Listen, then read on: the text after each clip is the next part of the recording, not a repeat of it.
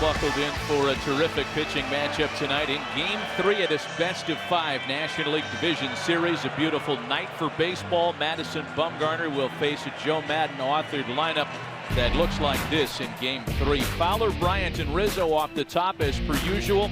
Some changes from here on down. Jorge Soler makes his first appearance of the series batting cleanup. Zobrist, Russell, Baez, Miguel Montero, and Jake Arrieta follow. And for more on the different-looking Cubs lineup for Game 3, we check in with Ken Rosenthal. Well, Matt, you said it. Joe Maddon made two big changes for Madison Bumgarner, going with a left-handed hitter in one case and a right-handed hitter in the other.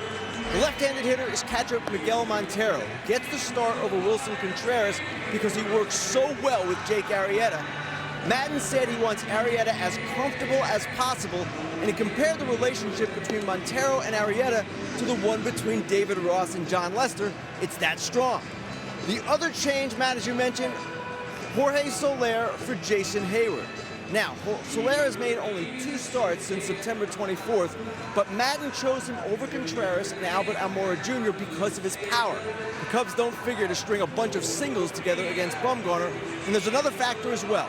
Maddon wants Soler to get going so he can make an impact if the Cubs advance, and if the Cubs get a lead tonight, they can always insert Jason Hayward for defense. Matt, back to you. Yeah, Ken, thanks. And Joe told us before the game he had a lot of great options beyond what he chose tonight. Let's take a look at Bruce Bochy's defensive alignment this evening. The Giants, the best fielding percentage in the National League this year. And a notable change as Angel Pagan was a very late scratch this afternoon due to a sore back. Gregor Blanco bats in the bottom of the lineup and starts in left field tonight in Game 3. So with that, we take a look at the keys to the game, sponsored by the Lincoln Motor Company. Yeah, it's going to be the same word for both teams. Chicago Cubs, please get a run against a guy who doesn't give up anything, make it easier on Arrieta. And San Francisco Giants, when you get on base, run. It's another guy you can take advantage of the bases because Arrieta is not very good at holding runners. Game 3 is underway with a swing and a miss by Dexter Fowler. From Bumgarner, you're going to see basically 50% fastballs, 33% cutters. So everything from 83% is going to be firm, but he uses both sides of the plate, right and left side. A ball and a strike to count to Dexter Fowler. Fowler 1 for 7 in the series. There aren't many robust lines on either side of the scorecard in the first 2 games of this set. Pitching and defense have really dominated this division series. There's a 1-1 home. Fowler swings and sends a fly ball into left. Gregor Blanco is there to squeeze it. And there's 1 away. A little bit more on Madison Bumgarner, a 15-game winner this year. 251 strikeouts, tops on the staff, and a career high. He also allowed a career high 26 home runs this year, but that's just a slight blemish on an otherwise brilliant line by Bumgarner. Yeah, as you can imagine, he's facing predominantly right-handers. He owns left-handed batters, so most of those home runs were against right-handed hitters, and that's when the cutter doesn't get into the hitter. Look for the curveball as well as a weapon for Bumgarner when he thinks you're just sitting on his hard stuff. 1 gone, base is empty now for Chris Bryant. Bryant 2 for 7 with an RBI so far in the series. Diminishing returns offensively down the stretch for him, and he's trying to buck a short sample size trend, batting under 200 for his career in the postseason. Behind quickly 0-2.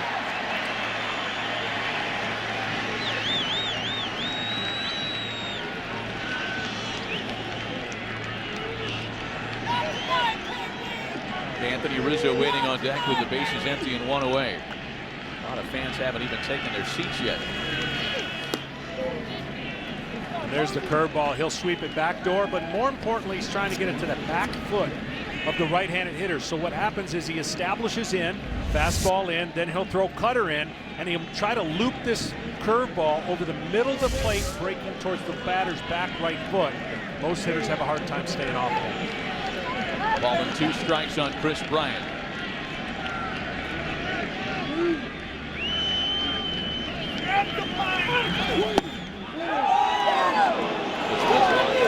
And it's 2-2. This is the cutter. Breaks late.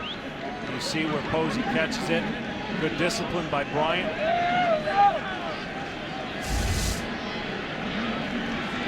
Bryant hit a team best .314 against left-handed pitching during the regular season. And straightens that one out into the left field corner. Bryant wheeling into second with a one-out double.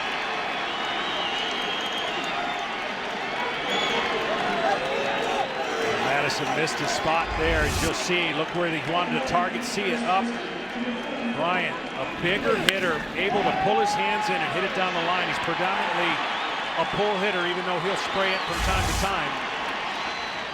Now, these are going to be the matchups that are going to be interesting. As you mentioned, Soler's batting fourth. You got Rizzo at the plate, who's dangerous, but lefty on lefty.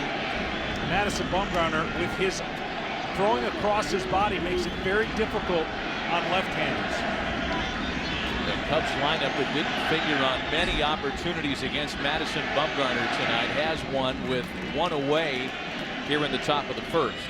7 strikeouts against Rizzo, a 188 batting average. Rizzo does not give in to anybody, but I want you to see what this is like with 6'6", long arm, throw across your body delivery. It looks like he's throwing behind him.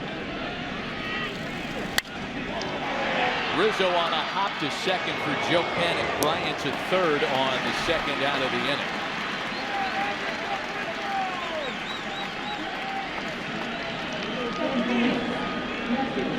As ornery as Madison Bumgarner is with the bases empty, he gets even more determined with runners in scoring position.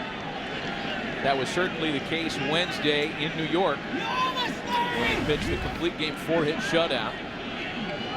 Beat the Mets and sent the Giants into the division series. Here is Jorge Soler now with a runner at third and 2 gone. Soler making his first appearance of this series. Had a nice postseason run in 2015 and is one of a handful of Cubs not to have seen much of Madison Bumgarner over the years. Just 0 for 3 against him. As you mentioned, Joe Maddon thought because of his swing path and the way that maybe he could pop one out of here, use the power of Soler, not necessarily trying to string a bunch of hits together against Bumgarner. A ball and 2 strikes now. That's where you got to get him, though, up. We saw Bumgarner do this to Cespedes in the wild card game. Constantly get the ball up 92, 93 miles an hour and beating him.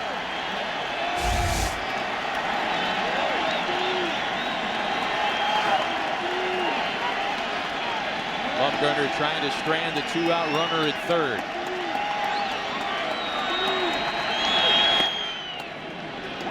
Some numbers to punctuate the point we made a moment ago.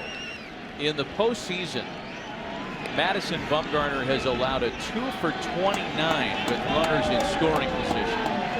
And that includes keeping batters hitless in his last 13 at-bats.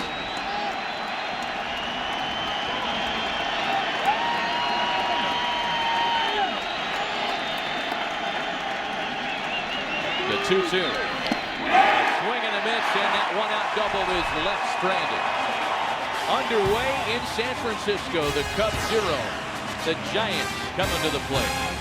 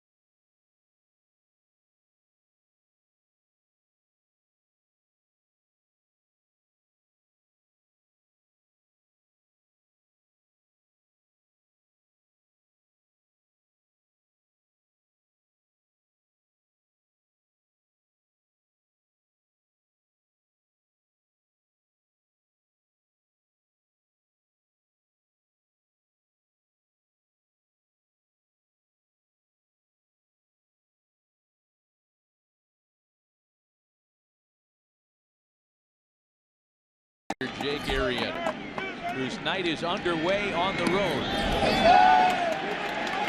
Well, for Jake Arrieta, following up his Cy Young campaign of 2015, when he won 22 games and posted a 1.77 ERA, 18 wins this year.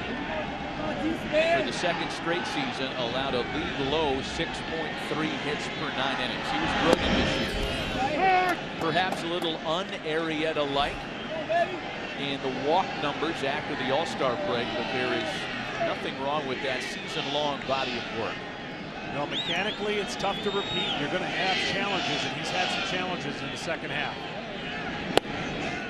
Strike to Span. It's 1-2. One thing he has is 4 or 5 different pitches to get you out. There was the slider. Cutter usage has gone down, but fastball, curveball, slider, and a changeup. The changeup, by the way, very underrated. A lot of swing and misses on his changeup.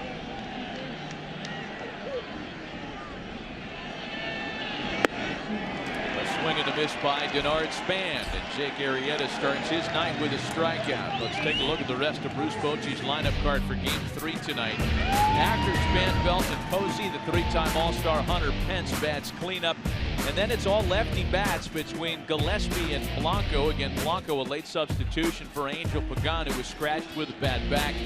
Madison Bumgarner can swing the bat. He bats number 9. Here's Brandon Belt now with one away. Well, the challenge for the Giants is going to be how patient can you be and see if he runs himself into some control issues, because the fact is every pitch he throws moves so much. His sinker moves a lot. The curveball has a huge depth to it. The slider is late, and the changeup is very confusing. So the Giants are in for a battle if he's on his game with command. Belt checks his swing, and it's a ball and a strike. Belt 1 for 6 through 2 games of this series. You're not going to find a lot of big blossomy offensive numbers on the Giants side for sure. San Francisco has been held scoreless in 25 of their 27 postseason innings. That, of course, included the wild card triumph a week ago. A ball and 2 strikes to Brandon Belt. Well, he's had Belt's number early on, 7 strikeouts and 10 at bats. Belt thought that ball was down.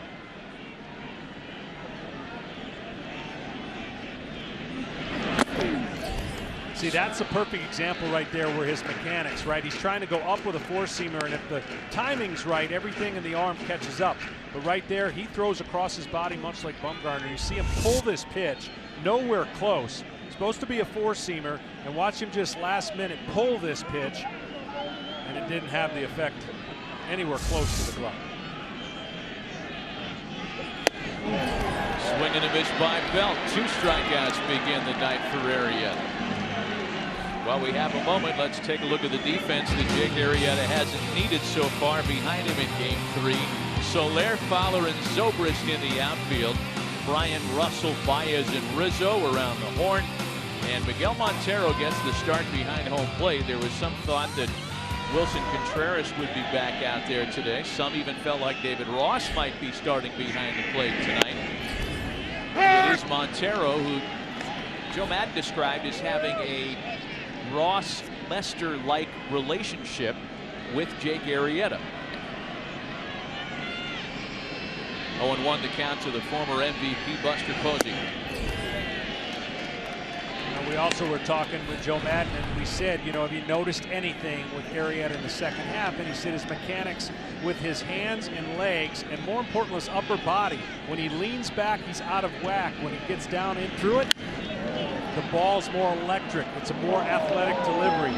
And he felt that lately in the last part of the season, his mechanics were more in tune with what they were used to.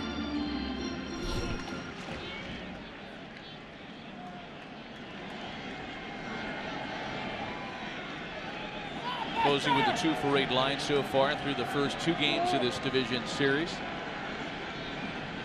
The 1-2 pitch to him. Jake Arrieta a strike away from striking out the side to start his night. Besides 95 miles an hour that's moving, he has every quadrant covered to attack a hitter. He just threw a slider away. He can throw the curveball that starts at the belt and absolutely changes the eye levels. He can throw a 4-seamer up, 2-seamer down, and then mix in that changeup. hitters just can't eliminate anything. Still the ball and 2 strikes to the 4-time All-Star.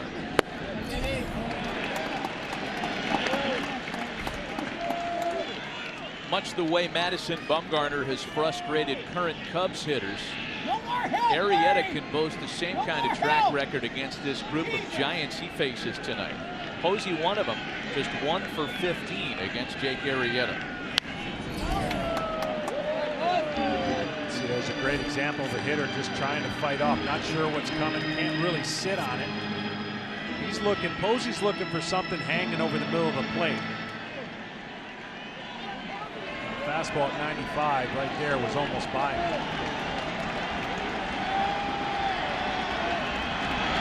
The next 2-2 is lined into right field.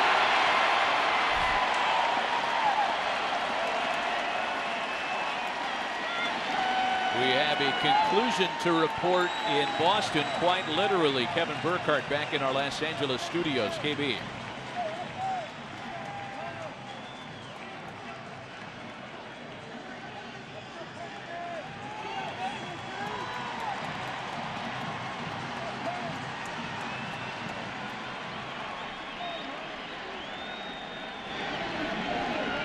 Yeah, Kevin, thanks. Not the end of David Ortiz's career that he could have seen coming after such a dominant offensive season in Boston.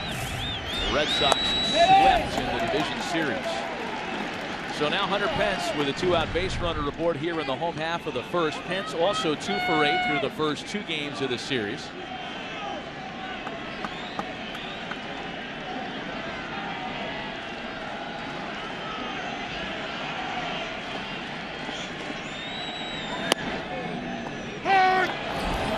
Taken for a strike at 95 up around the letters. Definitely electric, looks fresh. He's faced Pence quite a bit and thrown a lot of sliders and breaking balls. Here, that 2-seamer, see the spin with the late movement comes back. Pence's first movement looks like it's going to third base at times when he's swinging. It's hard to imagine, and you went through the repertoire of Jake Arrieta. It's hard to imagine it being even deeper than it is now, and that was the case early in his career, before really finding himself as a Cub when he was a young Baltimore Orioles starter. Threw a lot more four-seam fastballs. That repertoire has been finely refined in Chicago. So there's that late slider. Pence trying to get out. Open stance. He looks like he goes to close it. And then to see the last second he pulls away. But the tight spin on that slider is why a hitter can't recognize that difference between a firm 95-mile-an-hour fastball and something that's breaking away from it. 2 balls and 2 strikes to Hunter Pence, a 2-out base runner at first. Got him. With a single scattered in between, 3 strikeouts for Jake Arrieta open his night in San Francisco.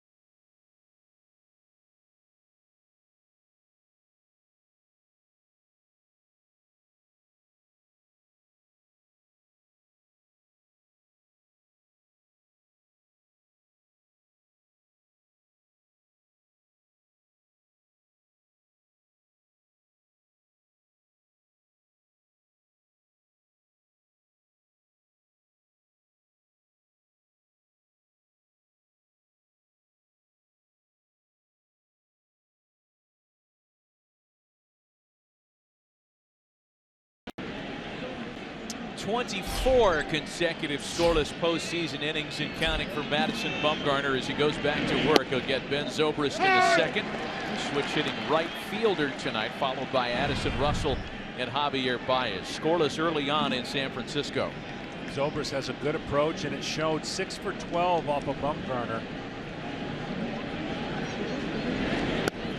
The reason I think it's a good approach is because with Bumgarner, he throws it in and out and spins it like you just saw. But Zobrist stays inside the ball and really doesn't jump out at the plate too much, trying to generate any kind of power, staying up the middle.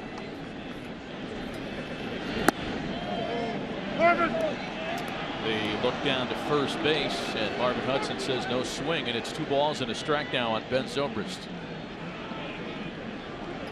Zobrist playing in his 6th postseason. He is the most experienced postseason player on either roster in this series. 1 for 7 so far in 2 games against the Giants. Bumgarner took a little off there and gets a strike. It's 2-2. All the numbers for Madison Bumgarner scream of postseason hero. His numbers down the stretch, his numbers in wild card games, his numbers in elimination games, of course the World Series heroics in 2014. His postseason ERA is 1.94. And with pitchers that have a minimum of 10 games started, there are only 2 with a postseason ERA lower.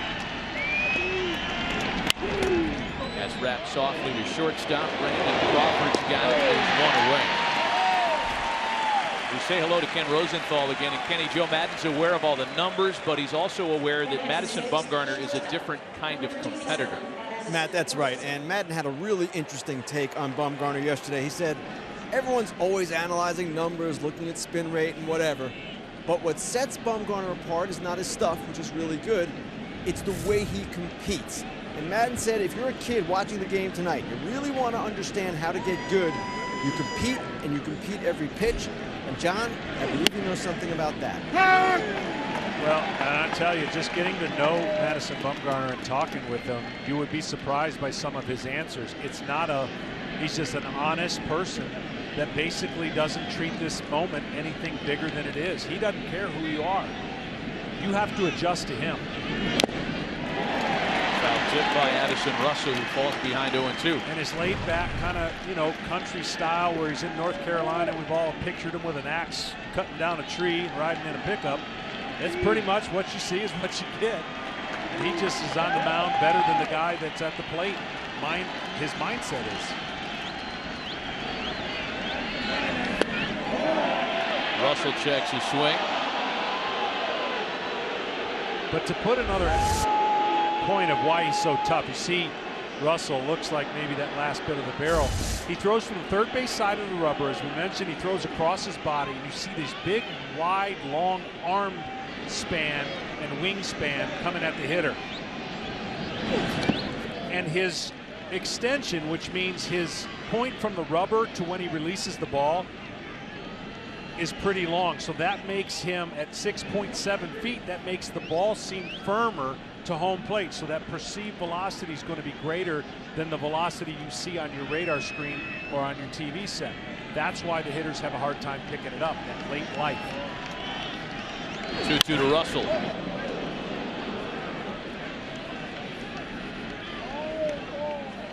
Addison Russell hitless so far in this series.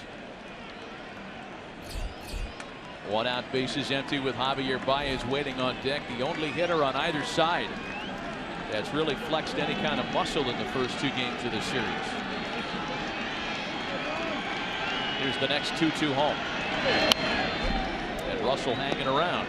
He got away with one there. That cutter's supposed to be in. That one was right over the middle of the plate. Right here, the cutter is a 4-seam fastball grip. You're not looking for a ton of movement. You're just looking for it late. Maybe an inch or 2 and sometimes 3. The hitter doesn't barrel that pitch up when executed right by the pitcher.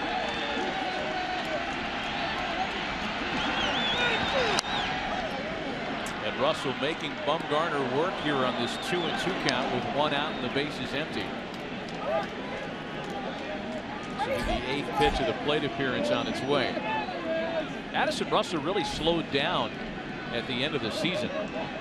Last 20 games, including this series, just 9 for his last 63. And that one hits him.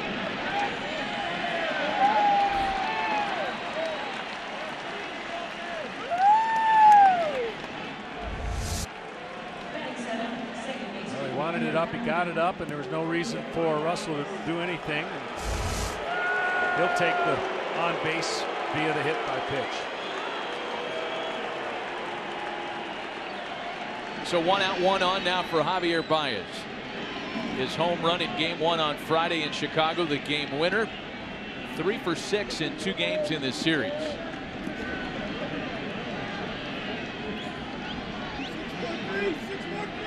Baez .311 batting average against left-handers, trails only Chris Bryant atop the Cubs roster.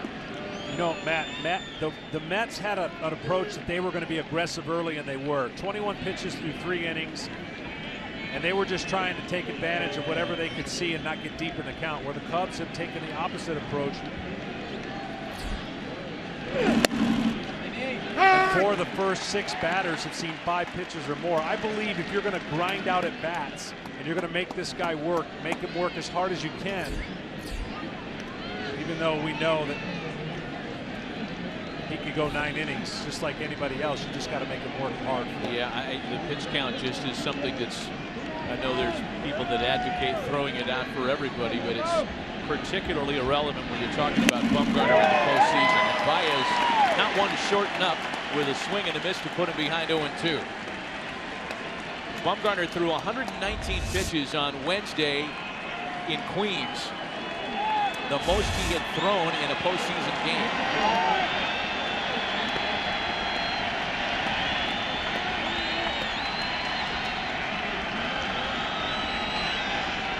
Dave Righetti's seen it before, seen it and marveled, as he told us earlier.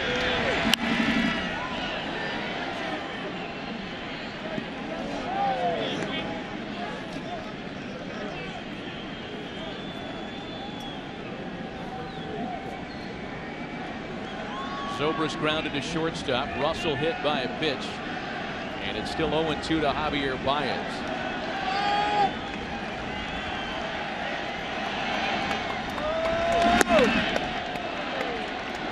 Ball and 2 strikes.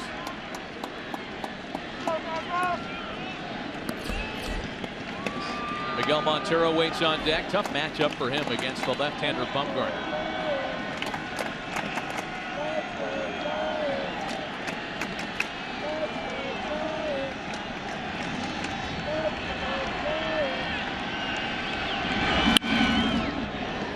Everything Javi Baez makes contact on, and again, contact had been a problem for him early on, is hard. I don't know that he's ever just topped the baseball and hit something foul into the dirt. I'm just telling you, it's an amazing 1-year adjustment. This guy was an automatic strikeout in big situations. You never had to throw him a strike. And now you really, really have to execute. You can still strike him out up in the zone and out. Dances out of the way there and works it to even 2 balls and 2 strikes. And we had some of those numbers, and we talked about it on Friday. The fact that when he first came up, Javier Baez struck out at an alarming rate. 41% of his plate appearances in 2014. This year, he cut that number almost in half.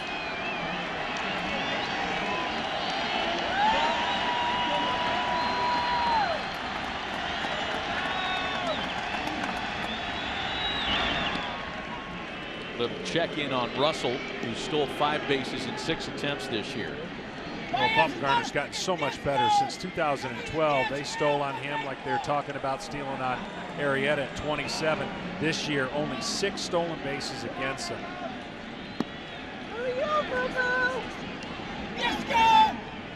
Remember, Russell started his plate appearance 0-2 and then saw 6 more pitches. Same for Baez. He started 0-2. And he's going to see at least 5 more, the 5th coming here.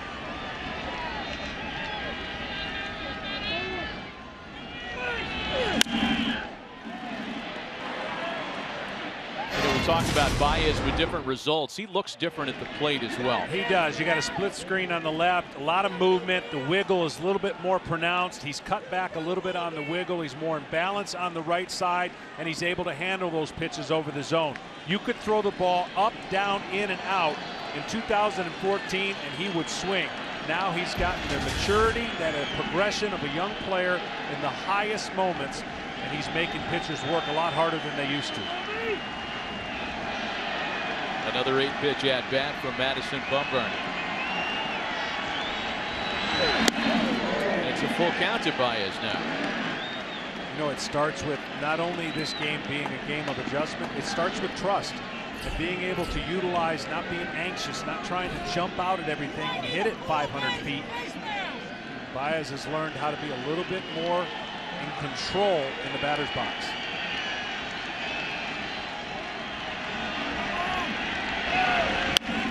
Sharply hit to third. Gillespie knocks it down. He won't have a play, and Baez is aboard on his 4th hit of the series.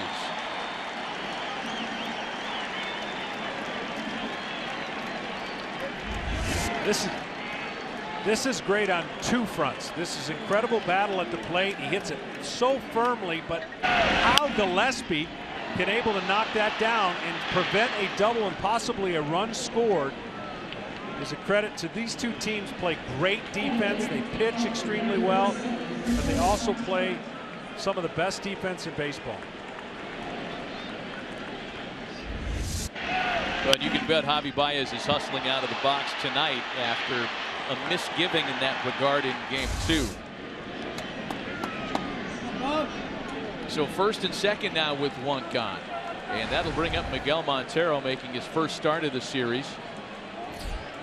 Had a plate appearance on Saturday as a pinch hitter. And Montero lines the first pitch into right. Pence has got it, and there were 2 gone.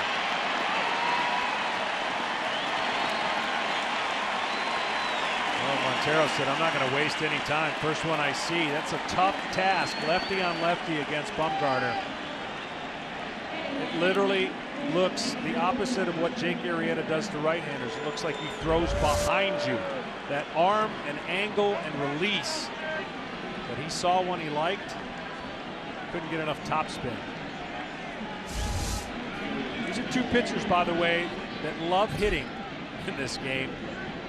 Jake Arrieta and Bumgarner can definitely hold their own.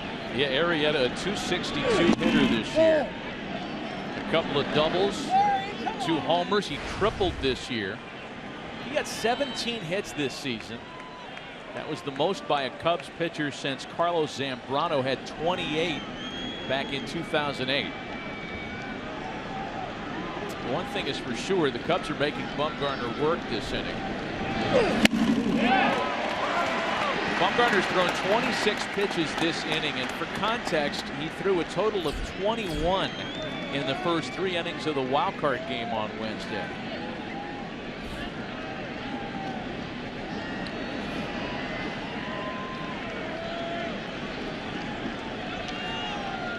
That is not something that's going to make the Giants happy. They've been out RBI'd by the Cubs pitching staff.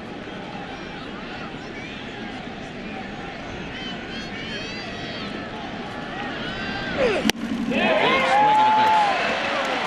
I can't tell which grunt, who grunted there. Was that Jake or was that Madison? No, that's Madison.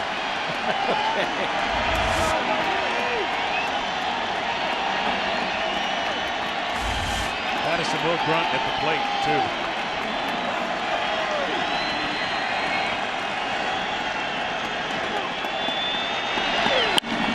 Arrieta launches to left, and it's gone!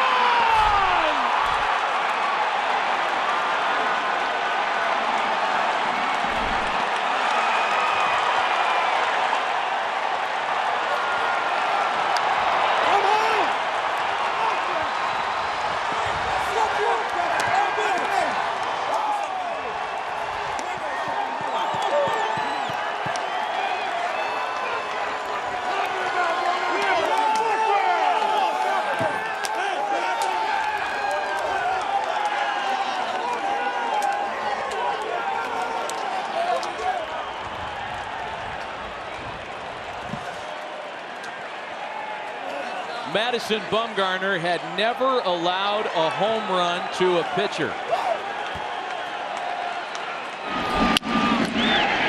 Dexter Fowler follows with a broken bat base hit.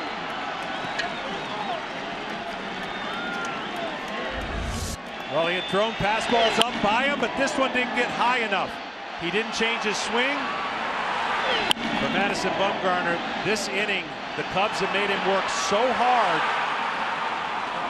that he didn't have an opportunity against a normal pitcher. He had to grind as if it was an everyday hitter, and that's what Jake Arrieta is saying.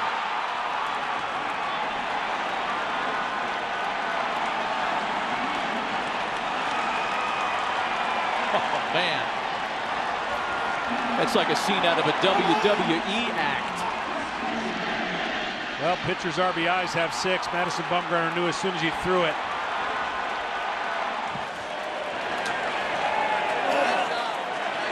So you want the DH, huh? Oh, boy.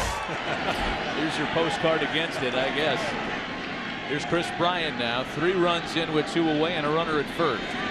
All this happening, mind you, with 2 strikes in these counts. Russell hit by a pitch with 2 strikes. Baez singled on a 2-strike pitch.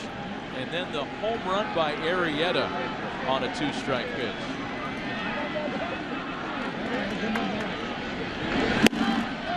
Had it not been for the fact that there are so many Cub fans here tonight, this ballpark would have been stone cold silent a moment ago.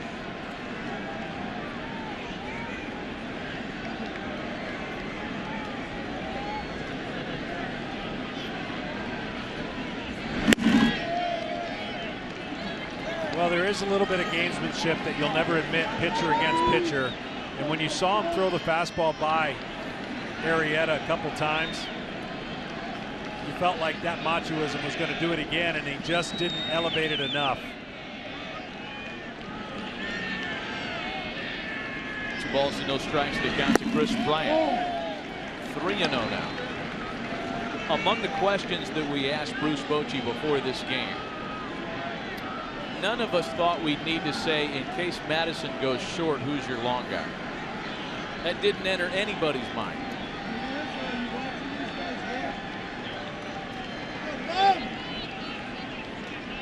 There's a 3-0 home to Bryant, and there's ball 4. And it threatens to get even worse for the team down 0-2. Well, the bottom line is for the Giants, no matter what Madison Bumgarner does the rest of the way, they've got to find a way to score runs. They haven't scored any runs in this series because they face some pretty darn good pitching. Madison Bumgarner's only 3 losses in the postseason have come here at home, which is weird in and of itself. And he's been on such a run that everybody expected in this park, and I'm sure on this team, he would just continue that and put up 0 after 0. Here's Anthony Rizzo now, the 8th Cub to bat in the inning. He takes a breaking ball for a strike. By the way, what the Cubs are doing here this inning with 2 strike counts is not anything new. They've got an on-base percentage of .273 with 2 strikes. That might not sound like a lot, but it's the 2nd best in Major League Baseball.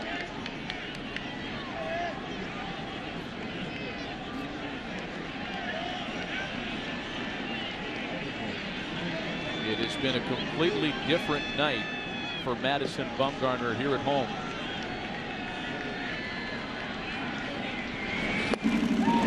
Rizzo lunging, and it's 0-2.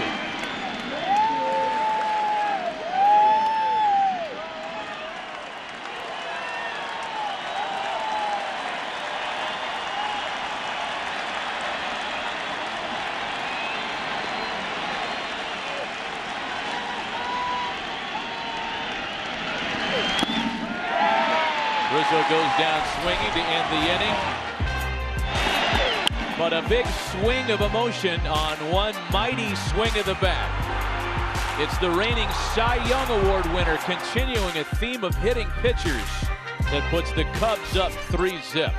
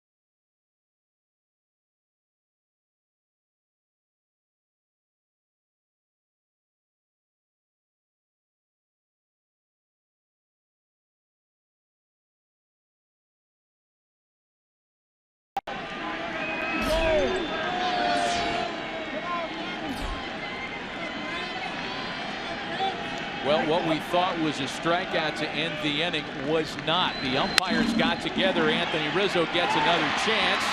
And that soft liner is how the inning comes to a close. We'll put some further explanation on it when we come back.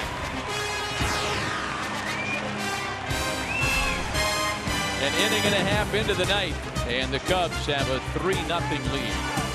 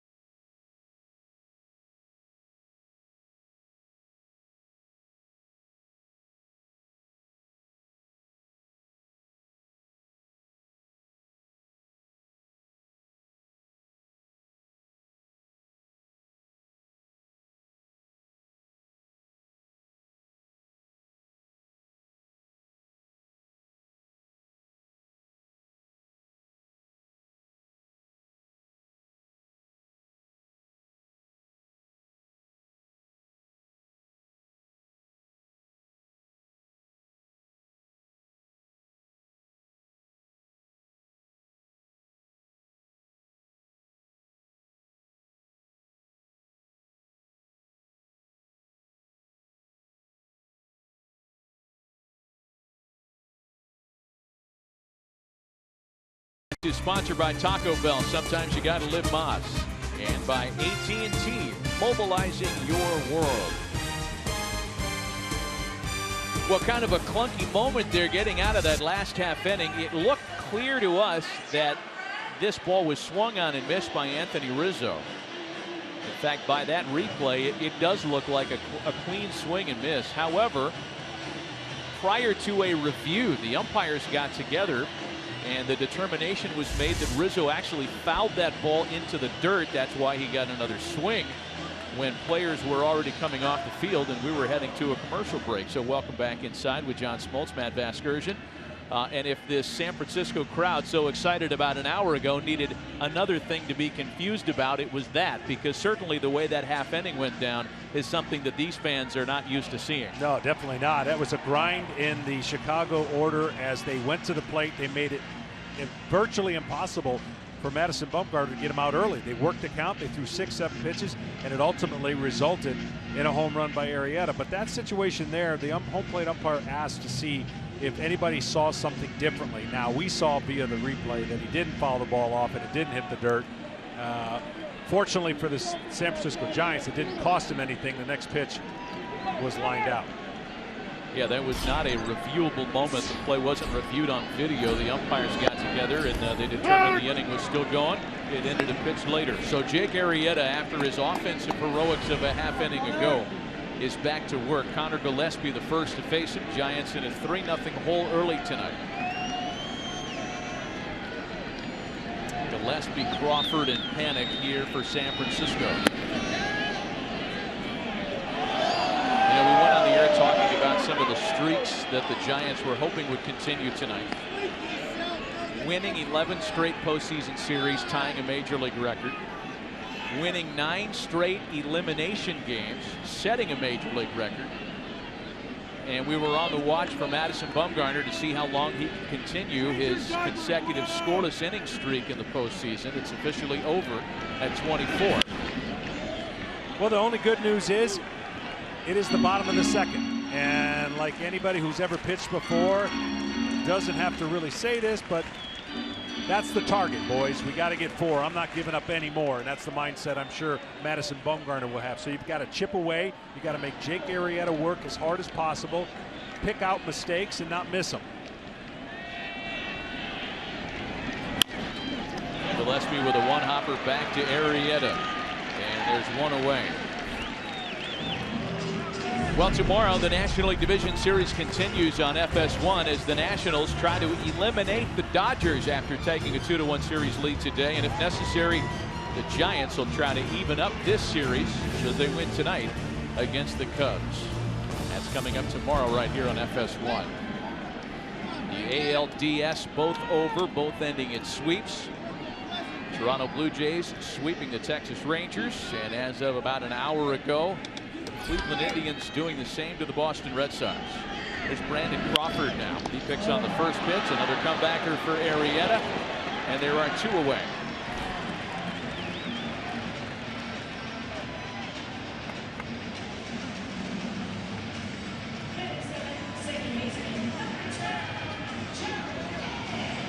The Giants just have to find a way to get on base with the right guy and mess the rhythm of Jake Arrieta. When you're facing a great pitcher, you don't want him to get in a groove. Whatever you can do to mess that up, you've got plenty of innings to do it. You just got to find a way to get him out of the stretch. Giants have hit only 1 ball out of the infield today. I know we're early, but Buster Posey's single, the only thing that's gotten past the pitcher's mound. 3 strikeouts and a pair of comebacks.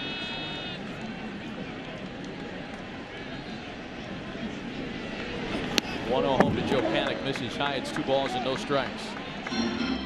Panik was 1 for 3 with a double in Game 2 at Wrigley Field Saturday night.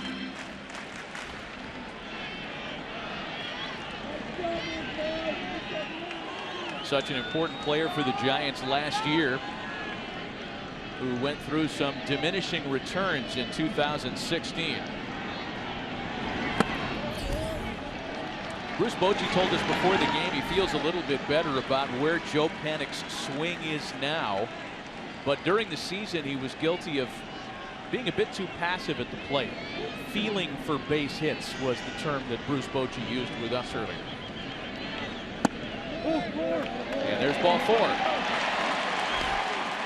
Yeah, it almost seemed like when Panik came in and in the thrust of their World Series run, it looked like he had the swing that was not capable of going in a slump. It was so easy and short and compact. But some injuries and lack of reps have looks like got him in a little bit of a funk. So he's aboard after the 2-out walk now for Gregor Blanco, who had a pinch hit double in Game 2 on Saturday, making his first start of the series here tonight. Again, Angel Pagan, a late scratch with a sore back. You know, we said this in Game 1 that for any opposition lineup to have success against John Lester, you'd think the running game would be a priority. The same is true against Jake Arrieta, perhaps not as pronounced as it is against Lester. But really, the opportunity to run is something the Giants just haven't had. Yeah, and I make an argument Panik has to go at some point during this at bat.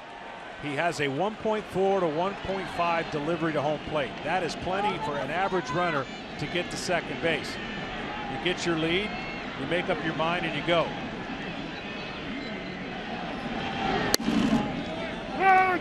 Giants didn't run a lot during the regular season, and Panik's stolen base total just 5.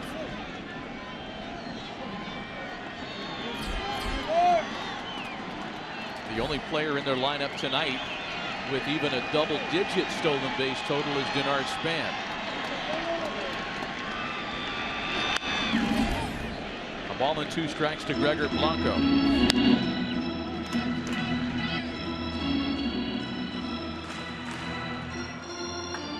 Bumgarner next, and then it's Span in the hold, and you can bet Madison Bumgarner would love an opportunity to match Arrieta's hitting heroics tonight. As John mentioned earlier, a couple of the best hitting pitchers in baseball.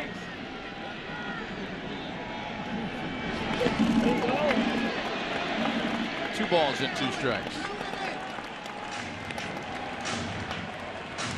You know, making it a little more tempting to run if you're the Giants is the fact that Miguel Montero is not the best catch and throw guy on the Cubs roster.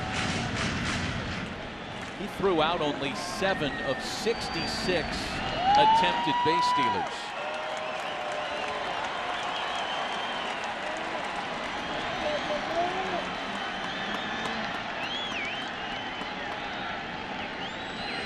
Panik doesn't go again, and there's ball 3.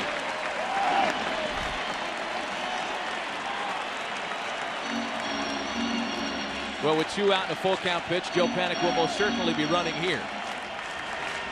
Don't think Bumgarner wouldn't like an opportunity with the same scenario, 2 runners on, 2 outs. to have his chance at it.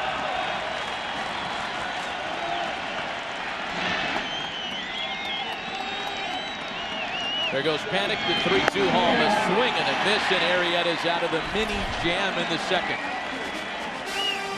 On to inning number 3. 3-0 Chicago.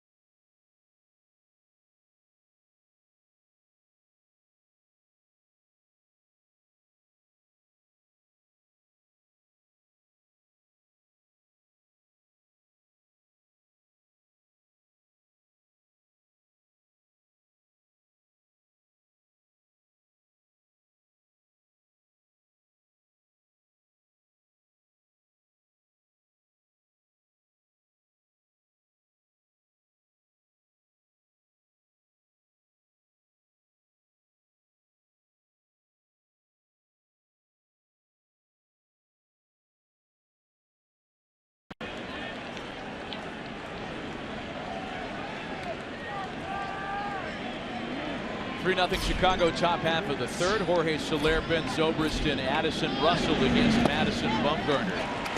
The damage coming in the second. The 3-run home run by Jake Arrieta. And Soler begins the process to try to add on here early. We talked about it a moment ago, two of the better hitting pitchers in recent memory. And I'm sure that other pitchers kind of watch and wonder at what Arrieta and Bumgarner are capable of doing at the plate. Among them, and I'm guessing, Giants left-hander Matt Moore, who joins us on the telecast. Matt, good evening to you. I know that this one hasn't really started out great on your side, but what do you think of when you watch two guys like Arrieta and Bumgarner swing the bat? It's almost not fair. Yeah, it's I think the second game I've got to see Jake hit, but get to hit with Madison almost every day in the same group, and no, he definitely pushes us and puts on a show. Big old strong guy out there. Not to mention, this ballpark is not conducive for a lot of home runs. I'm interested, as you've gotten here in your short time here, has it changed the way you approach when you pitch here in this big ballpark?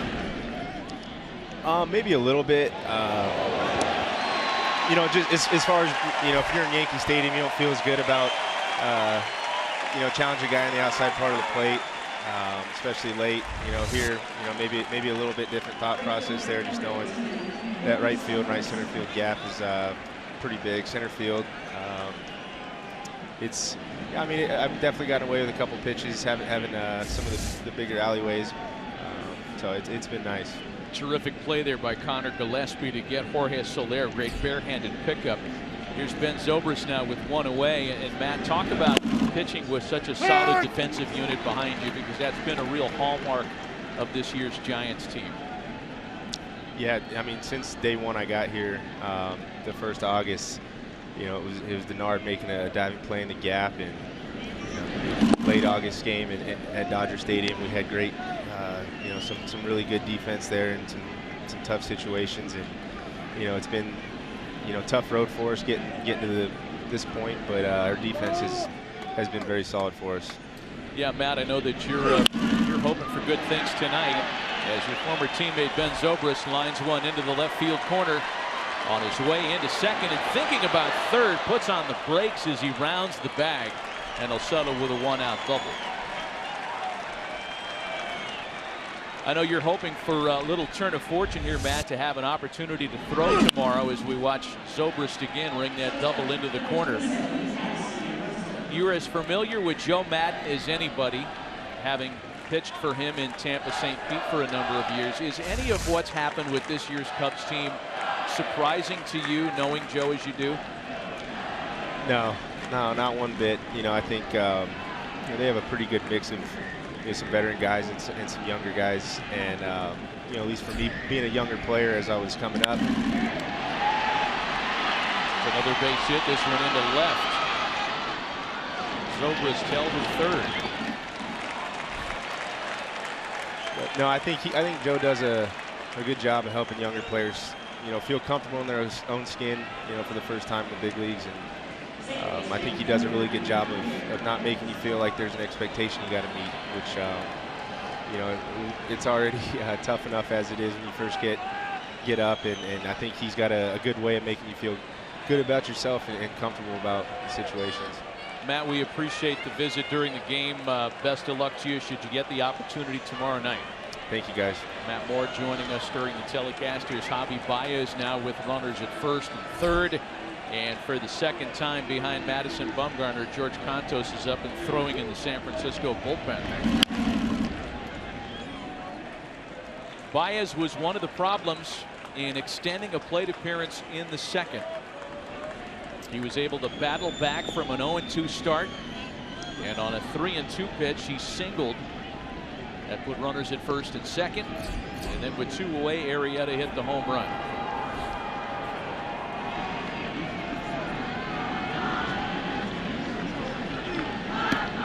Bumgarner already up and over 60 pitches on the night. Baez shortens up and bunts it foul. Yeah, that's a play that Joe Maddon has worked on and loves, and is really tough to defend. It's the safety squeeze. The third base runner reads when the hitter puts it down. But Baez just a little bit rushed it. All you got to do is bunt it anywhere between the first baseman and the pitcher's mound. And you cannot throw the runner out at home.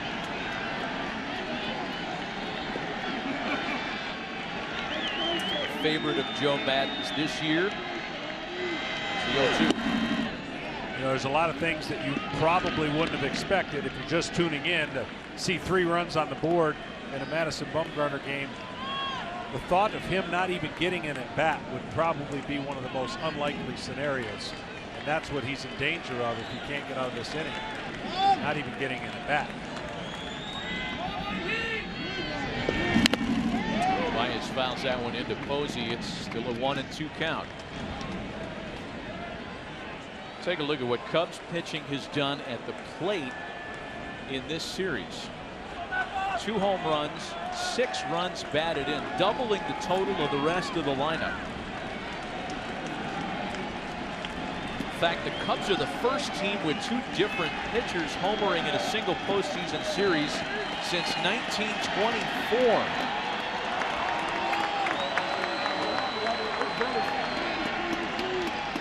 Trevor Cahill not among them, but he's enjoyed it. 2-2.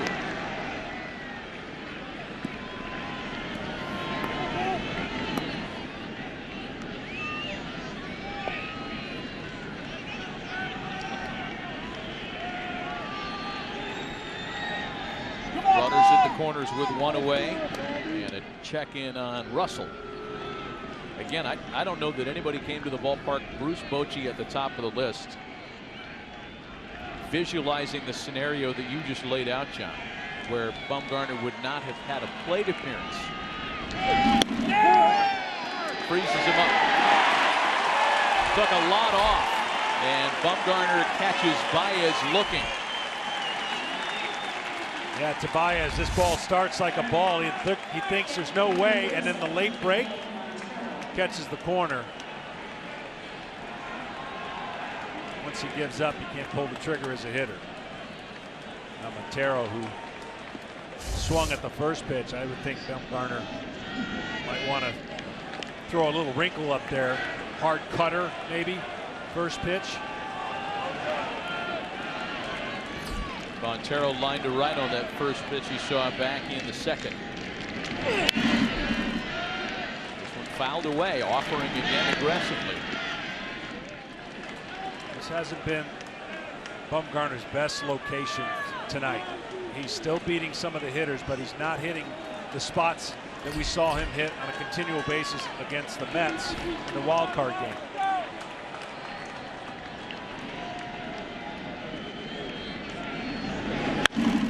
Montero with a drive out to right. Plenty of room for Hunter Fence to retire the side. Two are left stranded in the top of the third. Bumgarner working hard and still trailing by 3.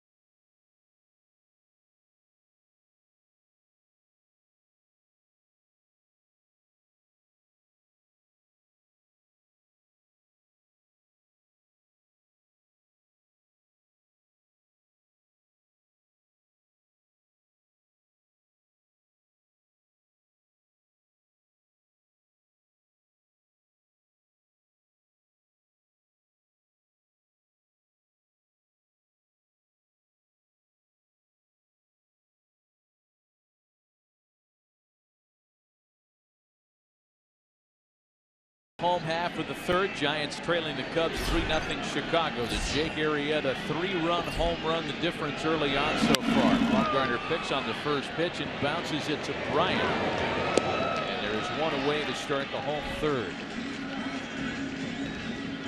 T-Mobile One lets MLB fans dig into the game with unlimited LTE data on their smartphone. Show us how you're a baseball fan by using #UnlimitedBaseball for a free MLB Shop gift code and the chance to win tickets to every 2017 World Series game. Here's Denard Span now with one away. 4 strikeouts, first time through the order for Jake Arrieta tonight. Span takes a strike. For Jake Arrieta, 35-1 with a 3-run lead the last 2 seasons. That's including the postseason. So when he's given a 3-run lead, he obviously knows what to do with it. He's been pretty successful for the Cubs. The Giants are hoping to change that streak. Span quickly behind 0-2.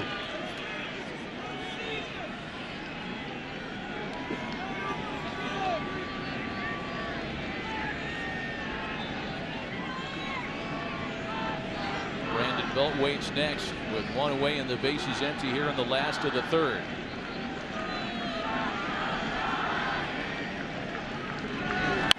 And Span lines it into the right field corner. Span can run. He'll get into second without a play, and the Giants have a runner in scoring position with 1 out in the 3rd.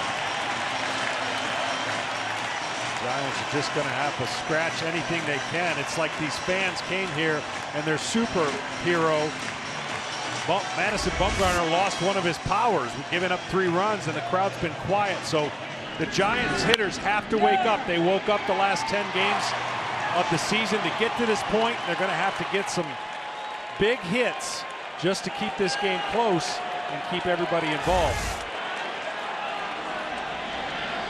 But a wave of energy shooting through the stands. Here's Brandon Belt now, a strikeout victim in his first job. A ball and no strikes to Belt. The Giants' home run leader was 17 during the regular season. It sure looked like he went live, and now seeing the replay confirms it. I've never heard you say he checked it. You think he went? Oh, yeah. 2 balls and no strikes.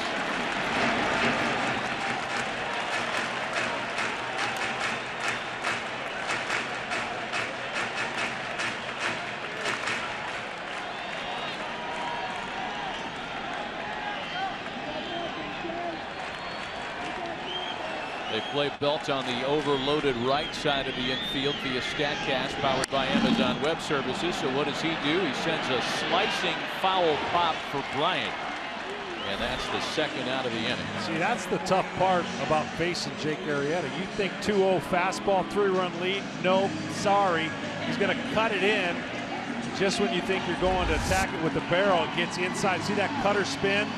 Now, when you're trying to face a 95-mile-an-hour sinker, you're anticipating the ball to change lanes on the other side. That ball stays straight with just a little bit of a cut. That's amazing from a hitter's standpoint, even though that pitch didn't move a lot, the effect it can have.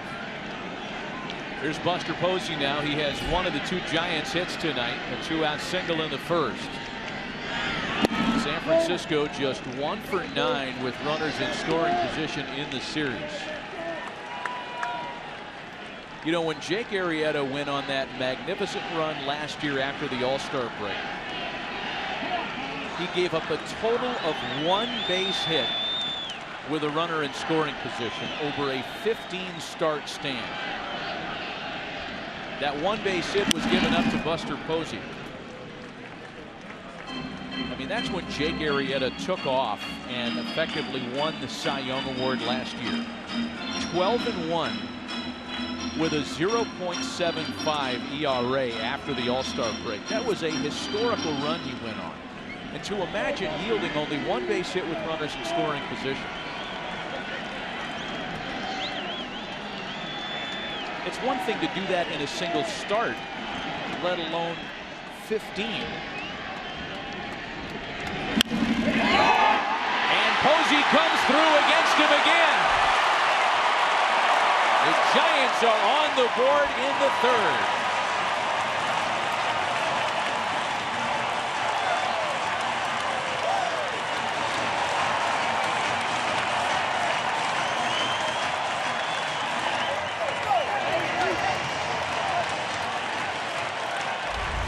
Well, simple swing, stay up the middle, try to not do too much. That's exactly what Posey did. And it's exactly what the Giants needed. Just some form of scratch their way back into the game.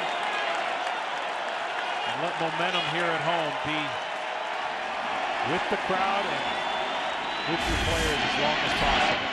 There's Hunter Pence now with Posey aboard and a run in with 2 away.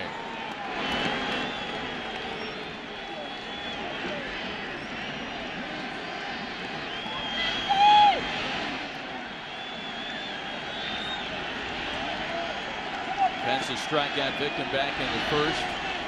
2 for 9 in this series so far. 0-2.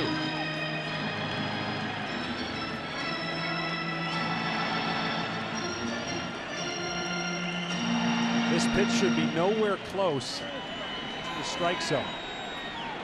You can expand it on Pence. He's as unorthodox of a hitter you'll see.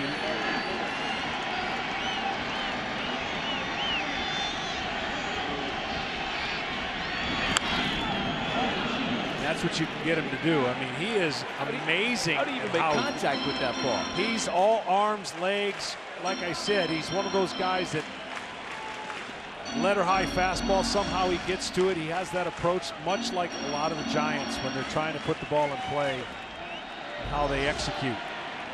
You got to bounce it.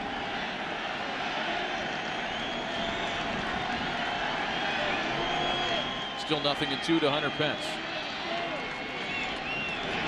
You know, when the Giants were down 0-2 to the Cincinnati Reds in the 2012 Division Series, it was Hunter Pence who delivered the memorable, rousing clubhouse win one for the Gipper speech and kind of took the mantle as the fiery leader of the team, in part leading the Charge to come back from that 0-2 deficit 4 years ago.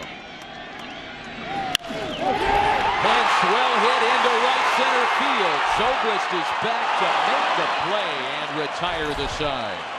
The Giants do get one of them back, and at the end of 3, San Francisco trails by 2.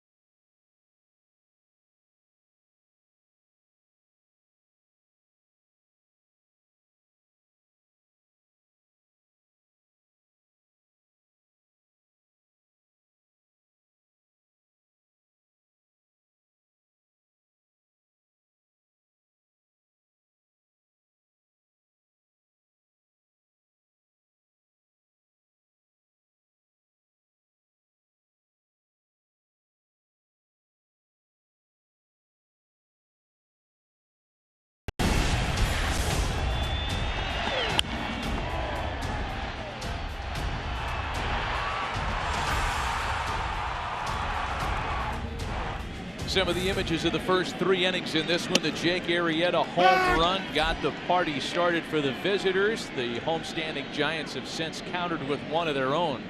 And it's Arrieta leading things off in the visitors' half of the 4th. Arrieta then the top of the order, Fowler and Bryant. What has been a heavy pitch count night for Madison Bumgarner. Threw more pitches through the first 3 in this one than he ever had through the first 3 innings of a postseason start. Among those watching and enjoying Arrieta at the plate, Cubs catcher David Ross, who joins us here in the 4th. Dave, thanks for the time, and walk us through what was happening in the dugout when Jake hit the home run. It was mayhem. I mean, guys are going crazy. Everybody's hugging one another.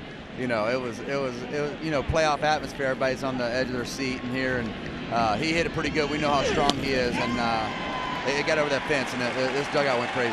He's a little different dude, huh? We know all about the Pilates protocol. We're taking a look at the home run here again.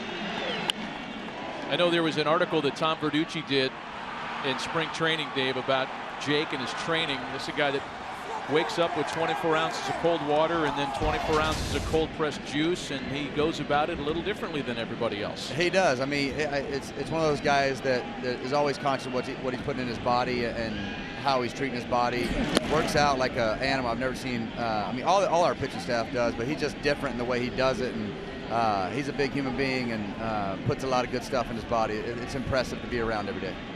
Dude, I know you've caught a lot of pitchers in your day, but when you have had a chance to catch a Jake Arrieta, can you explain how much movement he's actually creating? I mean, every pitch has some kind of movement on it. The tough part, I got to face him in Boston. He almost no-hit us in 14, and then I coming over here and catching him. The tough part is he's on the third base side of the rubber and throwing kind of across his body with a high front side, and he's bringing, you know, 94 to 96 away and back. You know, it sinks back to the plate or into a righty, and he can dot that down the way pretty well. And he's got a 91 mile cutter off that to go with a really good curveball and a decent change. So he's got a repertoire for you, and can really he's got a lot of deception that he's featuring. On the same token, you faced Madison Bumgarner. Explain how from the same side of the rubber as a left-hander, he throws across his body and creates some deception. Even though a right-handed hitter should have some advantage, he makes it tough on everybody when he's pitching as well as he does. You don't face that angle. I mean, it's like he's more rotational than most pitchers, and he's coming from a weird angle. Great diving stop by Brandon Crawford in time to get Fowler. That was nice.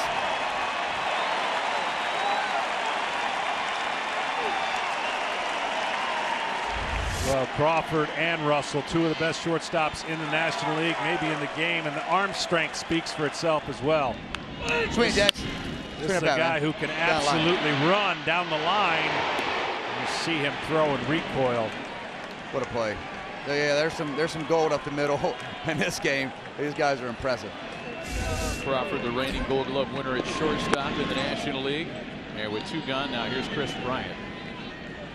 But Bum, to go back to your point, he's just coming from that, you know, in between sidearm and over the top, and he's got such deception. He throws that cutter that's coming in at you, just disappears. I mean, he's one of those guys you feel like you're right on that ball, and now he's mixing his breaking the ball even more. He's throwing me some change-ups, and he pitches to both sides of the plate, down and up. I mean, this guy is as good as it gets. Counts 2 balls and no strikes to Chris Bryant. Dave, we appreciate the visit here with 2 out in the inning. I mean, we're the kind of guys that would ask you a question and then there's a ground ball to end it. So we'll save everybody that embarrassment and tell you thanks for joining us. Or a homer. Or, you know, even that possibly. All right, let's think positive. We appreciate the time, Dave. Anytime, guys. Always a pleasure. 2 balls and a strike, the count to Bryant. Chris has doubled and walked in this one tonight, batting with 2 out and the base is empty in a 3-1 game, top of the 4th.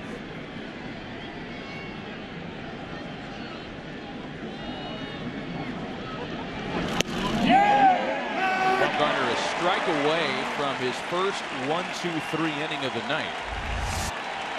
Well, you see this delivery right here. He throws a curveball. See where he steps? See his point of landing? That's across your body. That's what David Ross was talking about. Bryant lines a pitch into center, and there will not be a 1-2-3 inning here in the fourth. It's interesting. Both pitchers pitch from the same side of the rubber. One left-handed, one right-handed. You won't find a spot bigger between the two.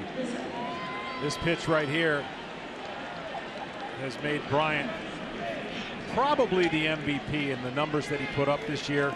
His ability to stay on the ball this year much better. Cut down on his strikeouts. The power numbers go up and the strikeouts go down. There's the two spots I'm talking about. Of course, Arrieta throws across his body from the right-hand side, and that's why you see the farther spot over there. So the two-out base runner report for Bryant's biggest competition for league MVP honors this year is teammate Anthony Rizzo. Rizzo looking for his first hit of the postseason.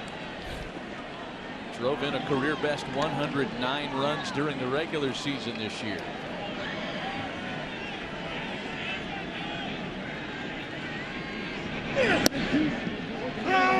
One.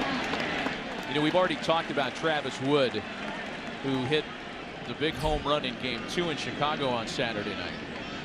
Travis Wood and Anthony Rizzo are the longest tenured members of this roster.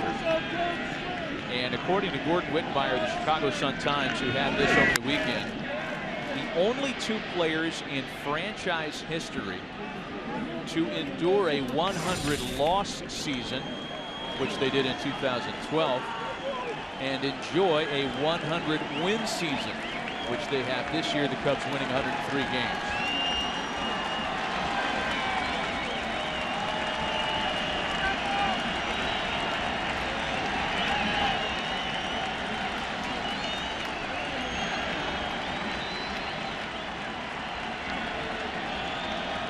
Rizzo shortening up on 2 strikes as he has all year, and swinging and missing. 4 strikeouts for Bumgarner. He keeps the Cubs off the board in the fourth.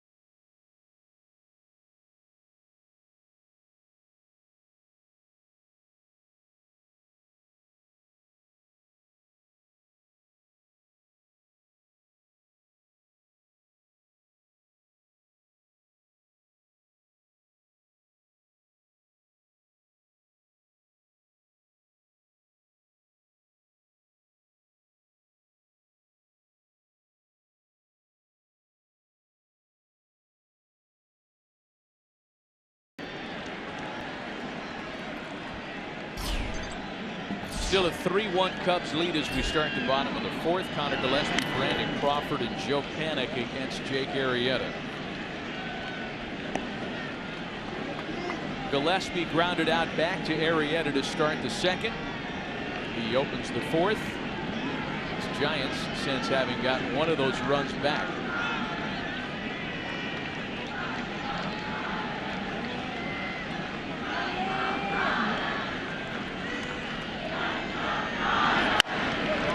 Another comeback.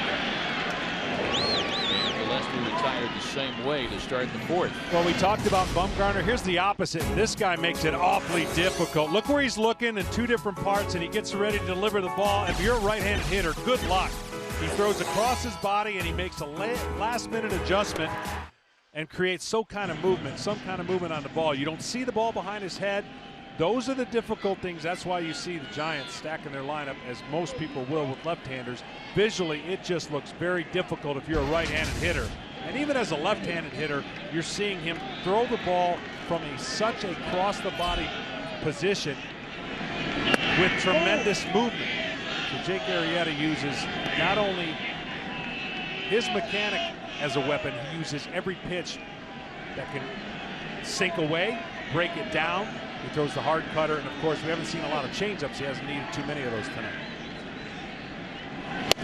One-noter Brandon Crawford has swung on and missed. And Ken Rosenthal, there are some similarities, certainly similarities in results for Jake Arrieta and Madison Bumgarner. Right, and John has been talking all night about the similarity in styles, and Arrieta mentioned to me that similarity before this series even started. He said that Bumgarner is so deceptive. I feel like we have a lot in common in that regard. We can miss in the middle of the plate a lot more than other guys. The angle, the depth is hard to pick up. The feedback I know he gets, I get the same thing from the other team. People say to me, it looks like you're throwing the ball from shortstop. Ball and 2 strikes, the count to Brandon Crawford. You know, and this was not always Jake Arrieta. Cub fans are certainly familiar with his renaissance. He was not this guy when he got to Chicago. No, he's throwing a lot more four-seamers when he was with Baltimore, and he did struggle a little bit more mentally and with his mechanics. He's righted that ship. Physically, he's a beast out there and certainly looks the part. But being able to repeat.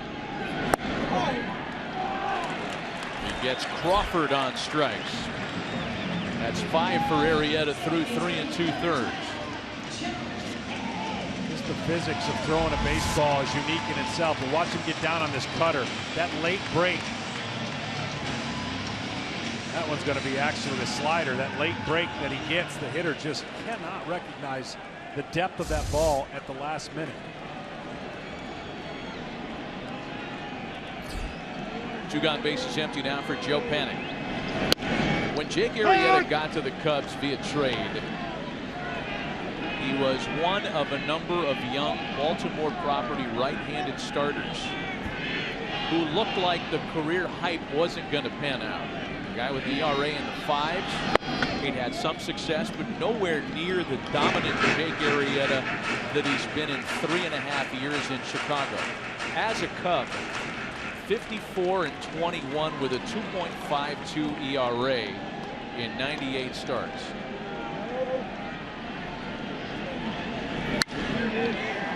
Panik sends a sinking liner into center. That's going to drop in for a base hit.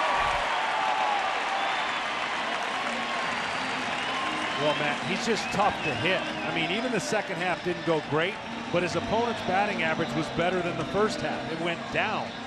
197 in the first half, 191 in the second half. The walks started to creep up, and then some timely hits and runners in scoring position as you see the line score between the two guys. So it is very difficult to string 3 and 4 hits against either of these guys. That's why if the Giants can find ways to attack the base paths once they get on, then they only need 1 hit, 2 hits, and they're back in the game. Panik was on base in the second after a 2-out walk and did not try to run. We'll see if he has any intentions of doing it here as Gregor Blanco lays off the first pitch, a ball, no strikes. I just think you got to try it. I mean, I know they're going to probably pinch hit for Bumgarner as you see the bullpen going again, but you've got to force the action, put some heat on Arrieta with 2 outs. Saw Derek Law up in the Giants bullpen. Eduardo Nunez is standing in the on-deck circle. Shouldn't get that far, and it's now 2 balls and no strikes to Blanco. You know, as good as Arrieta is and has been with the Cubs, Joe Maddon shared with us before the game, there continue to be little 5, 6, 8 pitch ruts where the mechanics fail Arrieta and things go bad. The difference is when Jake's throwing well, he's able to get out of that funk sooner rather than later. He's fallen behind Blanco at 3-0, and at least the results tell you here, John, that he might be in one of those funks. Well, you need a certain discipline, a guy that's not going to hit and try to hit a home run, because that's awfully difficult anyways. But you've got to be patient. You've got to work up his count. Each inning and each ability to throw more and more pitches will give you yourself a chance to fight in this game. Blanco taking all the way, and Arrieta nails the corner. Yeah, so much for being in a funk. I mean, when you're Jake Arrieta, a 3-0 count represents a slump.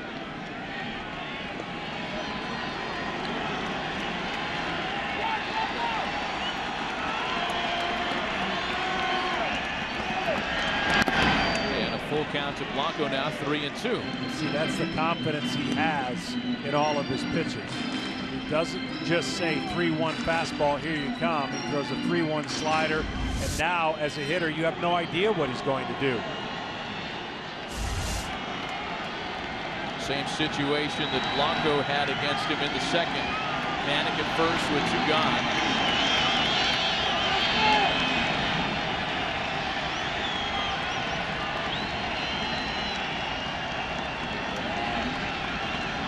Arrieta struck him out with a breaking ball in that circumstance.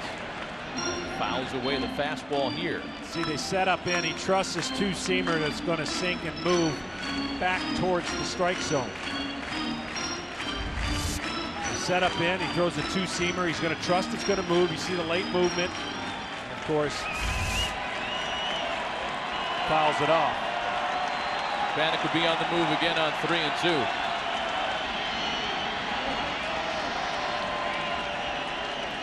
The stretch is Arrieta. Here's his next payoff pitch.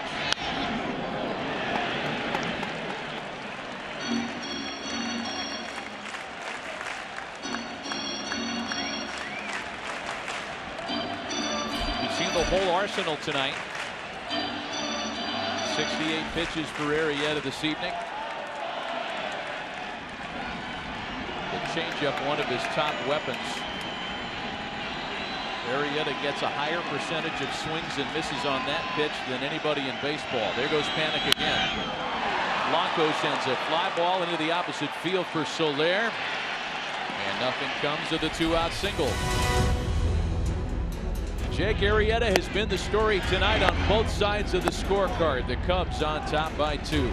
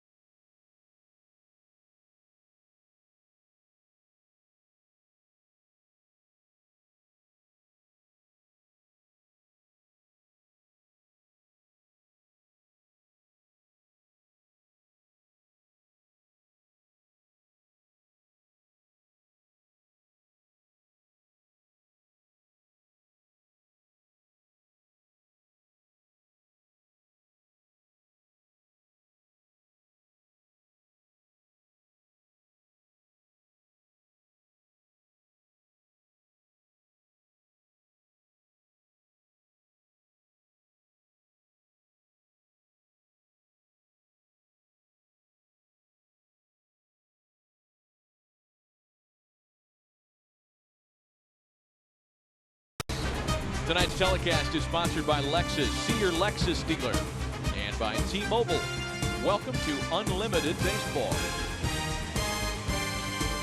Hey, tomorrow the NLDS continues here on FS1. The Nationals take on the Dodgers in an elimination game for Los Angeles. And if necessary, the Giants again look to extend this series here against the Cubs. That's tomorrow on FS1.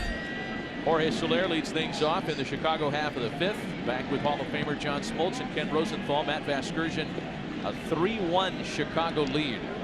Soler, Zobrist, and Russell against Madison Bumgarner, who may have thrown his last pitch had the Giants the opportunity to send a pinch hitter up in the fourth. But after Blanco flied out, another inning is being asked of the starter, despite a growing pitch count up to 87. 2 balls and a strike on Soler. You have to be a pretty good athlete to manipulate the ball at the end of a delivery like Madison Bumgarner has. As I mentioned earlier, every pitcher through a season is trying to perfect his mechanics so you don't have to think about it. But he said he's been thinking about it a lot because he's been rusty with it, not comfortable with it. But just think how good he has done when he isn't comfortable with his mechanics. And it started in the beginning of the year, right out of spring training, and really, for the most part, through the season. Dave Arrieta does a great job. Soler with a drive to center field. That ball well hit, but just shy of the track is where Span makes the play. Well, you know Madison Bumgarner pretty well, and I know that you guys have talked about the craft a lot. Has he ever represented to you that he's comfortable with his mechanics, that he's happy with it? No, he said he's in a constant quest for not only structure and or the perfect mechanics. And the one thing he does better than anybody, despite what the score or the situation is, you never know what's going on. That demeanor and that motor inside is why he can dominate, I believe, in some of the biggest games of his life. And so despite his mechanics, despite his grip pressure, anything that a pitcher thinks about, he's able to, I guess you could say, relax more than most in games where his team is up against elimination. Ben Zobrist takes a strike, a ball and a strike to the Cubs right fielder. Zobrist is doubled and grounded to shortstop tonight. But just to give you an example of what kind of a year it's been for him, this is his highest strikeout per 9 he's ever had in his career. Sharply hit the third for Gillespie and 2 away. It's the lowest ERA he's ever had in his career, and it's the most home runs he's ever given up in his career. So those combinations make you think about, okay, this guy still has a high ceiling for improving, which is hard to even imagine. And oh, not to mention, they're under control for a while, are the starters for the San Francisco Giants. Yeah. So that's a good thing long term. And I would imagine they're going to, in the next year, if not after this year, look at restructuring Madison's. Breaking ball has Addison Russell down in front. Russell has been hit by a pitch and singled tonight. Bumgarner still looking for his first 1-2-3 inning of the ball game. And this may or may not be his final piece of business, because his turn is set to lead things off in the bottom half of the fifth. Do a little looking into your crystal ball there, John. Are we going to see a pinch hitter here, or does Bruce Bochy let him hit again in hopes of 4 on the mound? No, I think you're going to see a pinch hitter. Last inning told me that was going to be the case. Even as good of a hitter as Bumgarner is, when you're in these situations later, you tend to go with a position player. Well, George Campos is up for the 3rd time tonight. And that's usually the number for a reliever right there. You got to get him in after 3.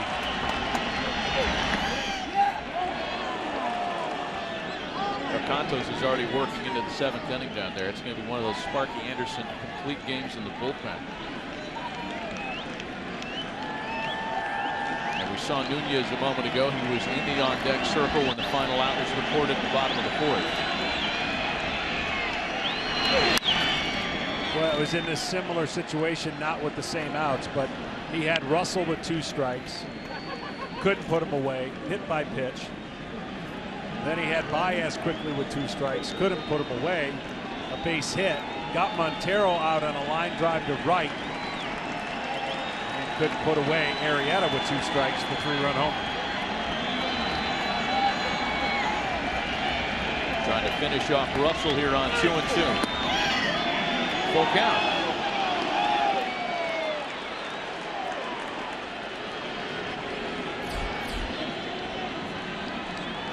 Javier Baez waits on deck. The Cubs have had 9 runners on base tonight. That includes Arrieta with the home run.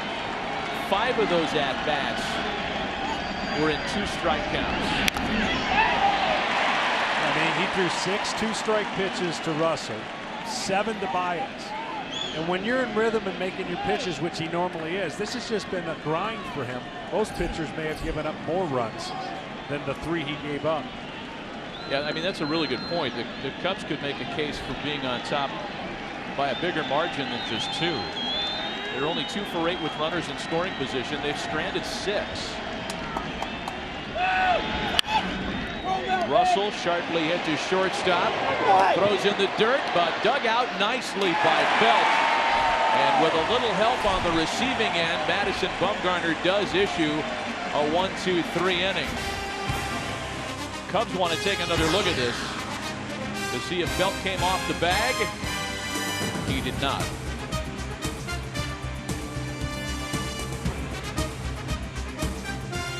The middle of the night in San Francisco. Chicago on top by 2.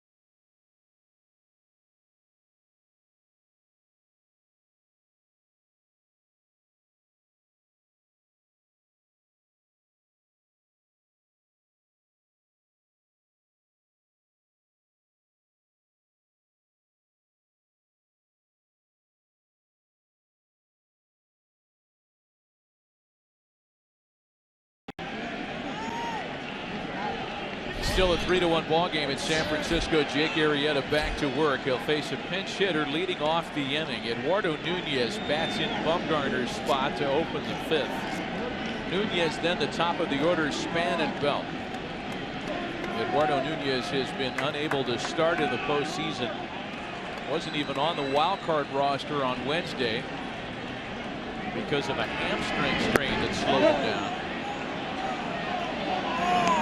A ball and a strike to him, and we saw him earlier in this series pinch hitting and really unable to even get up the line and run out what might have been a closer play on Saturday night.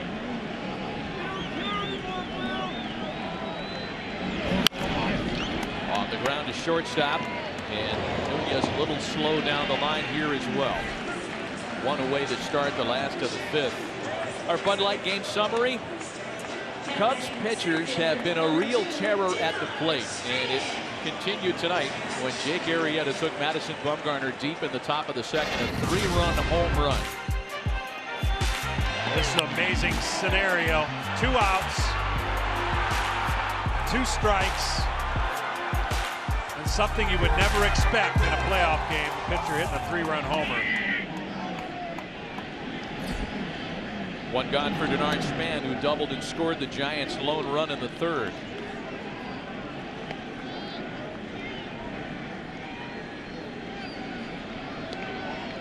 Credit Cubs pitching for sure, but the San Francisco lineup just has not been able to click in this series.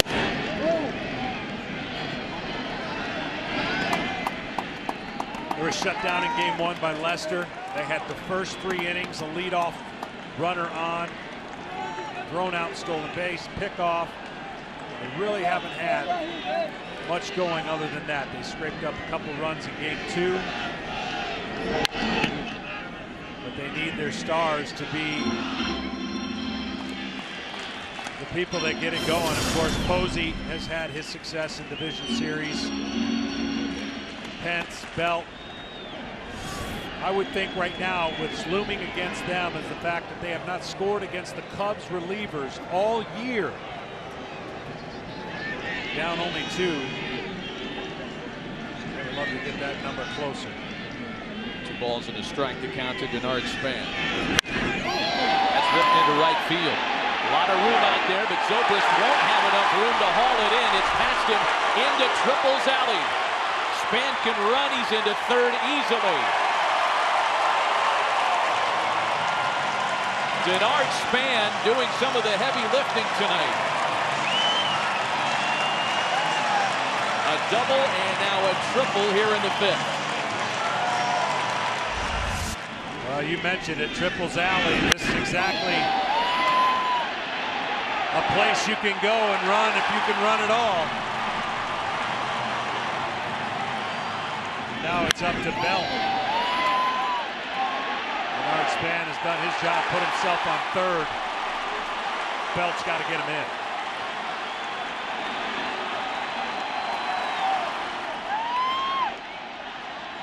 Brandon Belt's 0 for 2 so far tonight, 1 for 8 in the series.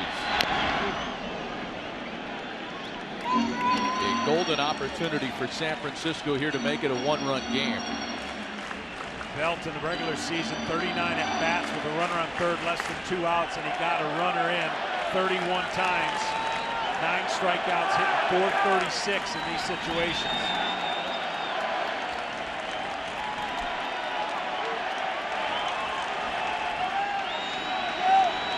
First-time All-Star this year, hitless in his career against Jake Arrieta, and he's behind 0-2. He settled with a fly ball here. But the Giants have just not had a good time of it with runners in scoring position. Denard Span, he's getting off third base. He's got the freedom to get off pretty far, anticipating something in the dirt.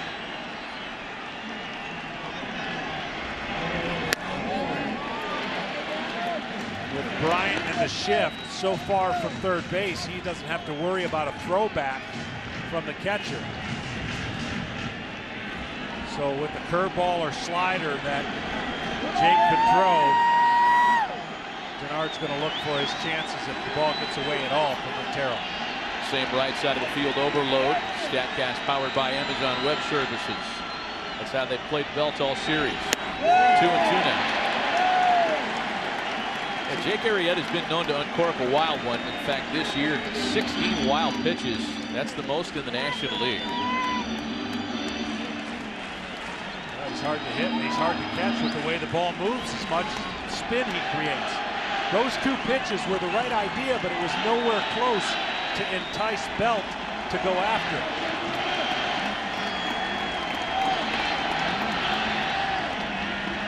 The 2-2. And Belt sends a shot out to right. Zobrist will make the catch. That's more than enough to tag and score Span. And the Giants are as close as they've been since the top of the first. There have been a couple of balls hit by the Giants on this night, John, that would have been real damage in about any other ballpark in the league. A couple of balls out to right center.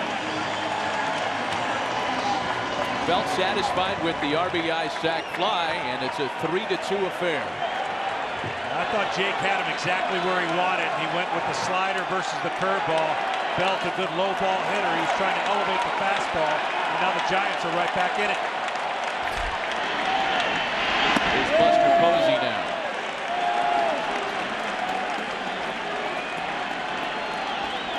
San Francisco with 2 runs tonight. It's matched its run total from each of the first 2 games of this series combined.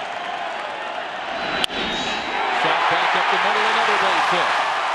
Buster Posey enjoying a perfect 3-for-3 night.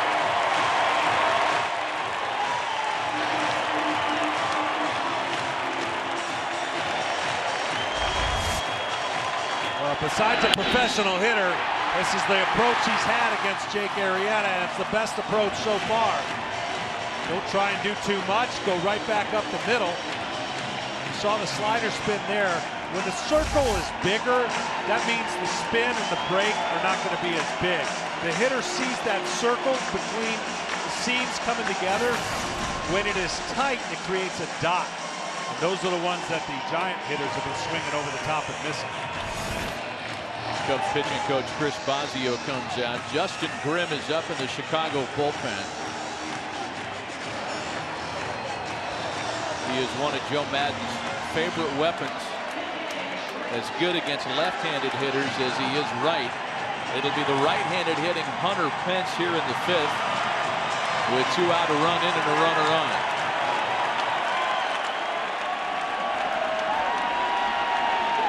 Pence is 0 for 2.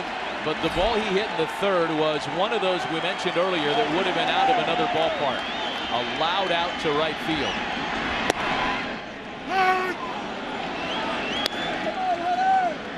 You're wondering why Pence would be taken right there. Most of the pitches he's been throwing against him are breaking balls, especially leading up to this series when you look at film. So you sometimes guess. You might have guessed wrong right there, thinking a slider or curveball was coming.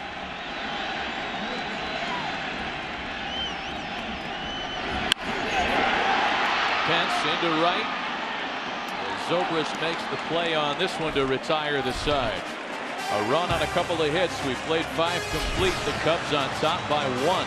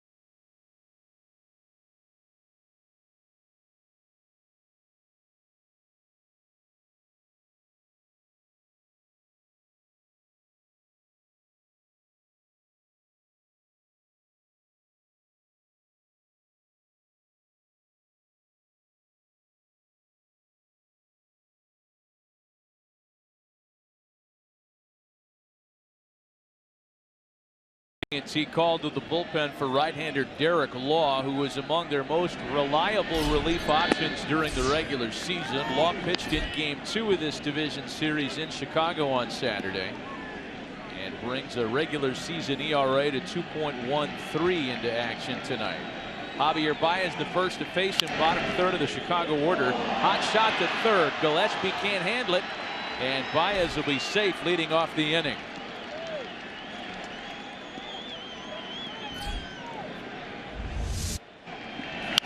Ball right here going to be made 9 out of 9 times.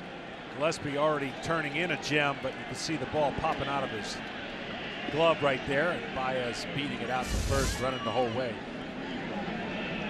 For Derek Law, he is very deceptive with his delivery out of the windup. He has a curveball, changeup, and slider that you just saw right there. Hides the ball pretty good. Miguel Montero, the hitter. Jake Arrieta in the on-deck circle, at least for now, to hit in his spot in the order.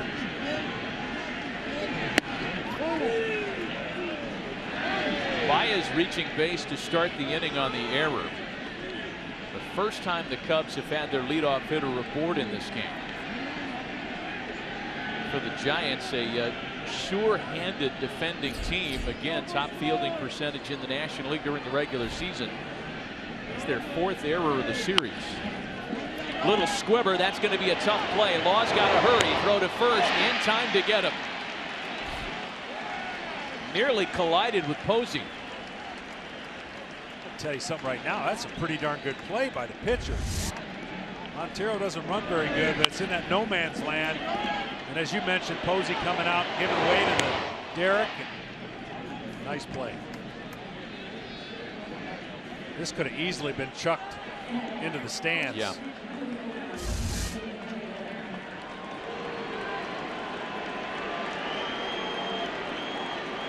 So now Arrieta. And as the researchers have had time to proper contextualize his home run in the second inning, you've got to go back to 1967 to find the one and only instance where a pitcher had hit a home run in a postseason game off a World Series MVP. Arrieta's doing it against Bumgarner tonight, just the second time it had ever happened. Jose Santiago homered against Bob Gibson in Game 1 of the '67 Fall Classic. And I think he's going to hit here and not pitch anymore. I think because of the bench that Joe Maddon has, he doesn't mind throwing him up there to hit with the lead, but then I think you're going to see him go to his bullpen after this. Yeah, plenty of options down there, including the left-hander Mike Montgomery, who's hot. And all those nuggets you just gave, I think the one amazing one is the first home run in 418 plate appearances against a pitcher, Madison Bumgarner. First home run he had given up in 418 plate appearances. Did I give that one? No. I think you I just did. That was good. Yeah, I just did. We knew that he hadn't homered against, or he hadn't given up one to a pitcher. I didn't know it had been that many plate appearances. That's amazing. 2 balls and a strike to count to Arrieta.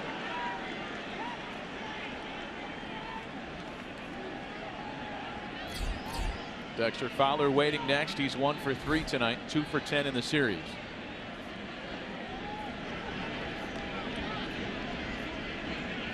Law with a long pause. 2-2. All right, look, I've seen enough swings. If I'm a pitcher out there, this 2-2 pitch better have a wrinkle on it. He was on this fast. They're messing with the guy who's seeing it pretty good. Law's got a real good curveball, real good slider. No reason to throw anything else other than a breaking ball right here.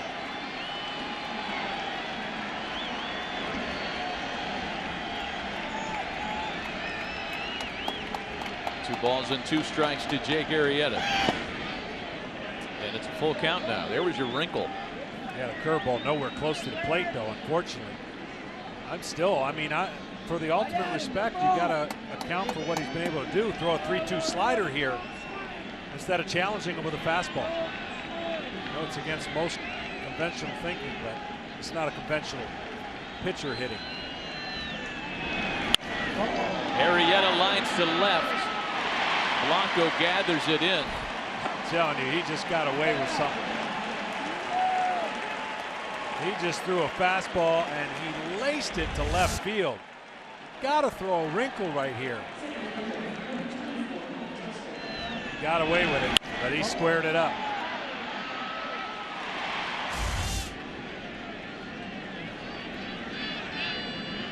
So now Fowler. I'll tell you, the Cubs in this series are doing their best to permanently abolish the designated hitter.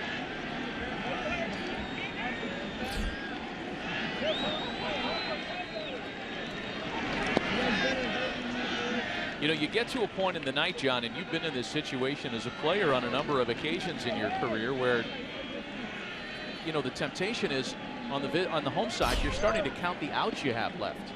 It's a one-run game, no question that this is right there for either team to claim. But we're moving into the bottom of the 6th inning shortly. And the Giants just running out of opportunity.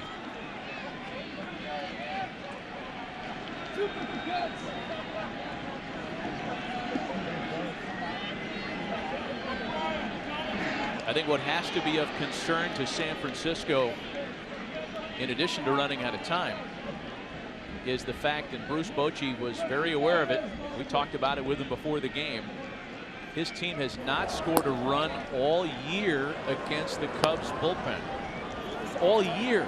Yeah, and I think that's over 32 innings too, so not a small sample size.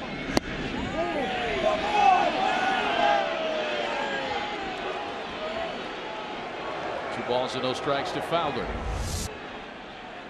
Here's the last pitch. Inside.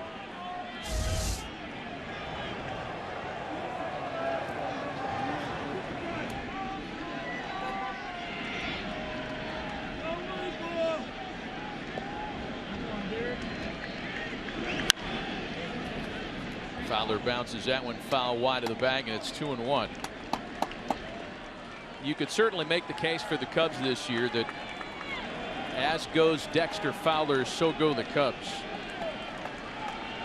In a day and age when leadoff hitters, true leadoff hitters, seem fewer and farther in between, Fowler has been exceptional. It's .433, or an on-base percentage of .433 in their wins, on base of .299 in their losses.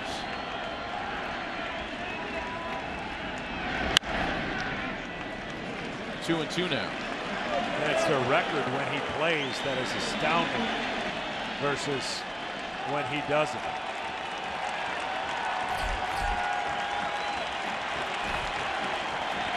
Chris Bryant waits on deck. 2 balls and 2 strikes. Runner in scoring position in the Cubs half of the 6th.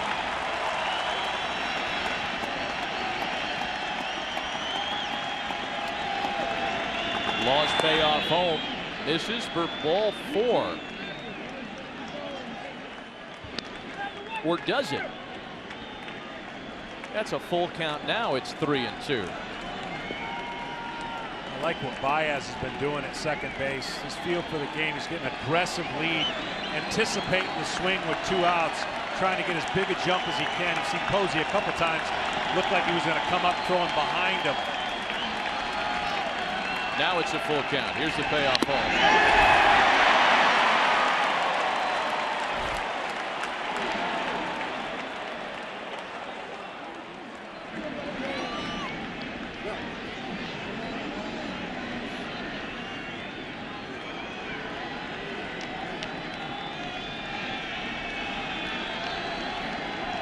Baez reached on the error to start the inning.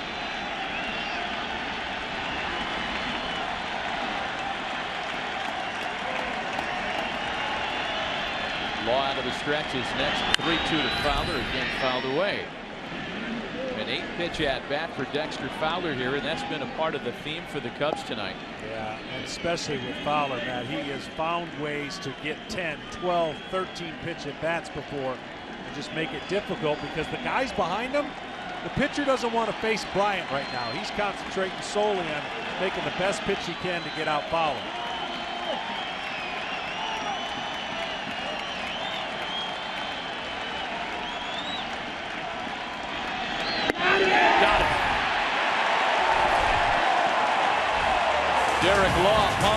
A strikeout leaves a runner in scoring position stranded and keeps it a one-run game.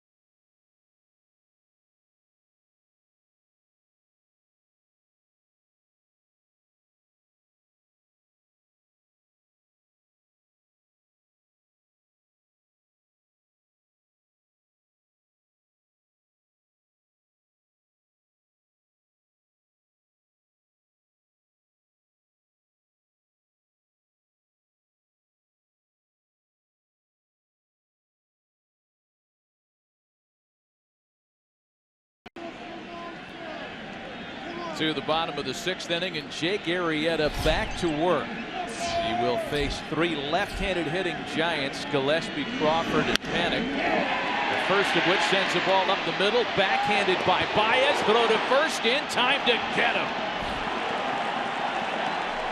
Oh my goodness.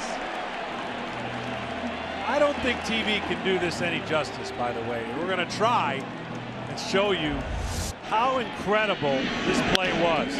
Up the middle, slides, picks it up, and throws it off the back foot. And then Rizzo short hops it. That's unbelievable. He is a special defender. Now, he's had a heck of a series on both sides of the scorecard.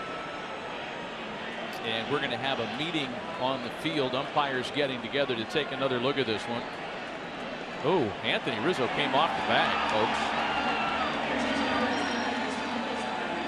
That last look gave us a great view.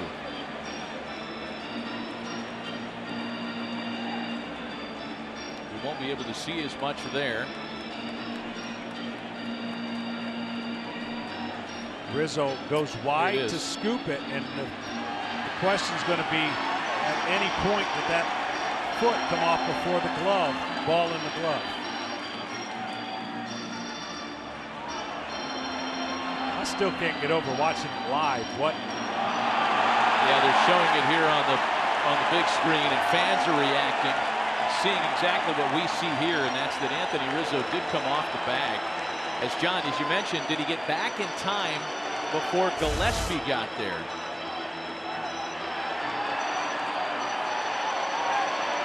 If this call's overturned and Gillespie's safe, it's going to take away a real defensive highlight tonight.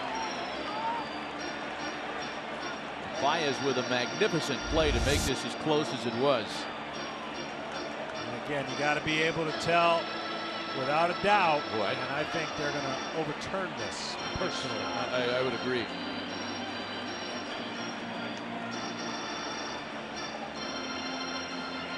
There's the distance right there from the bag, so that's probably the best view you get to see. Well, we know this for sure. Mike Montgomery has been hot for about 2 innings down there, and right now he might have to kind of shorten himself up down there. He's thrown at least 50 pitches. That's why I didn't think Jake was going to come out. And if this play stands and they overturn it, you wonder if Joe Maddon's going to go ahead and take the left-hander and put him in the game. Well, when you consider Arrieta the 6th inning has been his undoing. Ball is upheld. Wow.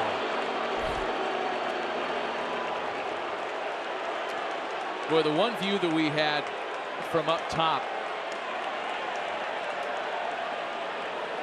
was a pretty good look, but apparently what we thought we saw was not enough to overturn the original call on the field. So there's one away, and it will go down as a defensive gem for Javi Baez. There's Brandon Crawford now. He's 0 for 2 tonight, 1 for 7 in the series.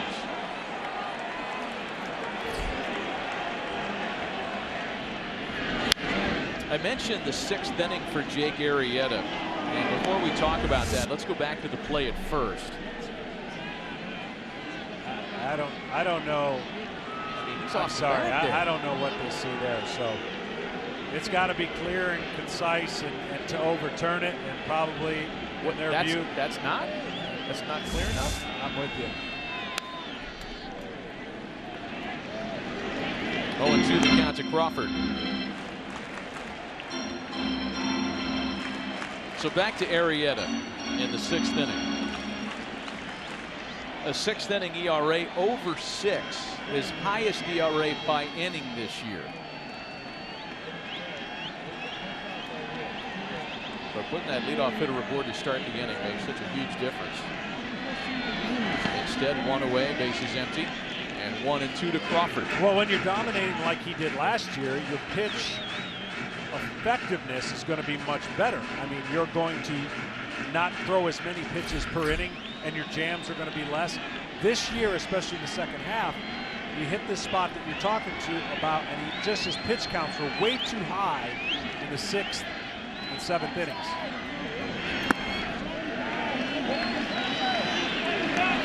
Two balls and 2 strikes to the former UCLA standout, who comes from a long line of Giant fans. San Francisco fans certainly aware of Brandon's Bay Area background, his family season ticket holders dating back to the Candlestick Park day. And he's worked it to a 3-2 count.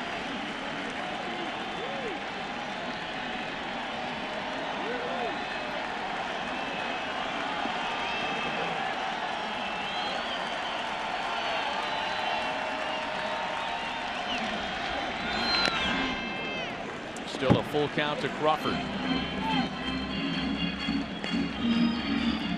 Since 1995, there has been an 0-2 division series on 23 occasions.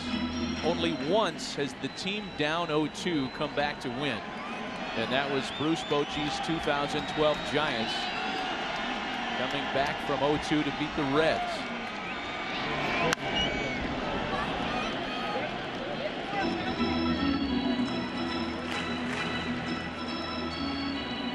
Not to be outdone, the Giants have put together their share of long plate appearances tonight as well. This will be the 8th pitch of the at-bat to Crawford.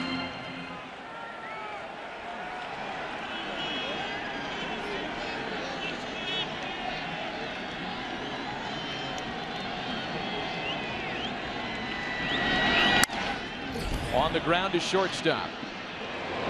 And Crawford's opposite number takes care of him for out number 2. A reminder, tonight's telecast is sponsored by Bud Light. Raise one to right now. And by the Lincoln Motor Company.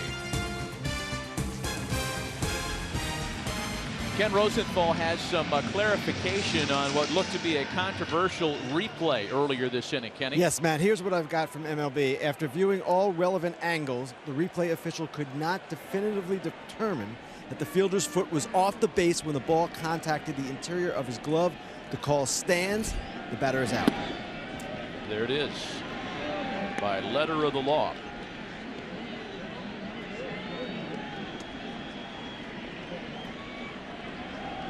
Something that may or may be talked about a lot tomorrow morning, depending on the next few innings tonight. 1-0 pitch to Joe Panik is fouled into the opposite corner. Well, you know, the year that Jake is having, if this score were to hold up, it would only be the 4th game that he would win this year with a team not scoring 6 runs or more for him. 15 games, 15-0 in 16 games. The Cubs have scored 6 or more runs en route to his victories. A one-hopper to shortstop. Russell gathers in this ball and caps off a 1-2-3-6 for Jake Arrieta. We're heading to the 7th inning tonight. Still a 1-run Chicago lead.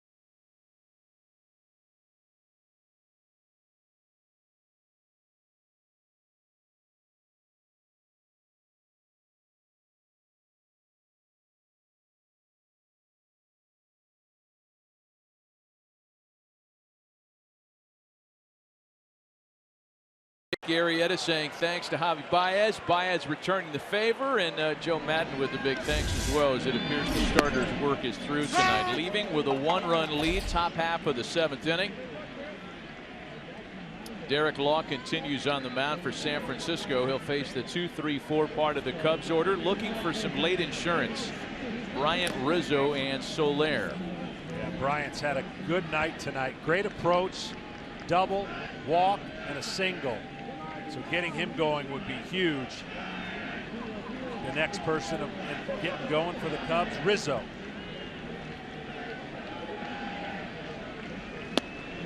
A ball and 2 strikes the count.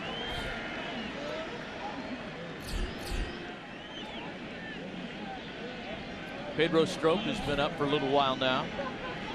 The next in line for Joe Maddon, trying to get to his formula with Chapman at the end of the game. And a swing and a miss by Bryant. First time the Giants have been able to retire him tonight. Postseason baseball continues tomorrow on FS1. The Nationals take on the Dodgers in an elimination game for Los Angeles after they were upended at home today.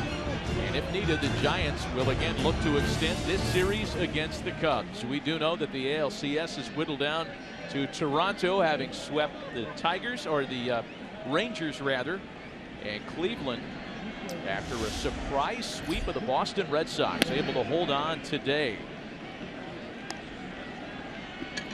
ALCS not what you may have thought it would be about a month ago, when it looked like Boston was the class of the league. Texas virtually unchallenged in the second half atop the AL West. But it's the Blue Jays and the Indians vying for the right to move on to the Fall Classic. 2-0 the count to Anthony Rizzo.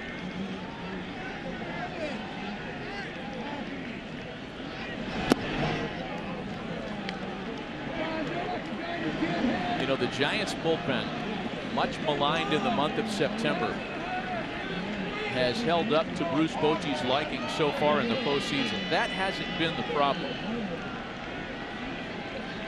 Stringing together hits and runs has.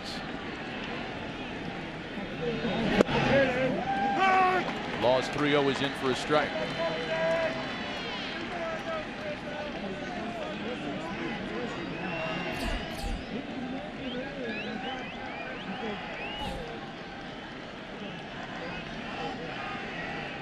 More reinforcements ready.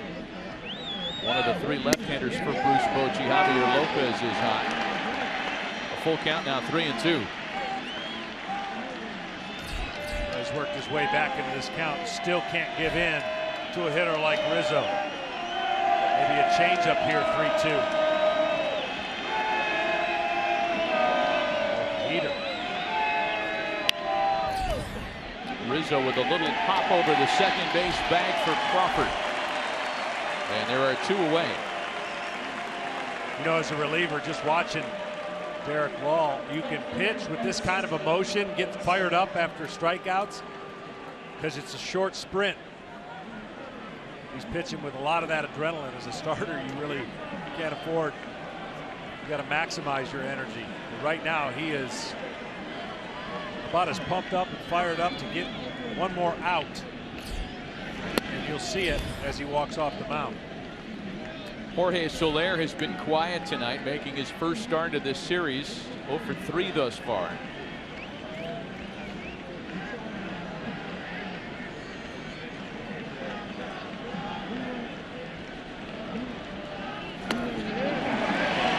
Travis Wood has now joined Pedro Strop in the Chicago bullpen. When the Giants hit in their half of the 7th, they'll have the 8, 9, then top of the order hitters. Blanco the pitcher spot, and the guy who's been their biggest threat tonight, Denard Span.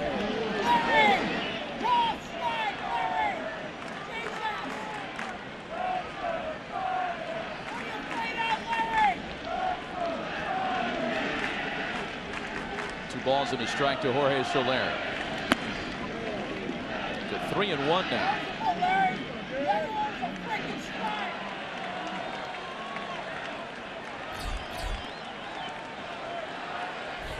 Ben Zobrist waiting on deck, batting in the 5 spot tonight for the first time in the series.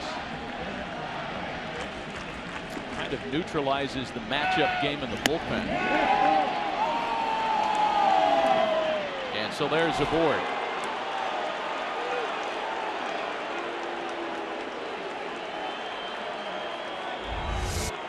I'll let you be the judge here.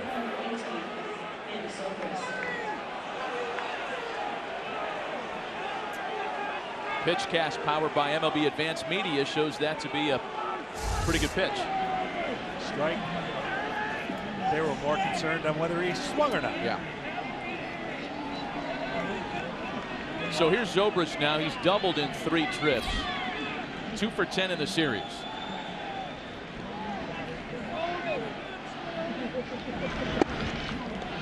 Cubs have been an exceedingly patient group at the plate this year. They led the National League with a franchise record 656 walks this season.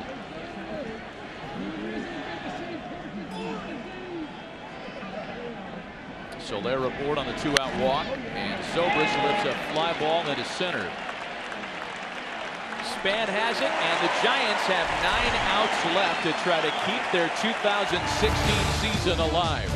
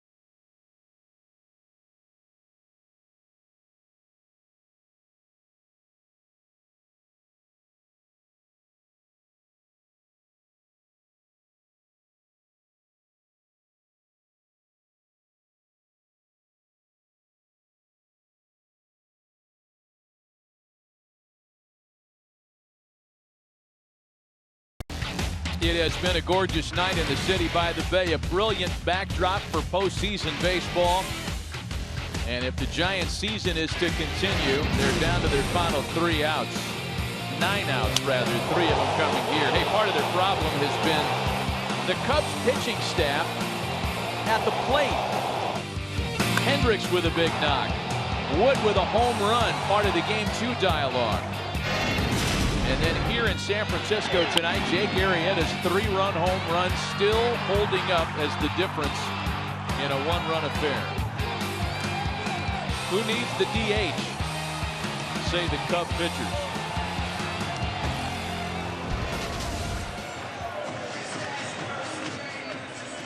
And there is a new Cub pitcher here in the last of the 7th. Pedro Strop takes over for Jake Arrieta, done after 6 strong innings tonight. It's been a while for Strop. His last game activity coming on the final Saturday of the regular season, all the way back on October 1st. Well, Strop, the only thing every once in a while, get a little fastball command issues, but that fastball is electric. Drops his arm in the delivery at times, and his slider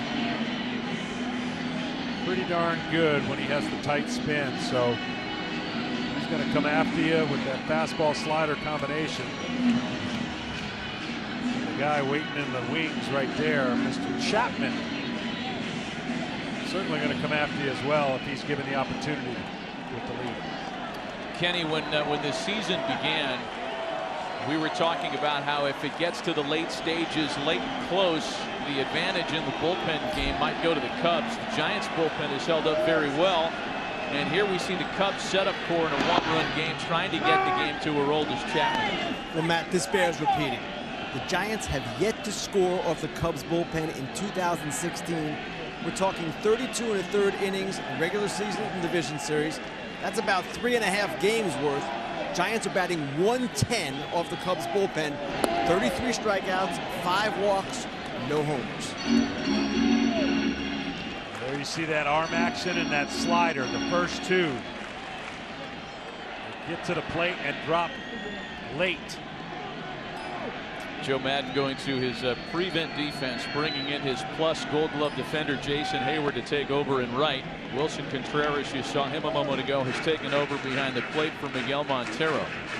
You got to be ready. Even though Pedro pitches out of the stretch, you saw that quick pitch right there. He didn't complete his hands right when he went to the top. He went and tried to sneak a pitch like that. There's a bouncer to first. Rizzo to stroke. There's one away. You know, we talked about the deal that sent Jake Arrieta to the Cubs from the Baltimore Orioles some 3.5 years ago.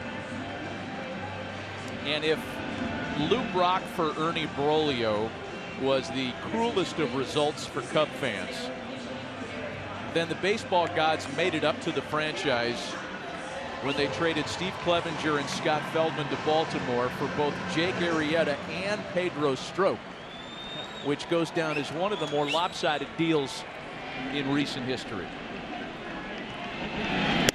If you think about it, both were struggling, right? So they had given their time there and figured, well, we're not getting what we wanted. Maybe we'll find something else. And what the Cubs found was two dynamic pitchers that have figured it out in a relatively short time. Kelby Tomlinson is the pinch hitter, batting with the bases empty and one away. Now, Stroke's been great for the Cubs. Opponent's batting average of 163 this year, 4th among National League relievers. The only blemish on his season, little time on the disabled list with a left meniscus tear at the end of the season. Missed just over a month.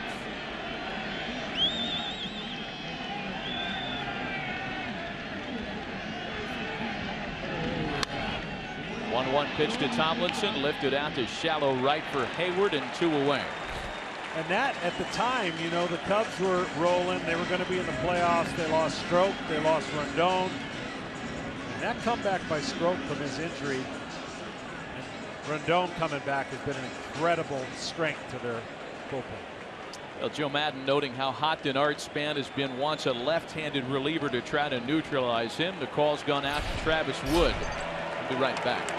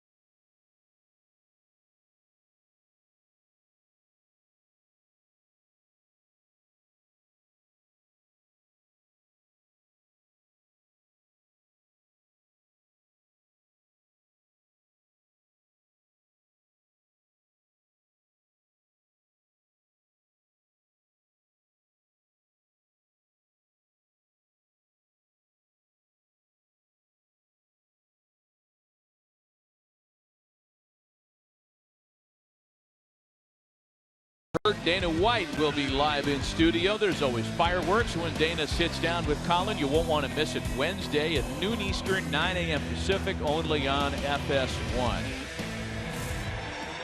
Live every postseason moment. Live it all with MLB.com at bat. The #1 app for live baseball. It's the only place to get it all. Radio feeds, video highlights, pitch tracking, StatCast, and more. Download at bat today. For Denard Span, I would look to be real aggressive first pitch fastball. His splits are not as good. He hits better off of right-handers than he does left-handers. You see what Travis Wood has done on the year.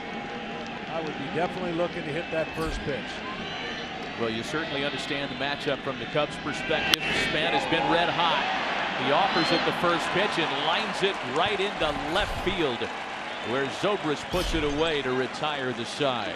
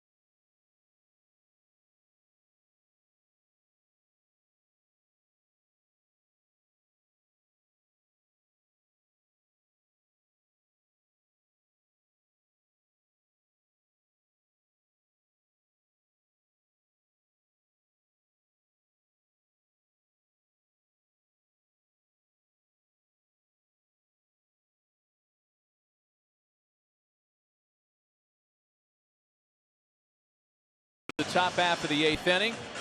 These guys have got the jack-o'-lantern, the Jiffy Pop popcorn. Reminder, people affected by severe weather and other disasters need your help now. To support those impacted by Hurricane Matthew, text Matthew to 90999 to give $10 to American Red Cross Hurricane Relief. Addison Russell opens the visitors' half of the 8th. A new pitcher on the mound for San Francisco. He is the big hard-throwing right-hander Hunter Strickland. He's got a live arm. You saw the slider right there and the fastball. A lot of people in this organization at some point think he could be a closer for them. Of course, all the talk early on was his debut in the big leagues in the postseason. Gave up a few too many home runs. But he has rebounded nicely, and again, an electric arm at 99.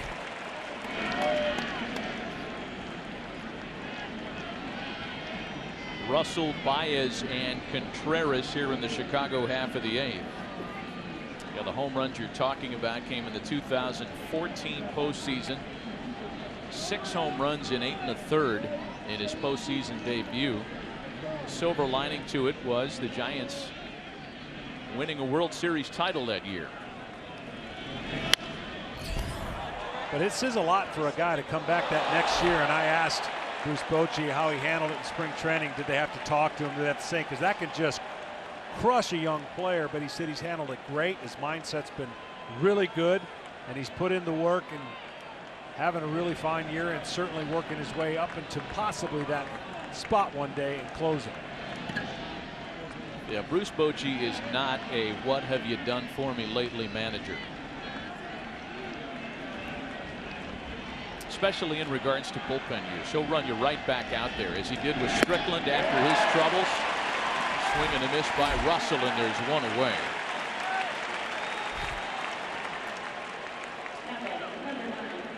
That's the pitch he was missing before, and if you just in the big leagues are confined to just one pitch and they don't have to respect the other, you're going to give up your share of fly balls and in his case home runs. But now that the slider's coming into the mix, the hitters really can't just sit on a fastball all the time.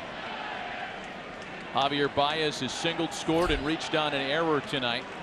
Made a phenomenal play up the middle earlier in this ballgame. A ball and no strikes to him here with one away. See, that's a great pitch. That has more of an effect to a hitter when you move his feet and he says, whoa, 100 miles an hour inside. Close enough to be a strike. Now you can follow it up with a slider if you want. We'll go right back in there. Into the opposite field for Pence. And Baez is retired.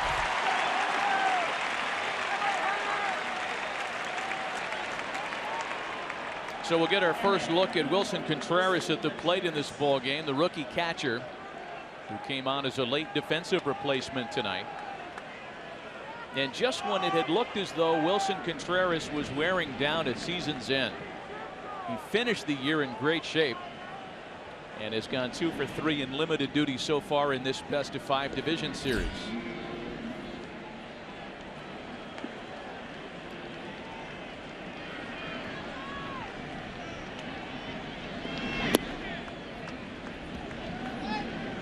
We talked earlier about the job that Theo Epstein had done in the draft and not missing on anybody. Yeah. But somebody's doing a good job in the minor leagues preparing these guys to be major leaguers, because when they come up, not only are they mature to handle the situations, but they're playing multiple positions. This is a catcher that has played a couple positions in the big leagues. First at bat in the big leagues, of course, he hits a pinch hit home run. They're not caught up with what's presented them. A ball and a strike. I mean, it's rare, and you hear about all the things that Bryant, man, he didn't get called up in the regular season debut and everyone was up in arms. But we all knew about his power. Sometimes that doesn't always translate. It did immediately. The amount of home runs he's hit in 2 years, only 6 other guys are in that category with the quantity that he's hit. And the list keeps going on for the Cubs. They keep bringing up young players that contribute. You know, and let's face it, a lot of that is Joe Madden, because sure, Theo Epstein and Jed Hoyer and the Cubs front office staff have found great players. They have drafted and developed brilliantly, but Joe has done his part in putting those players in a position to succeed. Addison Russell batted 5th this year only after Joe Madden was sure that he could do it, as you see general manager Jed Hoyer there.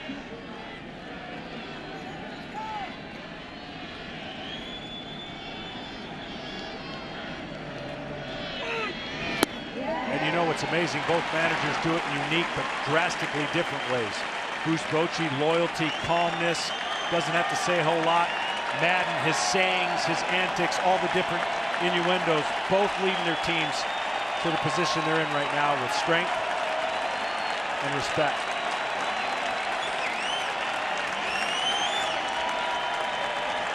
Strickland looking for a 1-2-3 top of the 8th. Is 2-2 to Contreras and a full count now, 3-2.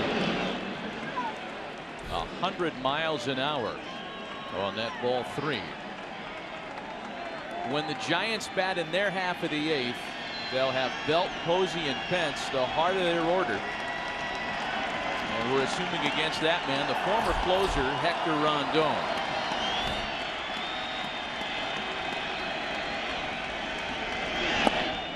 And there's ball 4. See where Posey right there on 3-2 tried to give him a higher slider target. You don't see that very often. The reason he did that is the last couple were bouncing. Here's the target, slider, right? You'd think that's a fastball. He's trying to get his sights up to deliver that pitch close enough to a strike so that he could entice Contreras into swinging.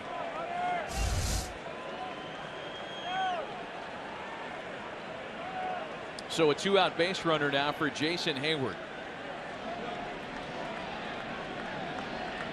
Heyward 1 for 7, having started the first 2 games of the series. A late defensive replacement tonight.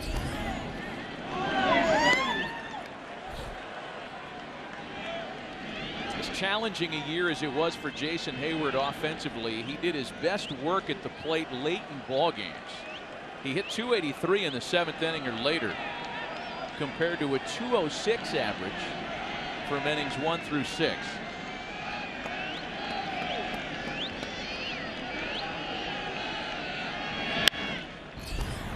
It's 1-1.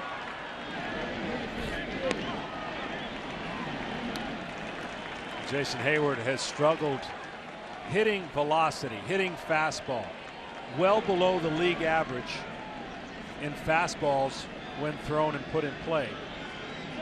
And I would think this case right here, Strickland stays right with it, as you saw Posey trying to get again the higher target.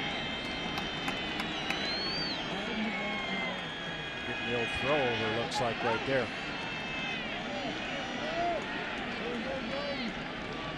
Yeah, to your point regarding Heyward versus the fastball, he hit .245 against fastballs this year. The major league average is .277. And the league pays attention to that. He saw the 3rd highest percentage of fastballs among all qualified hitters.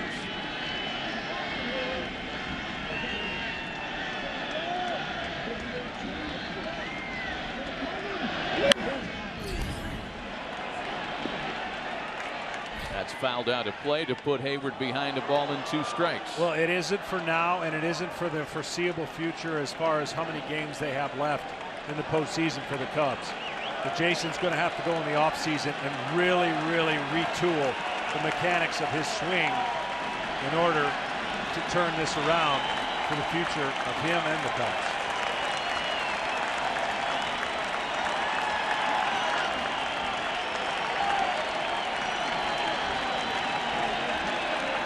A ball and 2 strikes to Jason Heyward, with Dexter Fowler waiting on deck.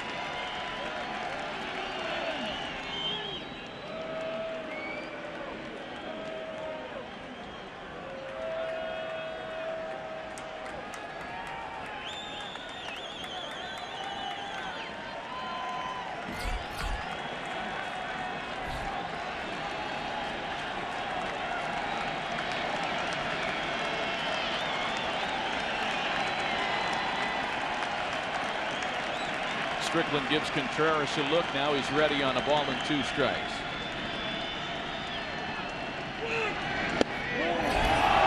Wow. Did not miss by much.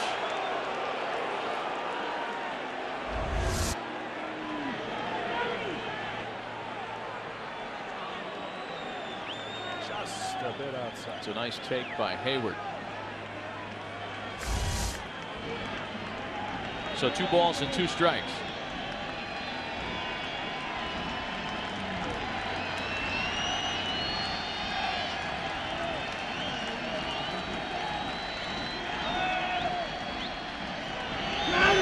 There goes Contreras, and that one's fouled away again.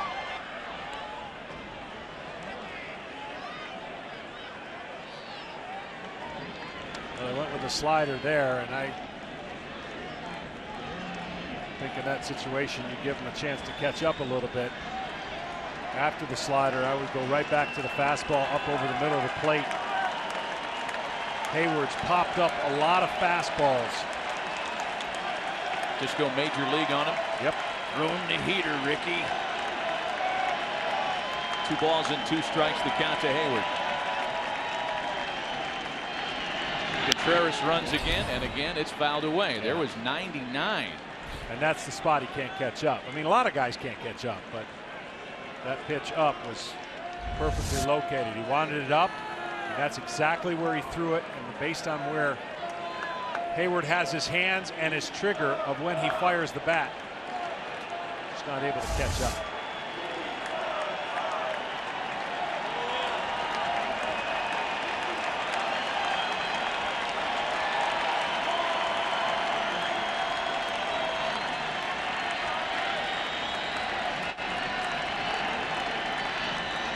Contreras again running, and there's a swing and a miss to wrap up the 8th.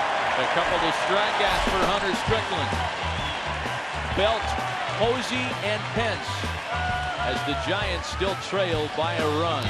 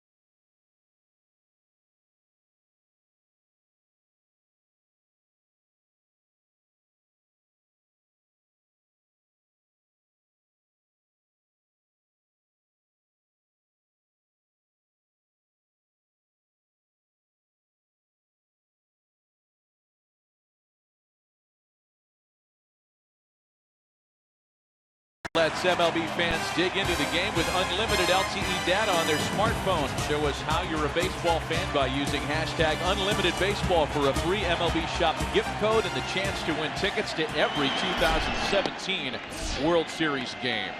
Travis Wood continues after throwing 1 pitch to end the bottom of the 7th, and he's going to have to run the gauntlet here in the Giants' half of the 8th. Belt, Posey, and Pence in a 1-run game.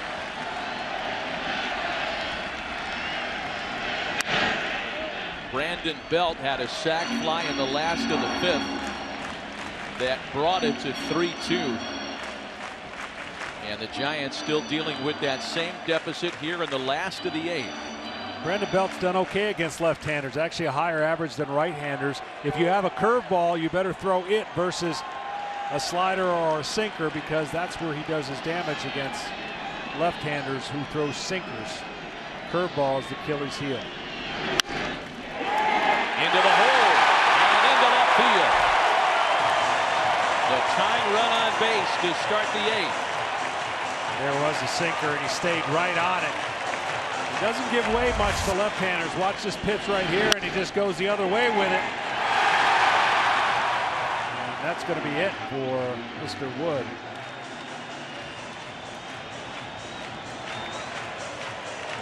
You don't know it, but he's super excited right now, Bruce Bochy. He has waited patiently for his lineup to come alive.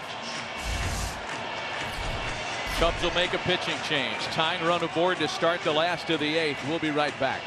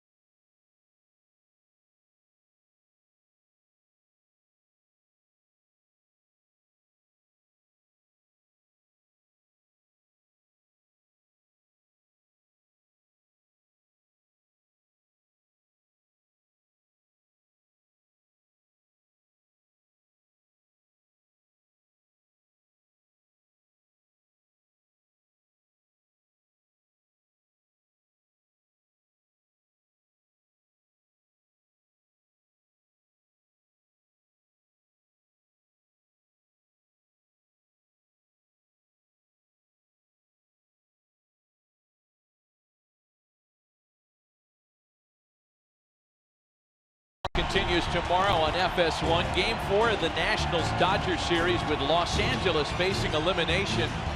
And if the Giants can come back and win tonight, Game 4 of this division series tomorrow. The tying run aboard to start the last of the 8th. The Cubs make a pitching change. Their third reliever tonight. Hector Rondon takes over on the mound, facing Buster Posey with the tying run aboard. Posey has enjoyed a perfect 3-for-3 evening. And Rondon starts him with a strike. Rondon's got a great arm slider. You saw right there at 86. You see the numbers on the year. Didn't have a ton of save opportunities because this team was blowing everybody out. Rondon tough on left-hander, or rather right-handed batters this year, limiting right-handed hitters like Buster Posey and Hunter Pence next to just a .200 batting average. A ball and a strike. Well, Sid, when it was 3-0, if the Giants could grind their way back into the game, that's what they have. There's no give in this team. And that's why their manager has instilled a quiet confidence in each one of them. Been in a ton of these situations. A 1-1.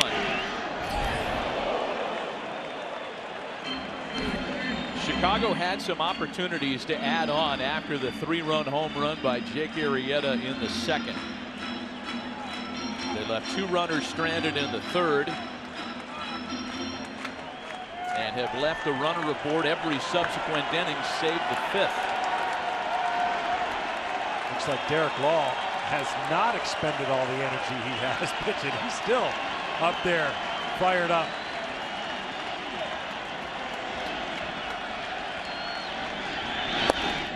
Two balls and 2 strikes to Buster Posey.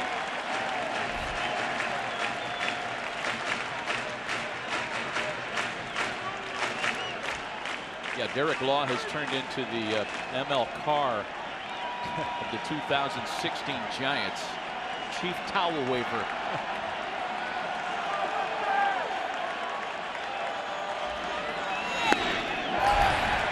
Full count now.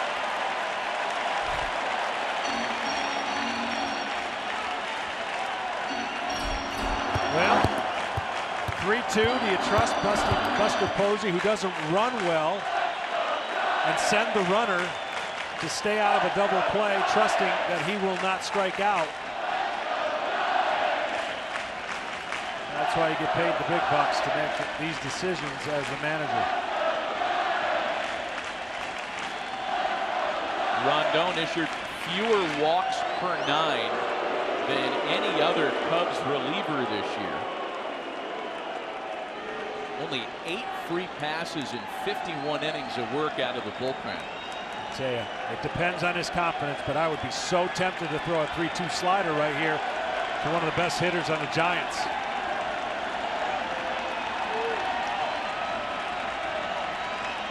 Belt runs. And there's ball 4.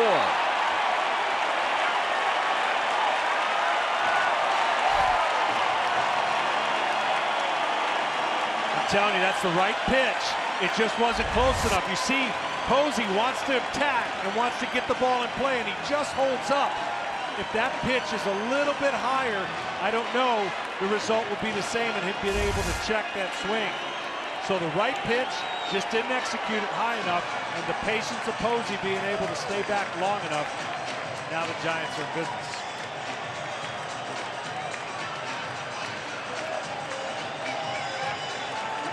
First and second, nobody out. Hunter Pence, the batter. 2 of his 3 plate appearances tonight have resulted in loud outs to right field, and Joe Maddon's coming out with the lineup card, and it doesn't look like Rondon's going to have a chance to face him. How about this? Joe Maddon's going to Aroldis Chapman for what would amount to a 6-out save.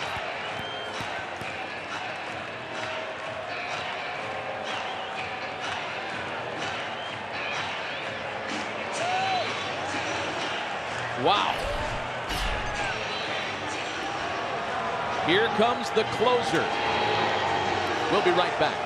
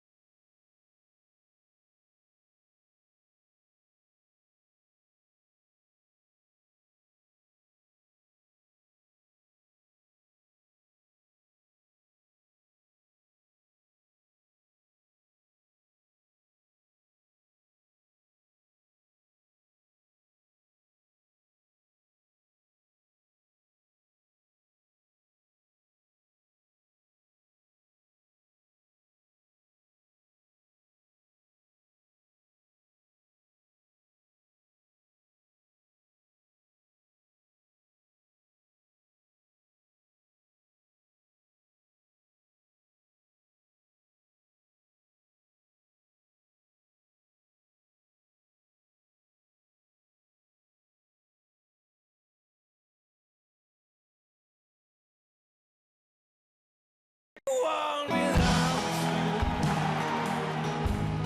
I can't go on without you, oh, Lord. Go on without Well, Joe Maddon wants his best here in the 8th with nobody out. The tying and go-ahead runs aboard for San Francisco, and the Cubs have made the move for Aroldis Chapman.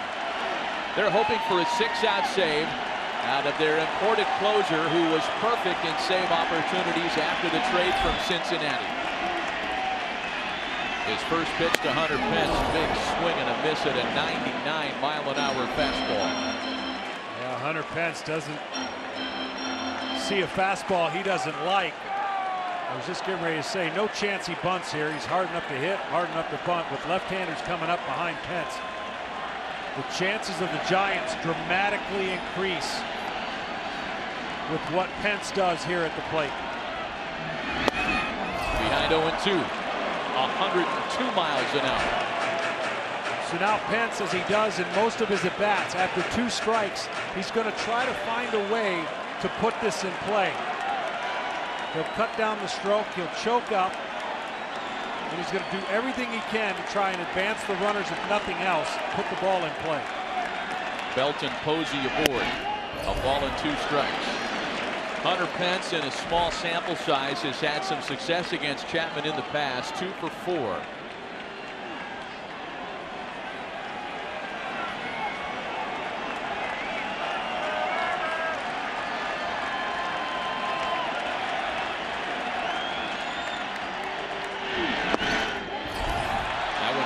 Away from Contreras, not far enough away for anybody to advance, and it's 2-2. The San Francisco Giants, as we take another look at this one, just getting away from Contreras, they're one of 3 teams in baseball this year without a win when trailing after 8 innings.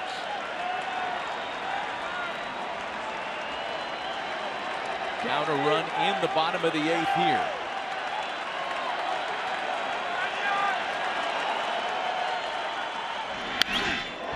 Pence hanging around.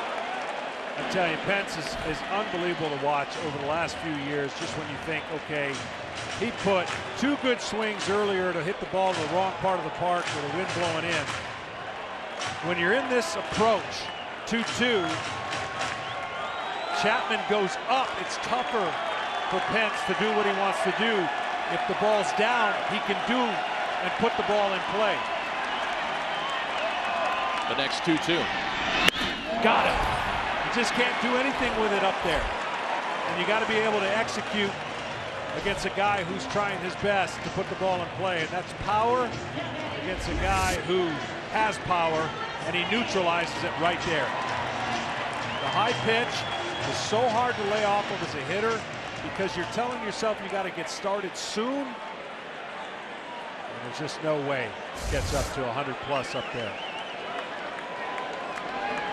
So now it's Connor Gillespie, the wild card hero last week in New York.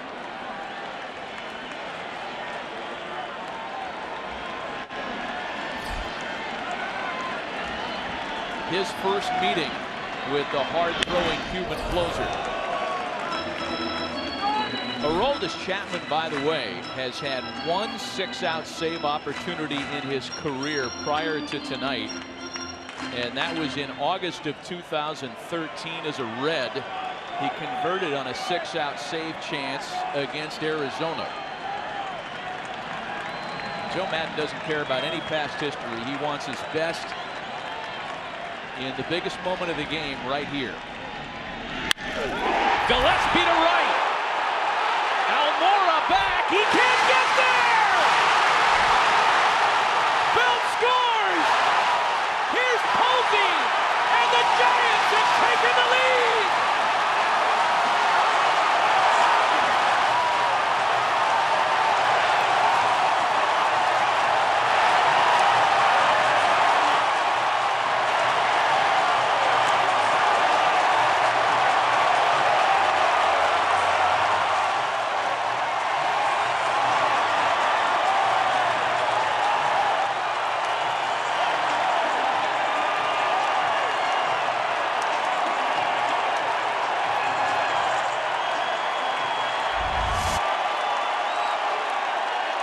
Well, this guy's got ice water in his veins now. It's all I can say. Hits it to the part of the park The only place, Almora does a great job in almost getting to it. It's the only place where I believe Posey could have scored. Inches away, maybe a few more than that. Wow. Here's Brandon Crawford. They're already working on the Connor Gillespie statue right outside the ballpark. The Cubs will bring the infield in now. San Francisco with its first lead of the night.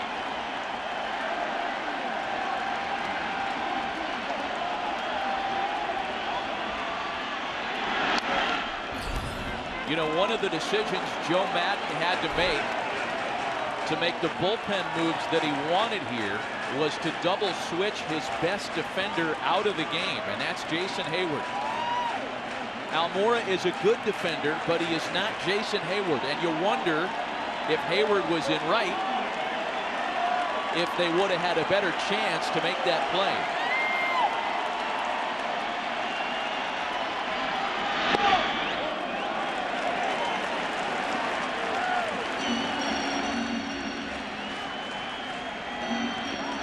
A ball and 2 strikes, the count to Brandon Crawford.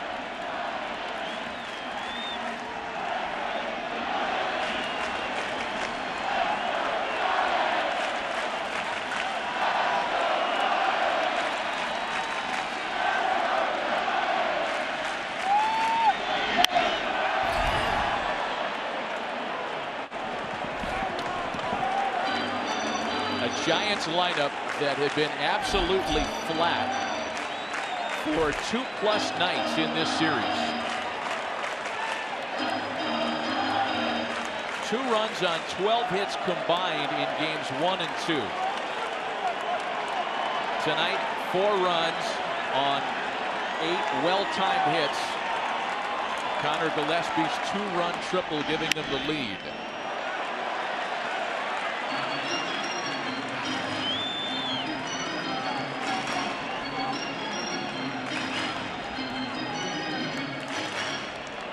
Maybe the recipe for having success against Chapman is never seeing him before.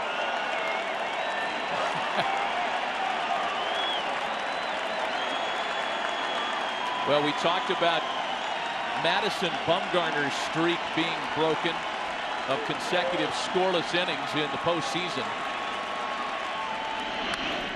The Giants have broken another streak, a futility streak, and that they have finally plated runs against the Chicago bullpen.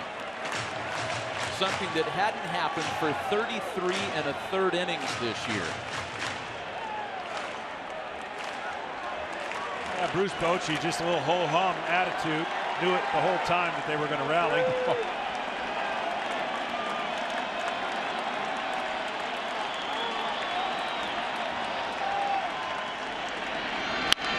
And Crawford singles in another.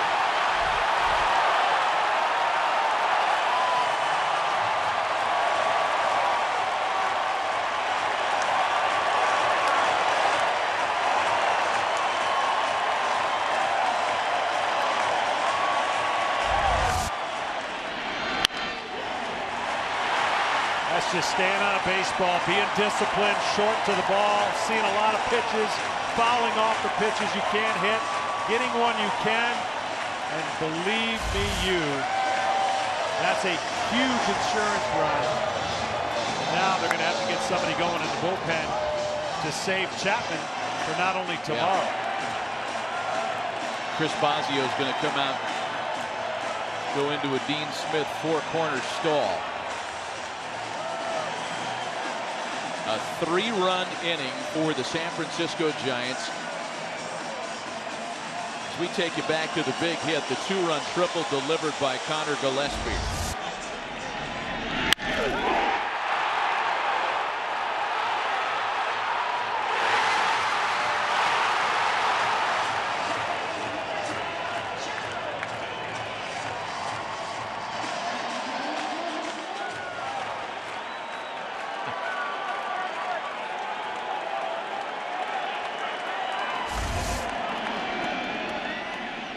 There's Joe Panik now.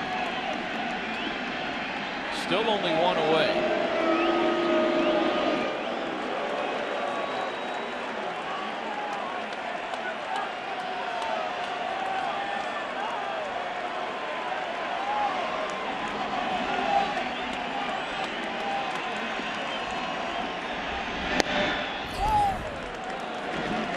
when the Cubs bat in the ninth, and they will do so trailing for the first time in this game. They'll have the top of the order.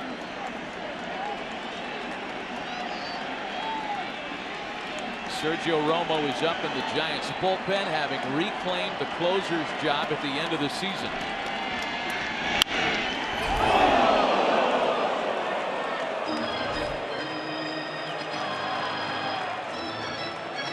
And I got to be thinking what Joe Madden was thinking is Bruce Bochy's bench is very thin, not a lot of options.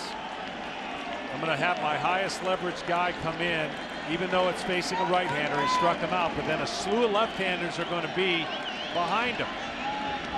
And the chances are lefty and lefty with a 100-mile-an-hour fastball, you would think your odds are fairly successful. The one thing I will say, though, even if he gets through that scenario, tied or with the lead, sitting down and coming back out in the ninth is a little bit more difficult than people think.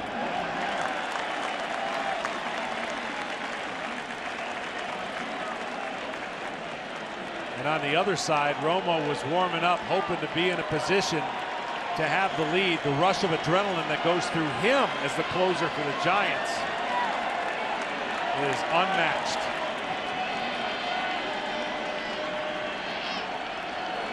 There goes Crawford. Contreras' throw gets into center field.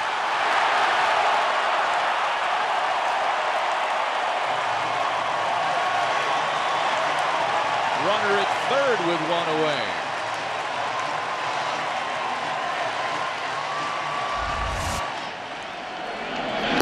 Well, something enough teams don't do. Closers typically don't have quick deliveries, especially a guy who throws 100 miles an hour.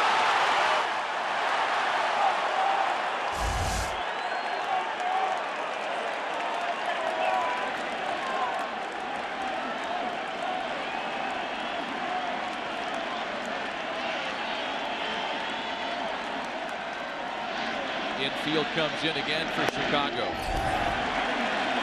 It's now a full count, 3-2. Chapman really laboring here. He came into this game with a lifetime ERA in this ballpark of over 5. His numbers include postseason play here as a Red. And he loses panic on ball 4.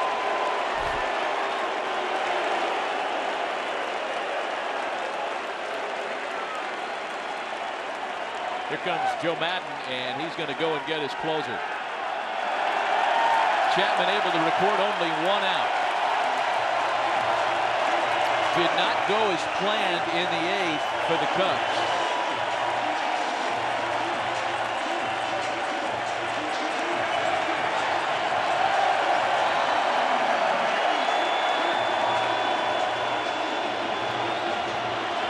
Three runs in, runners at the corners with 1 away, another pitching change, and we'll be right back.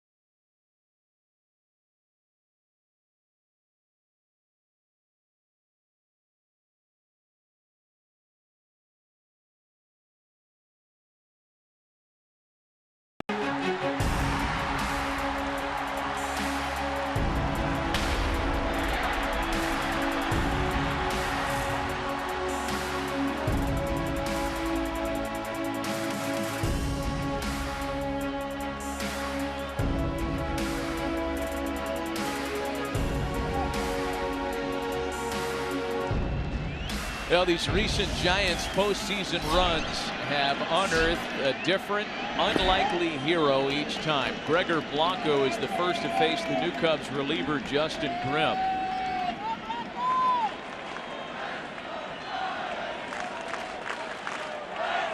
Grimm, the 5th Cubs reliever used in this one after Aroldis Chapman records only a single out here in the last of the 8th. Gregor Blanco 0 for 3 tonight. Runners at the corners with 3 runs in and 1 away. Snap throw down to second. Hits Crawford to third rather, and into second goes Pennick. And Brandon Crawford is slow to get back up.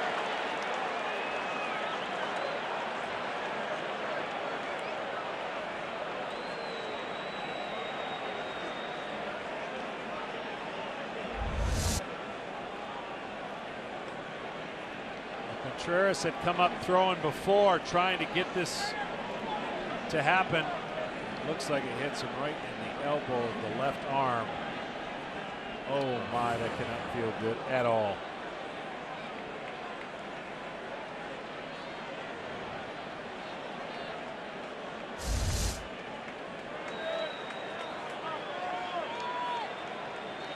Just waiting for the feeling to come back, I'm sure, at some point here.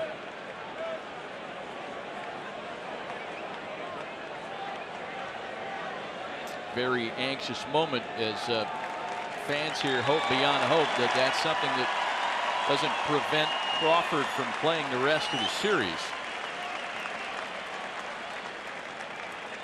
It's going to be scored as an error charged to Contreras. That's the 5th error charged to the Cubs in this series. Crawford okay to continue for the time being.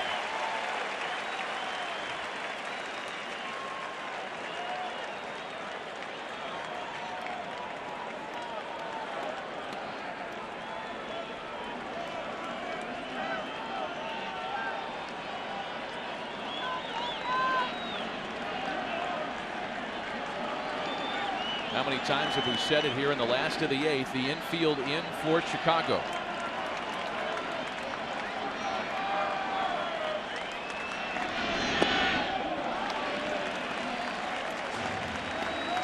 And it's 3-0 now to Gregor Blanco.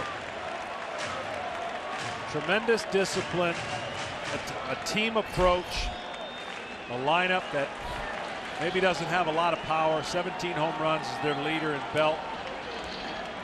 And some really important takes in this inning. None greater than possibly Posey's 3-2 after Belt hit a single off of Wood to put this inning in a high stress situation for the Cubs relievers. And ultimately paid off for the Giants.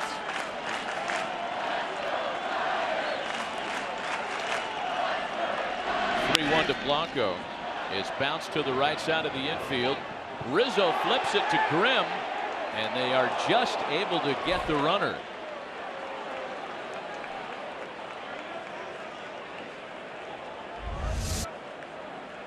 This is closer than you want it to be. The pitcher always beats the runner there if he takes the correct route. You can see he beat him there with Baez looking to get there as well.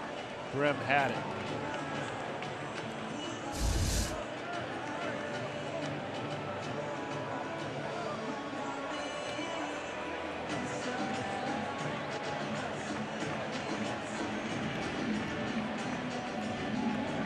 Pinch hitter will be Gorkys Hernandez, batting in the number 9 spot. And he is the 8th Giant to swing the bat this inning.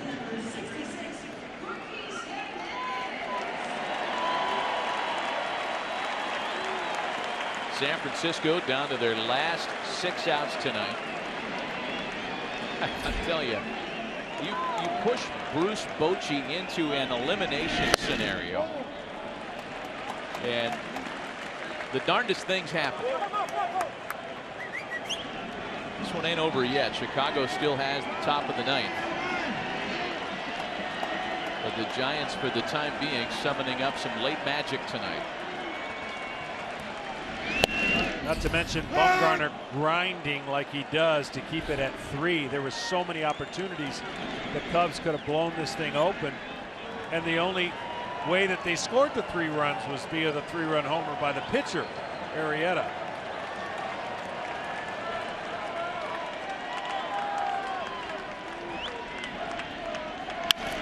Hernandez bounces it to shortstop. Russell got it. Throws over to first to retire the side. The damage done. 3 big runs in the last of the 8th. For the first time tonight, the Giants have pulled ahead 5-3 San Francisco.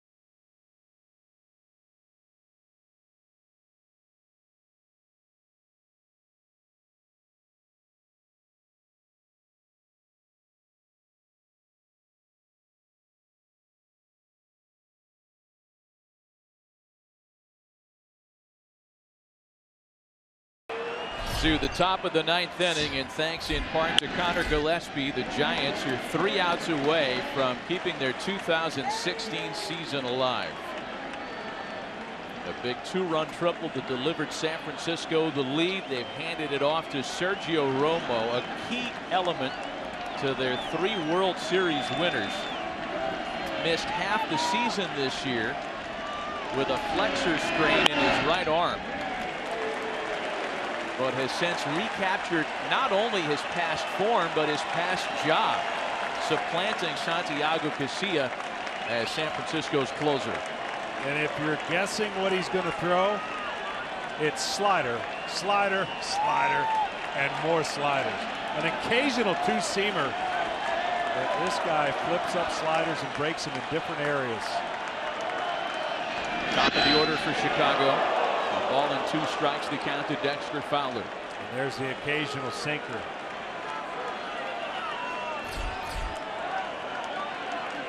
Fowler, Bryant, and Rizzo here in the Cubs half of the 9th.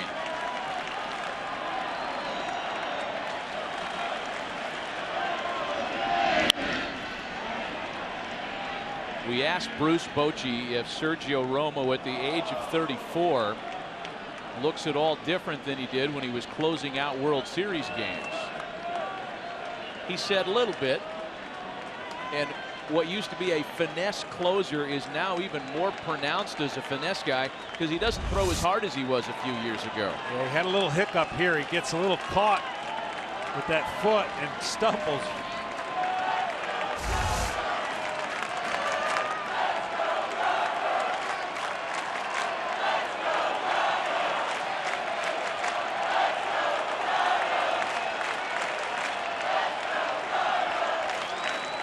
Back to the sinker away.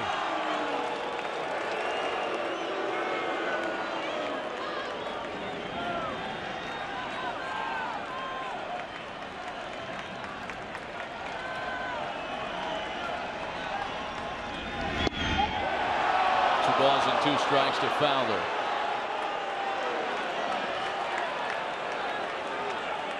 Home crowd begging a bit on a pitch that was clearly off the plate. Well, they know what's coming up behind them, so they don't want to have anybody on base for Bryant and or Rizzo.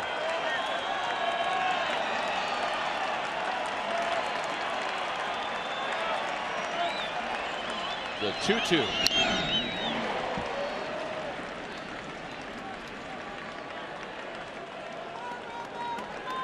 And Buster Posey a little nicked up there. Sergio Romo failed to get an out in his first career postseason appearance. That was back in 2010.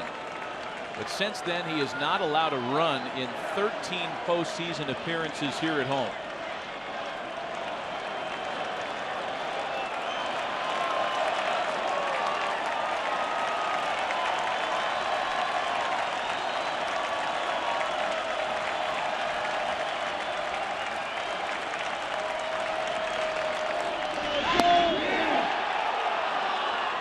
On the appeal, no swing, and it's a full count. That was an awfully good slider right there. This thing's late. Fowler trying to figure it out at the last second, holds up, doesn't get the call for the strike, and 3-2 count.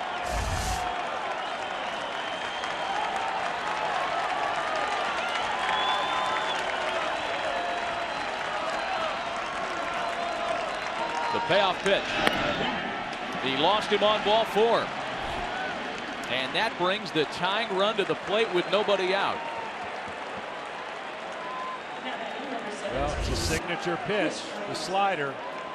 And because it started so low, gave Fowler the ability to lay off. That ball starts a little bit higher, and he's got to make that decision split second. Romo knows it.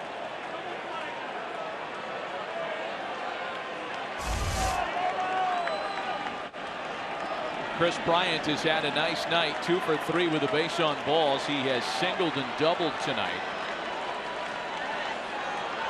On the year versus right-handers off the sliders, he's hit 6 of his 39 home runs.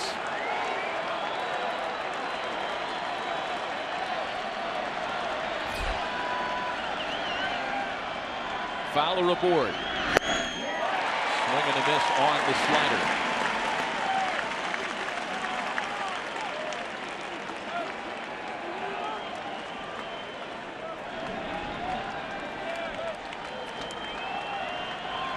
Anthony Rizzo waiting next.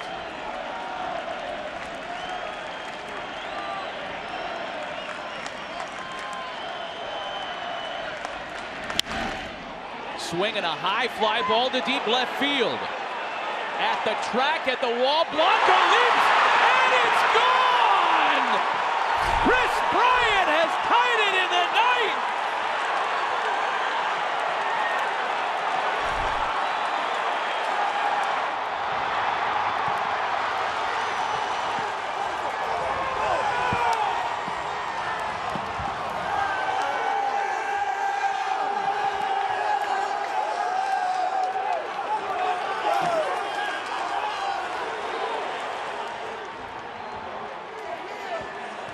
Well, home run number 7 off of sliders now for Bryant.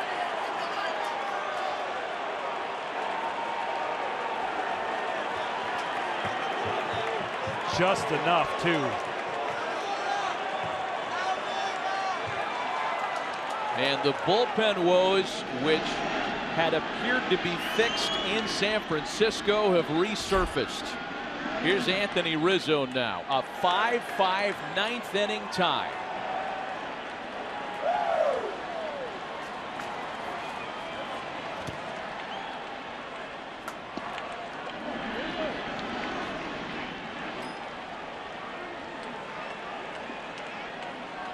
Anthony Rizzo hitless tonight and 0 for 11 in the series.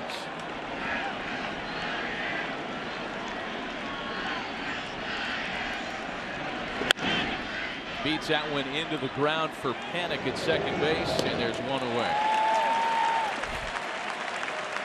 Well, the first pitch went underneath his hands, down and in. See that ball spin over the middle of the plate? And he knows the ball is high enough, and whether or not the wind's going to do anything with it, you see the exit velocity, and then this ball just barely gets over the fence right there.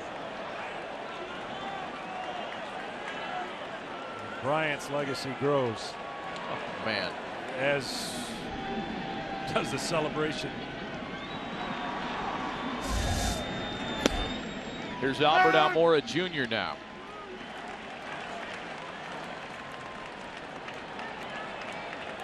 Almora making his first plate appearance tonight.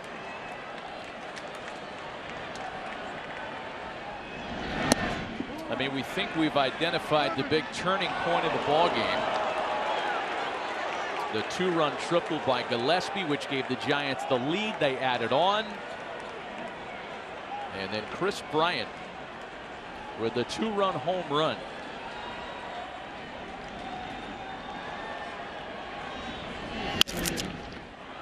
On a hop for Panic. Almora's retired. Well, Fowler did a great job. He just worked the hole at bat. He got to a 3-2 count and laid off the 3-2 slider. And then this home run that barely gets the backside. It hits the top of that car. I mean, that's as close as it can get.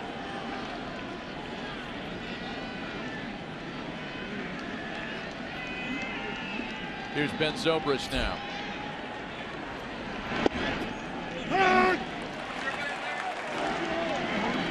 This is not a home run ballpark by any stretch. There were fewer home runs hit here than any ballpark in baseball this season.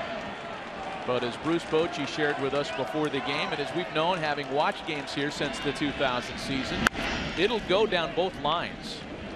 Arrieta's home run pulled it into the seats in left.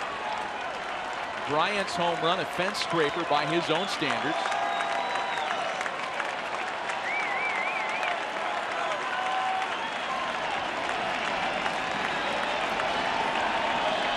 We knew this was going to be a good one, but we didn't think 5-5. We were thinking more like 2-1, given the quality of the starting pitching matchup. Everybody anticipated the same kind of game as we watched in Game 1, when John Lester benefited from the Baez home run and ended up out-dueling Johnny Cueto. Neither starter factoring in the decision tonight. Zobrist into center field. Span's got it, but the Chris Bryant home run keeps hope alive for the visitors. To the bottom of the ninth. Tied at 5.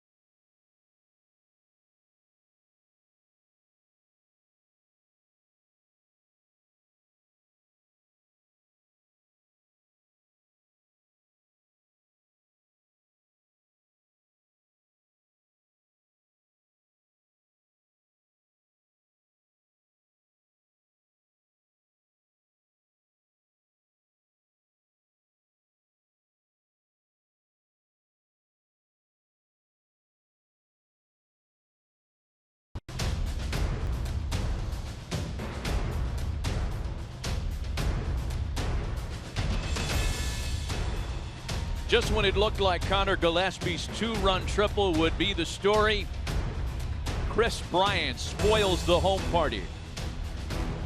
His 2-run home run, forcing a 5-5 tie and sending us to the bottom half of the ninth. Welcome back with John Smoltz and Ken Rosenthal, Matt Vasgersian. Some changes here for the bottom half of the ninth inning. The Giants have the top of the order. Span, Belt, and Posey against a new pitcher for Chicago. Their 6th reliever of the game is Mike Montgomery. Montgomery just threw his first pitch, but it was 75th pitch actuality. He's been in the pen throwing forever earlier in the game. Chris Coughlin takes over in the outfield as Denard Span sends a ground ball to Baez. And there's one away in the last of the ninth. This crowd had been pretty much quieted for most of the game and then erupted last inning, and they've been kind of shocked when you think about taking a 2-run lead against Chapman and then giving it right back. Here's Brandon Belt. He started the 3-run rally in the 8th with a base hit.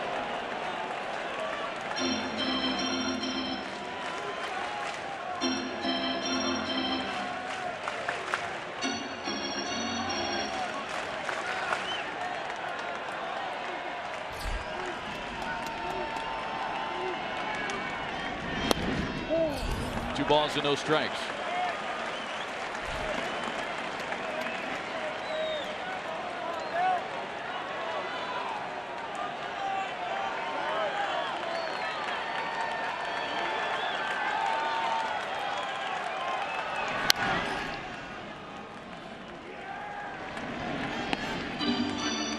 If there is a tomorrow in this series, John Lackey scheduled to face Matt Moore.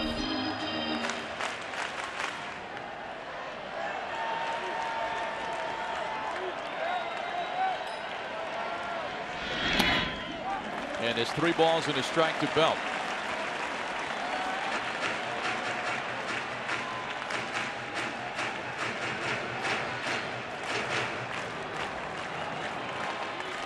Bullpen problems were almost the Giants' undoing at the end of the regular season.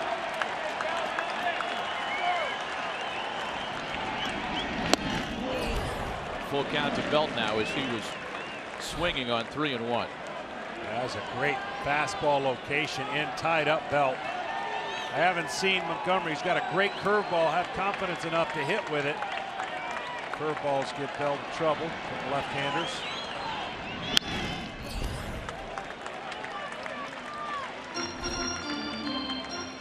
You know, the Chicago Cubs, who at one point before that 3-run rally in the last of the 8th looked like they were on the road to another division series sweep, as we've seen in the American League in both of those series.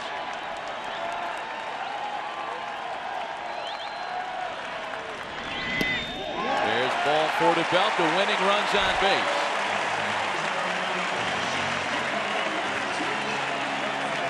The Cubs are 0-4 when trying to clinch a postseason series on the road. They lost 3 straight to the Padres in the '84 NLCS. And then game 5 of the '03 NLCS against the Marlins. 0 for their last 4, that is.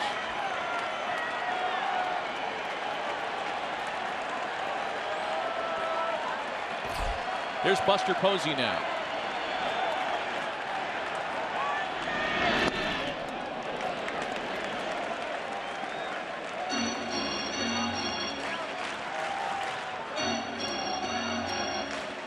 Well, Buster Posey has had a great night. He's got 3 singles, and then the at-bat that led up to the rally for the Giants. That take right there, you might think that's a no-brainer take, but in the moment and in the tension and adrenaline to make something happen, that 3-2 take allowed the Giants to rally and go and get a 2-run lead.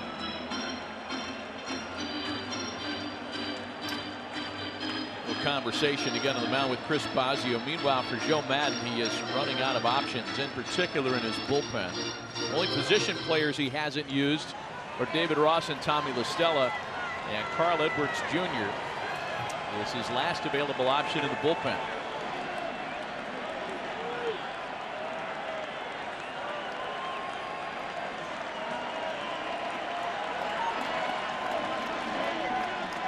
Posey's been on base all night, 3 singles and a walk.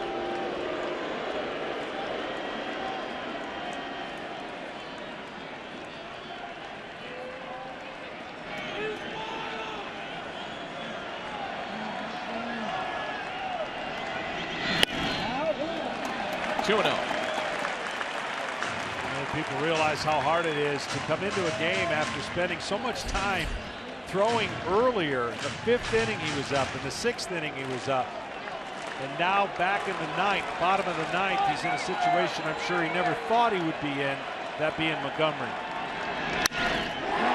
Posey into the right field corner. Almora lays out and makes the catch. Throw back into first will double off Belt, and this one's headed to extra innings. A brilliant play by Albert Almora.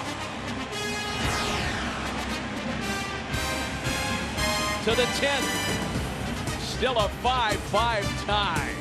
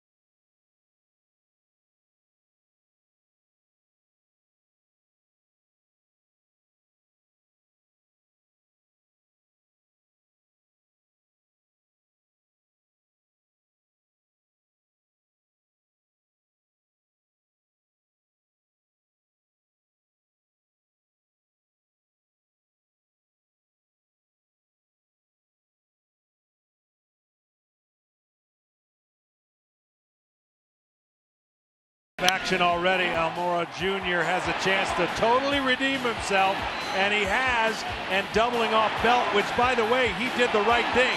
Belt's got to take that chance, because if that ball gets down, he scores, the Giants win. He read it off the bat as a ball that was going to slice away from Almora Jr., and his speed caught up with it. Addison Russell leads things off in the top half of the 10th. Sorry, Matty, I had to get a little Dumb and Dumber line in there on you. Listen, I did Major League on you earlier. I mean, that's what happens in an exciting night like this. Start doing movie shtick. It's 0-1 to Russell. Hey, look out. Boy, hot shot into the Giants dugout.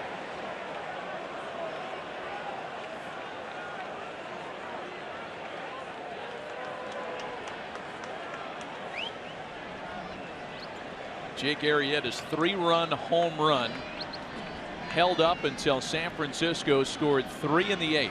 They took a 5-3 lead to the 9th. Chris Bryant hit a 2-run home run. The Giants had the winning run at first with 1 away in the bottom of the 9th inning. Albert Almora makes the game-saving play, a great catch, and then doubles off Brandon Belt, and here we are in the 10th. And believe me, those are just the broad notes on what's been a fascinating game to watch. 2-2 to Russell.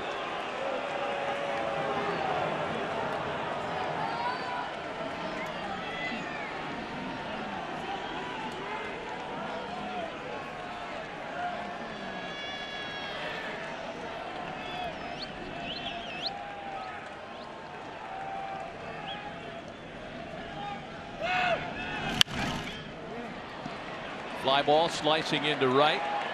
Pence is on the move and making the catch for out number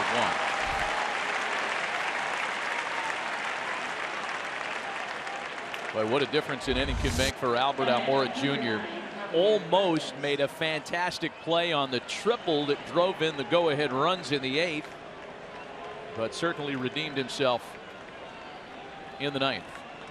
And by the way, I don't know that anybody makes that play in the 8th. Made the mention that Jason Hayward, he's the best defensive right fielder in the game. Maybe Hayward, but through no fault of Almora's, that ball got by him. Here's Javier Baez now. Yeah, the difference is a lefty on lefty hit the ball, and it was going to Triple's alley, and he was running away from himself, which is the left hand having to reach across his body to dive in that one. Whereas Posey hits a slicing liner to right in favor of where his glove hand is, maybe giving him a better chance to run that one down. Here Baez with that straight Gary Sheffield torque in that big hack.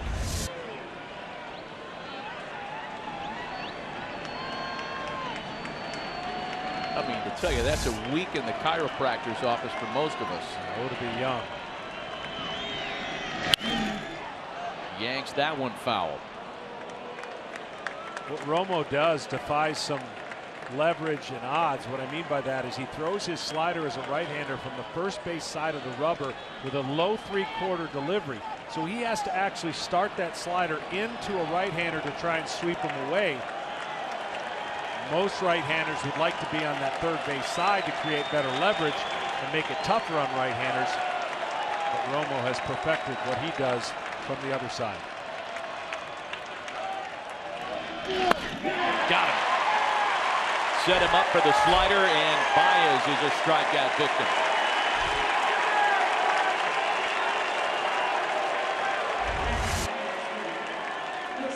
Here's the pitch, and he expands the zone. Nowhere close.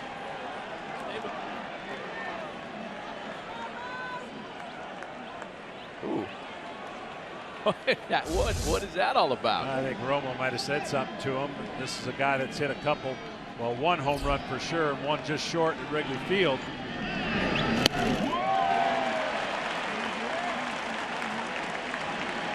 Nothing and 1 the count to Wilson Contreras, who drew a base on balls back in the 8th. Turning into a night when some of the non-starters, the quote defensive replacements, are going to get a handful of at-bats.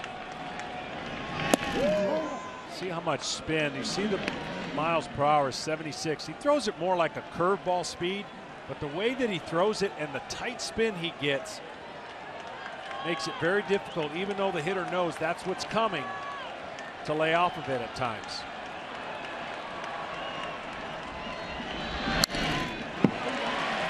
Let's take a look at some of the give and take between Romo and Baez a moment ago.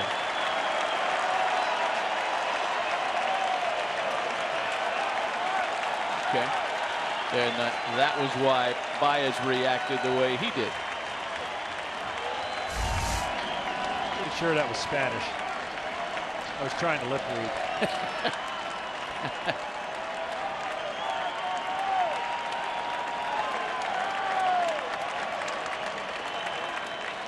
The 1-2 to Contreras. Swung on and missed. 1-2-3 top of the 10th. The Giants with another chance to walk it off tonight.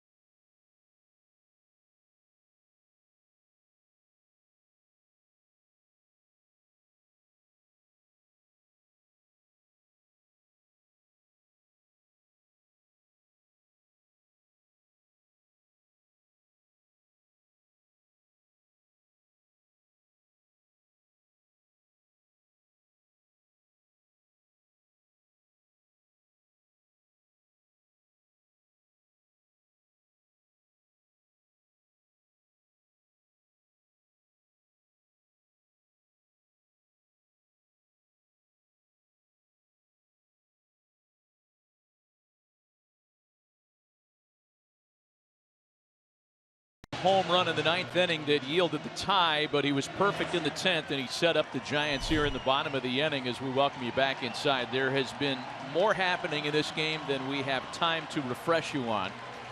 If you're joining us now, the night started with Jake Arrieta and Madison Bumgarner, and what we thought was going to be another pitching and defense game because that's the way this series has gone. We couldn't have been more wrong.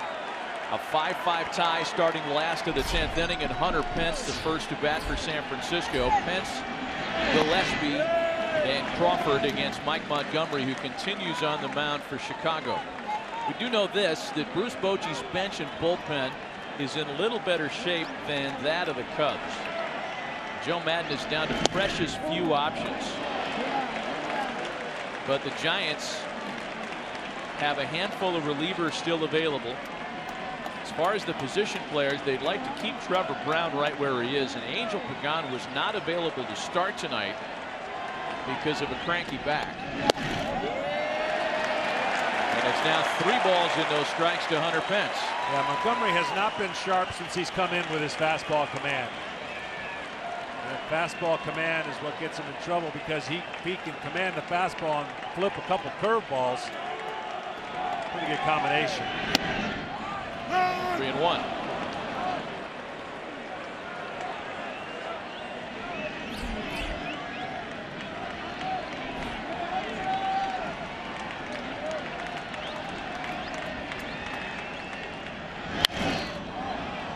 And it's a full count to Pence now, 3-2.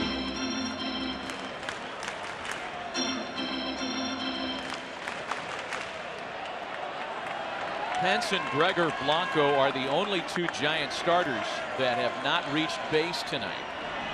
And it's going to stay that way for Hunter as he's retired to start the inning. Oh, that was a 3-0 count that Montgomery was able to work back full and then record his out. Yeah, that's a huge comeback against a really good hitter in Hunter Pence.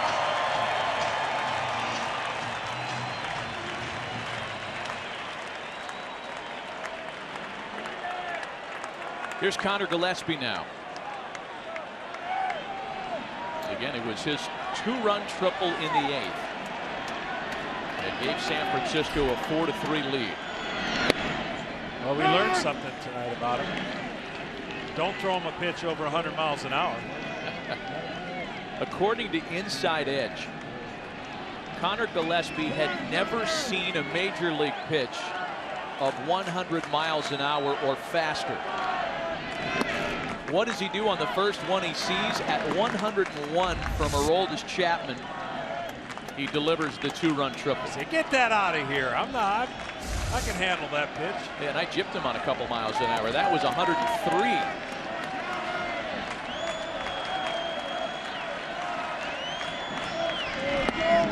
We got to get the numbers right. The exit velocity was 103. The pitch was 101. Really fast.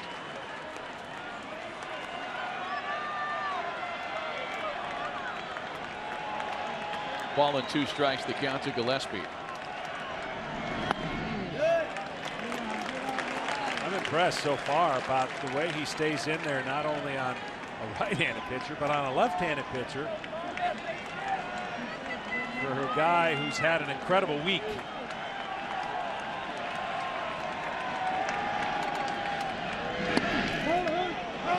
Got him looking.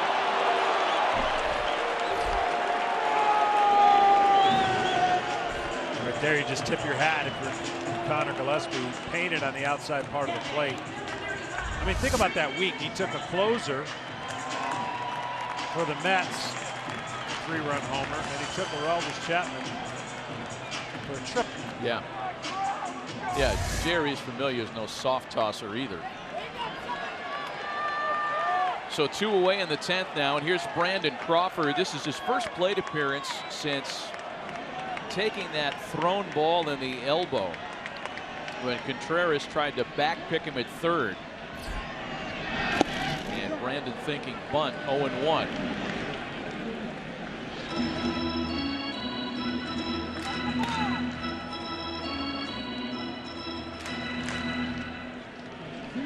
Crawford singled in the 3rd run in that inning in the 8th. looked like at the time to be the insurance strike.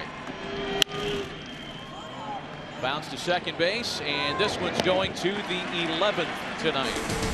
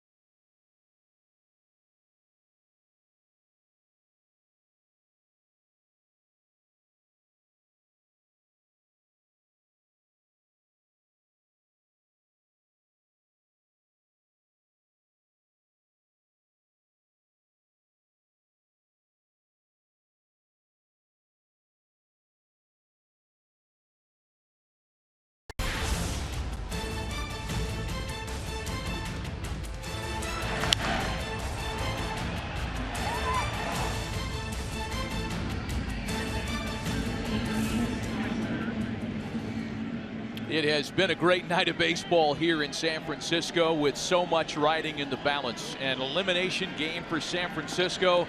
The Cubs would like to finish things off tonight. The Giants, with a much deeper remaining bullpen than that of the Cubs, will use some of that depth here with the left-hander Will Smith taking over in the 11th. Chris Coghlan, the first to bat, making his first plate appearance tonight. Coghlan, Fowler, and Bryant here in the visitors' 11th.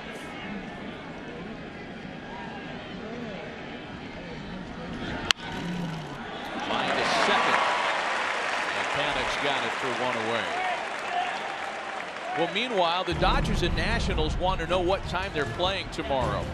The NLDS continues on FS1. Nationals and Dodgers. Game 4 elimination night for Los Angeles. And if needed, the Cubs and Giants play game 4 right here. And here's the rub as Dexter Fowler digs in now. If the Giants win, the Nationals and Dodgers play at 5 Eastern, 2 Pacific tomorrow. If the Cubs win tonight, the Nationals and Dodgers play at 8 Eastern, 5 Pacific. So it's a difference of 3 hours based on who wins tonight. You might be tempted to think that's not a big deal, but a shadows game versus a game in lights, there's a big difference tomorrow in Los Angeles, and the Dodgers again with their backs up against the wall.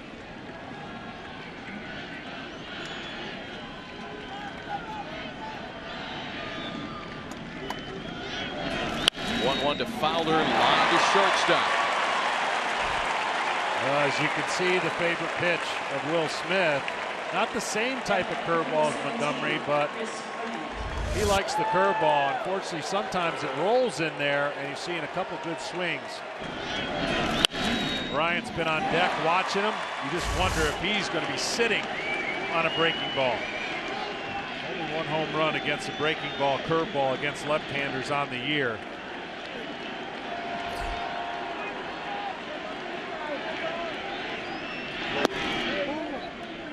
my. That's my first oh my.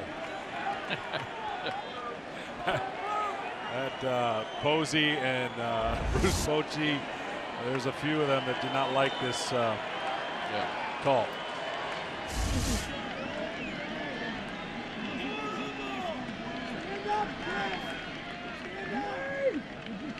There's a strike to make it 1-1. Will Smith on a postseason roster for the first time in his career. Very good for the Giants down the stretch after being acquired from Milwaukee.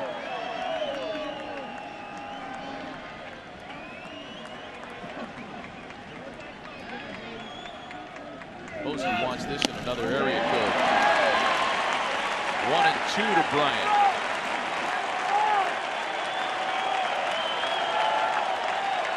Giants will have the bottom of the order in the bottom of the 11th. Panik, Blanco, and then the pitcher's spot.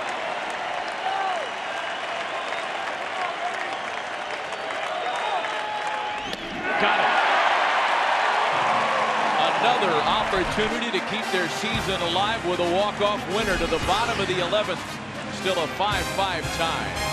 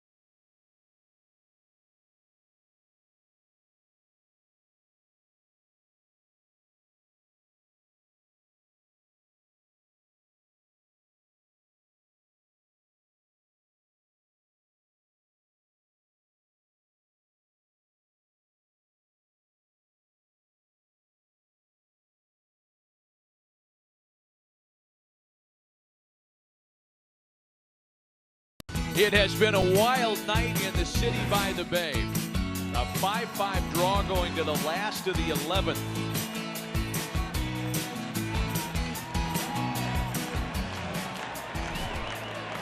Mike Montgomery to continue.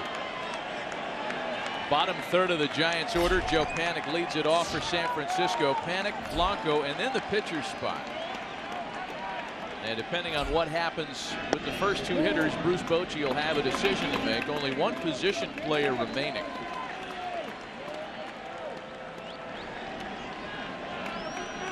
It's unlikely he's going to burn Trevor Brown with the bases empty.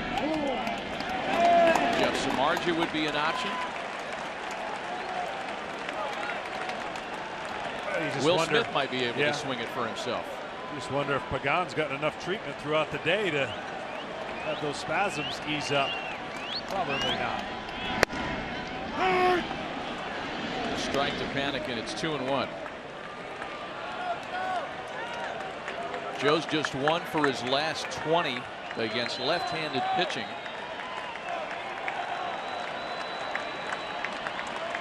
Montgomery got through the side in order in the 10th. And it's 2-2.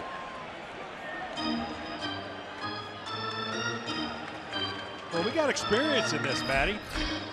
I played in a game in the postseason that went 18 innings in Houston. And then you and I got a privilege of calling 18 innings in Washington.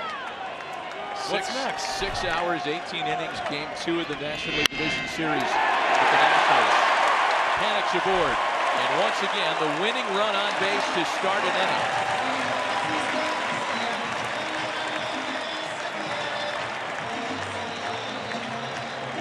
Just can't say enough of what the Giants, in the scenario that this game obviously means everything for them to play tomorrow.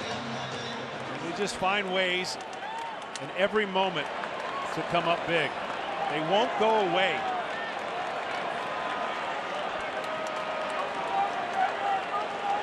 Gregor Blanco now. He, along with Pence, the only Giant starters not to reach base tonight. Again, he was a late add to the lineup when Angel Pagan was scratched with back spasms. If you're thinking about the bunt play, Blanco has 1 sac bunt to his credit.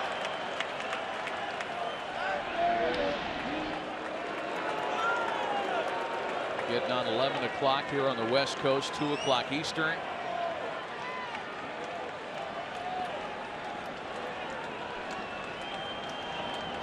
Hunter Pence's hair looks like it's 5:30 a.m.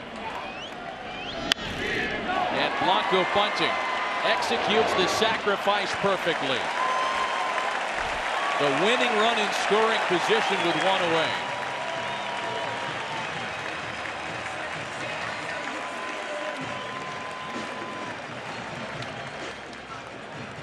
And Bruce Bochy's going to spend that last dollar in his pocket. Trevor Brown will pinch hit. And assuming that Angel Pagan's unavailable, Brown is the last position player left in the Giants' cupboard tonight. Well, they're going to go out and talk about this. They got the strategy of a base open and then a left-hander, Denard Span, on deck, and a left-hander with Belt to follow. So this conversation's either going to be, this is what I want you to do, walk him, or if the count doesn't go in your favor, trying to attack him early, walk him. But it shouldn't be pitch him carefully, because that's the one thing a pitcher doesn't want to hear. Be careful with this guy. You don't want to hear that. Just tell me to pitch to him or walk him. So right now it looks like they're going to pitch to him. Trevor Brown is a pinch hitter this year, 3 for 17.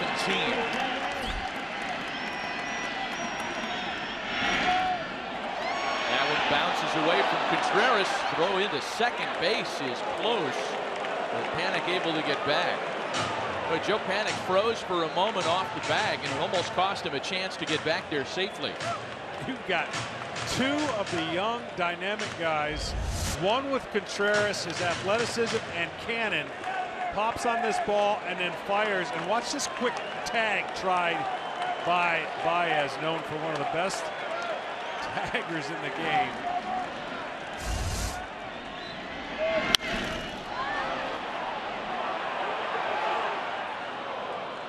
One and one to Brown.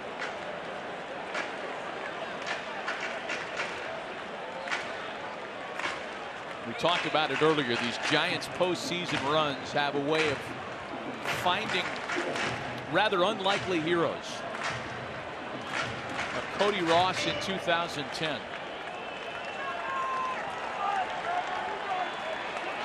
Fast forward all the way to the current hero, Connor Gillespie.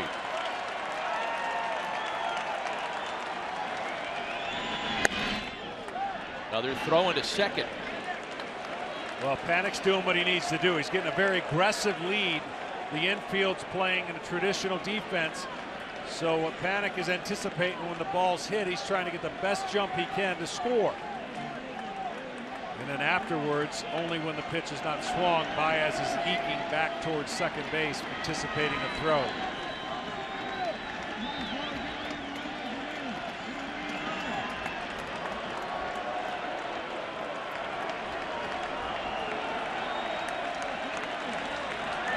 Two balls and a strike to Brown. To 3-1 now. All the way around from Coughlin to Fowler to Almora, rather shallow in the outfield.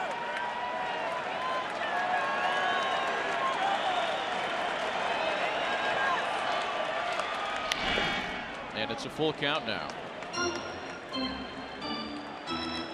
Kenny, we understand there's a past history or a connection here. There sure is. Mike Montgomery and Trevor Brown went to the same high school, William S. Hart's High School, Santa Clarita, California.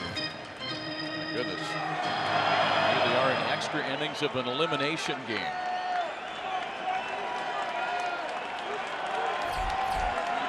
A couple of Southern California guys here.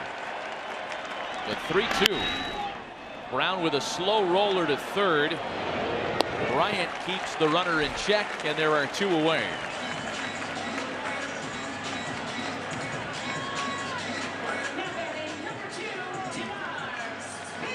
Good 3-2 curveball there. Actually jammed him a little bit. Every time Montgomery looks he's going to get a little erratic with his command, he finds a way to home back in. Back 3-0. He came back on Pence. 3-1 there. He made 2 quality pitches with a runner in scoring position.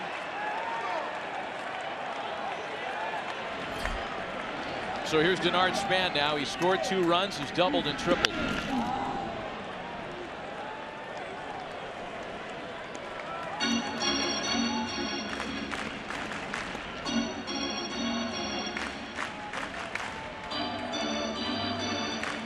Span's been aggressive lately on the first pitch. Something hitting over 400 on the first pitch.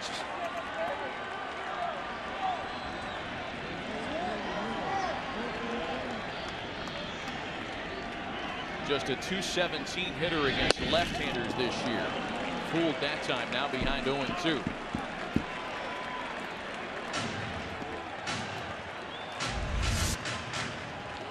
This one was more of the slider variety. We've been seeing the curveballs with a more of a cutter type pitch off his fastball there. Good pitch, expanding the zone.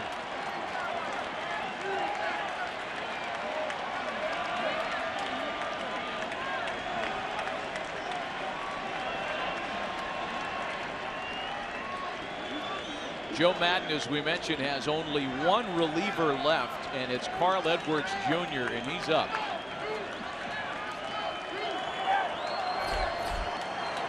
Hoping not to have to use that card here with 2 out and 2 strikes. And the reason that's the case, he went with the knockout punch in the 8th inning. 1 batter for Wood, 1 batter for Rondon, and in comes their closer Chapman with runners in first and second and nobody out. Looking for 6 out save. It did not work.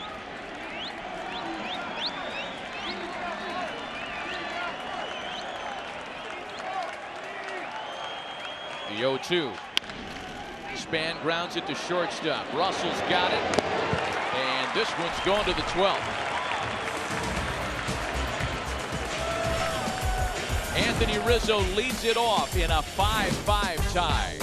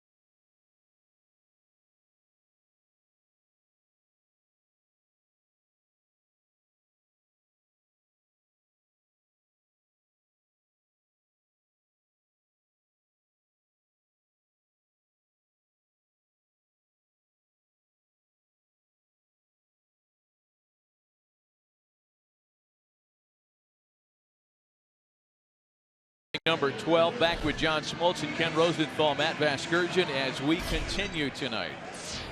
The Giants in an elimination game into the bullpen, one deeper for the rookie southpaw Ty Blach. Blach made his first career start in the final weekend of the season, that final Saturday, October 1st. Drew Clayton Kershaw as an opponent and proceeded to throw 8 scoreless innings to keep the Giants season alive in a must-win situation. He's trying to do the same thing here in relief tonight, and he'll face Anthony Rizzo to lead things off. Rizzo, Almora, and then the pitcher's spot for Chicago. Anthony Rizzo is hitless in this series. Block is just enough deception. He's got that quick arm when it comes out of the glove, and his leg, landing leg, almost looks like he doesn't really force it down. It just looks like it lands a little soft, but his pitch is speaking a lot bigger. Ball and 2 strikes.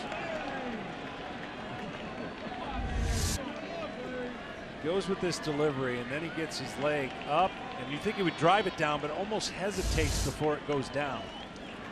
Got him.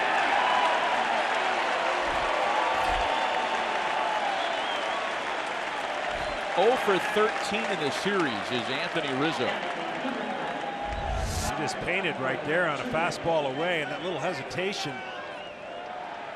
but the direction of his pitch was perfect.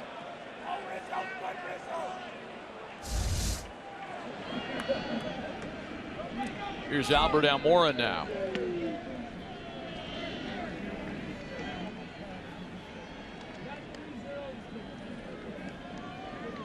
Madison Bumgarner and Jake Arrieta in what is seeming more and more like a different night.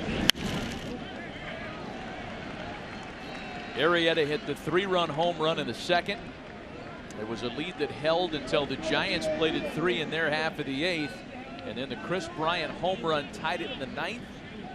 That's where we have stayed ever since.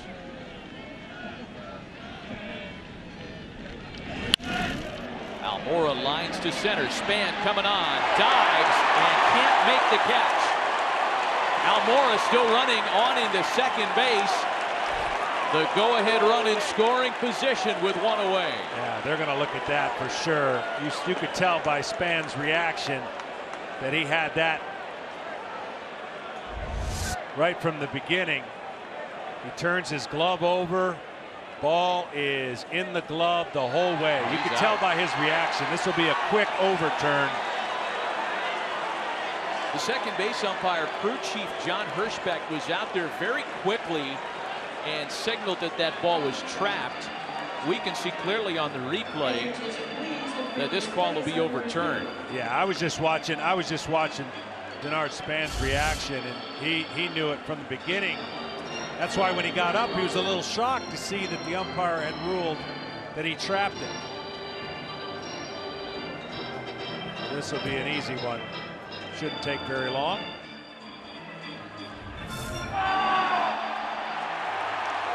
Did a nice job on a left-handed coming in without jamming his wrist, turning the glove over, and easily getting the ball in the glove.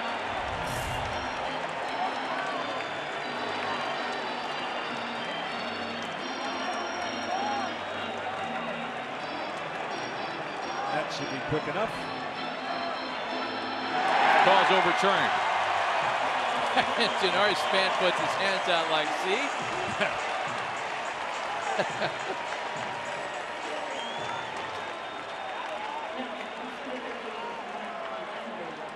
Oh, what a terrific catch. And there are 2 gone now. Mike Montgomery's going to swing the bat. 1 for 11 this year. He's had more plate appearances than most setup men will ever see in a 3-4 year period. He's thrown a 9-inning game already. Bullpen work, getting ready, and then the innings he's been in. Now I just got to give him the take for a while.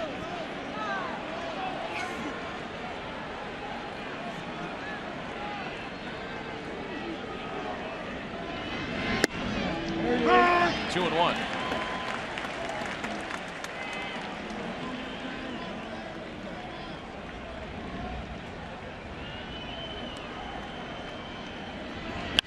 Yeah.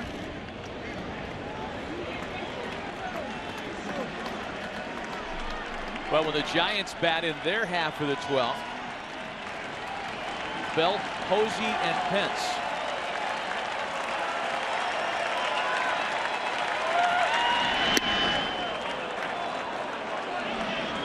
Full count now, 3-2.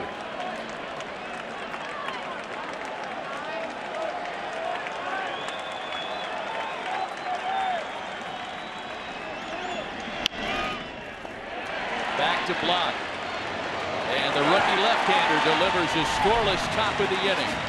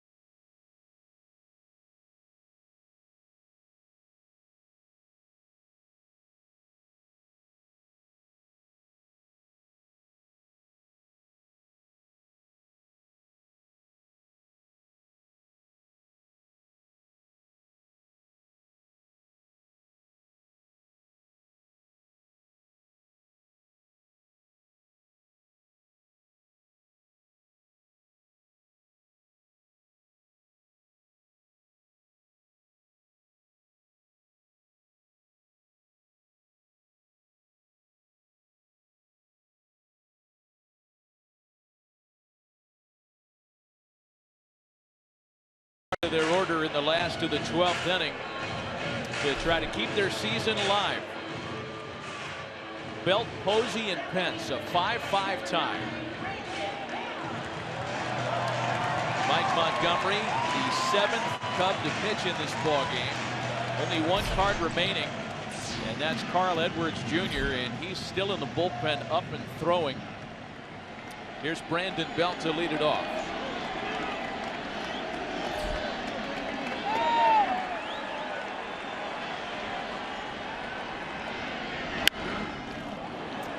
Excuse me, roller up the line to first, and Rizzo has it. There's one away. Excuse me is definitely, Belt was looking to come out of his shoes on a fastball that he was hoping to guess, and this ball just eats him up inside. He was already committed.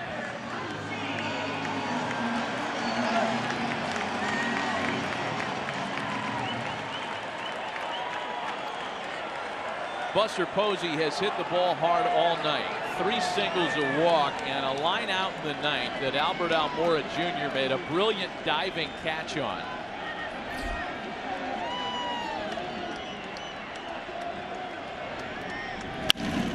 Posey wraps the ball to shortstop. 2 pitches and 2 outs for Montgomery in the 12th.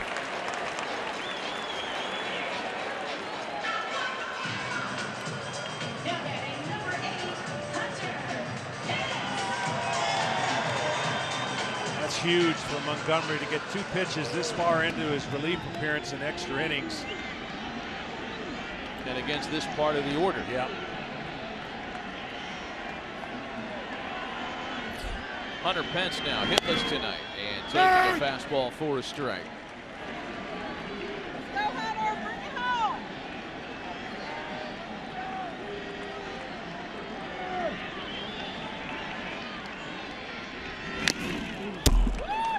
It's a point worth reiterating. Again, only 9 of the 72 teams that have gone down 0-2 in a best-of-5 series have advanced.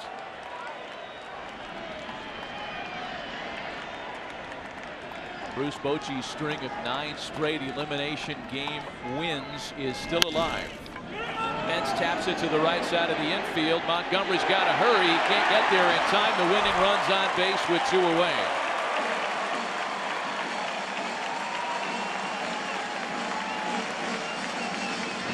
I'm just telling you, that's what Hunter Pence does. Off balance, but never gives up anything or take anything for granted. And that slight hesitation by Montgomery cost him. Just that hesitation's all it takes. Left-hander finishes away from first base. And at that point, the only thing you do is tag him. And he couldn't do that either.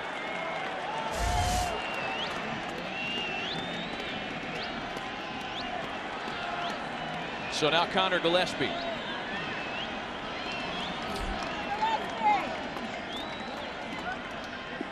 One thing you do here if you're Montgomery, the one area you can't afford to get beat is in on a left-hander. Down the line, with the outfield protecting against doubles in the gaps, down the line would be problems for the Cubs. They're giving them a lot of space to right field.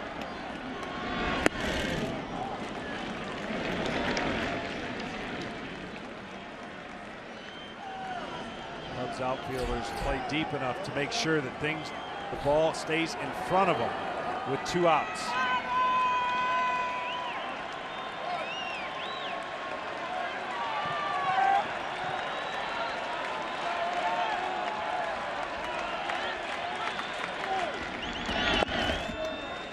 A ball and a strike.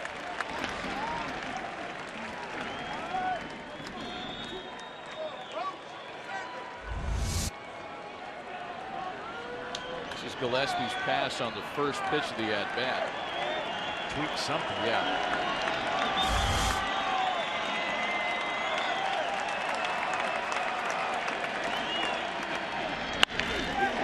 Into right and foul.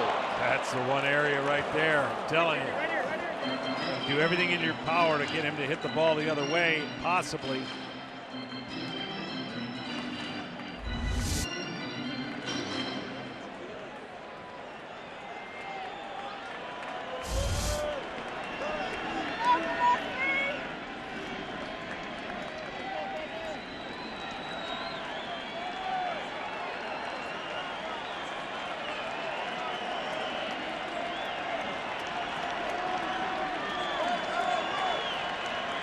A ball and 2 strikes.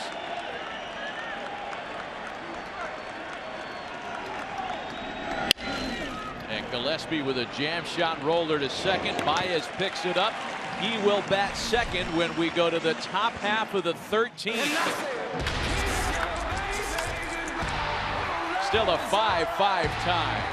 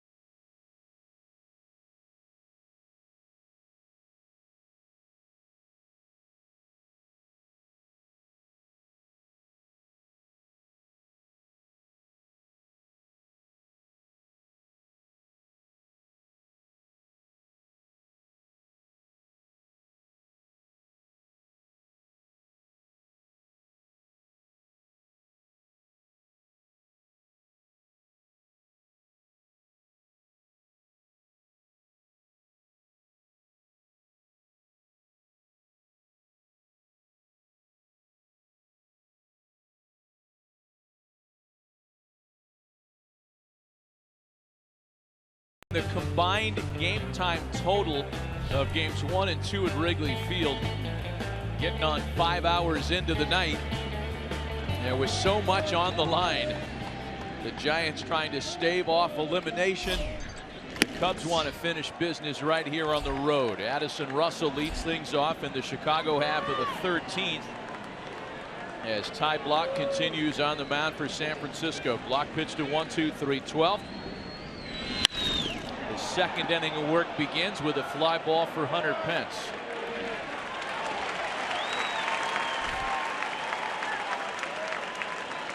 Let's send it down to Ken Rosenthal for a little bit more on the rookie left-hander. 5th round draft pick out of Creighton in 2012. Matt, I was talking with Giants executive Brian Sabean yesterday, and he compared Blach to a pitcher who is beloved here in San Francisco, Kirk Reeder. Blach throws a little bit harder, might never be more than a back of the rotation starter, but he has impressed so far. Yeah, Woody Reeder was a big-time fan favorite in the early 2000s here when this new place opened up. I say new place, it's almost 20 years old now, but Kirk Reeder was indeed a big fan favorite. I got another Ty Blach nugget for you, too. Pitch to Javi Baez is in for a strike. If Blach gets the win in this game, he'd be the first Creighton guy to win a postseason game since Bob Gibson in 1968. Baez with a sharply hit ground ball that gets past Crawford into left center field. Go ahead run aboard with one away in the 13th for Chicago. And here I thought you were going to say he'd be the first guy in postseason history to pitch in a tie game with the name Ty. See, that would have been even better. I'll tell you what, Baez has been unreal so far in this series. Full of energy, full of hits, full of defense. There's Wilson Contreras now. He has walked and struck out tonight.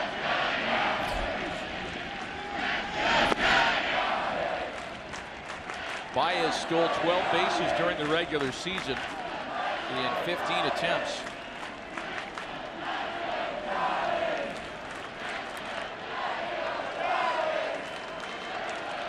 A little harder for him to get a read on the left-hander, not to mention Buster Posey had his best career year throwing out would-be base stealers. Baez stays put, pitch to Contreras, misses outside.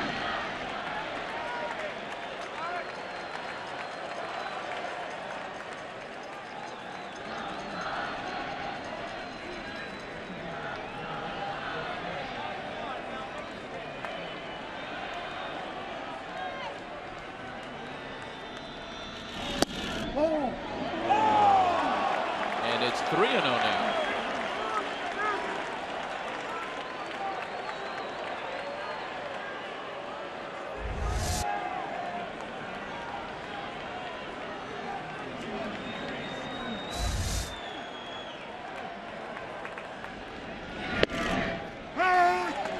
Three balls and a strike. My goodness. George Contos is now throwing both ends of a doubleheader in the bullpen. It's the 5th time he's been up today. A base hit into right. Baez to second. And the Cubs are in business in the 13th.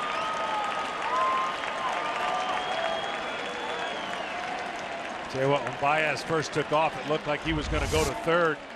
Pence doesn't look like he has a great arm, but he gets it done with an unorthodox throwing style. So good read by Baez. So back-to-back base hits against the rookie left-hander. The Giants bullpen had retired 10 straight.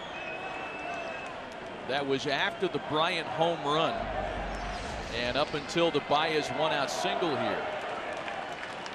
Going to have a pinch hitter here for Chicago.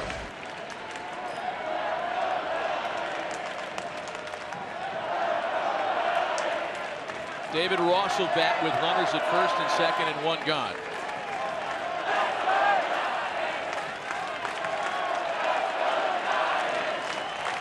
And that leaves only Tommy La Stella on Joe Maddon's bench this evening.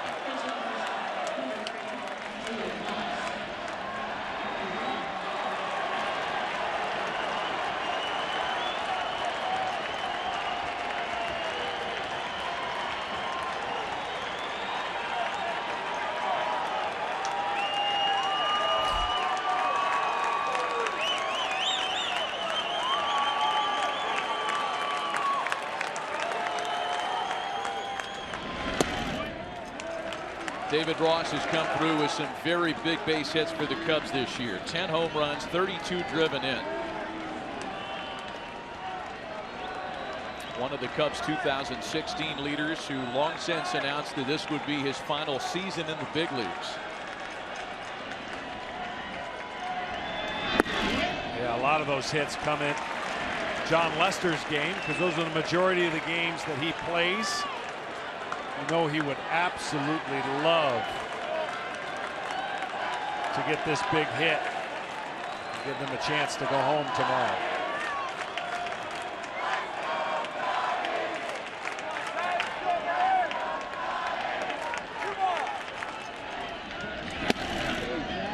On the inside corner, it's 2-1.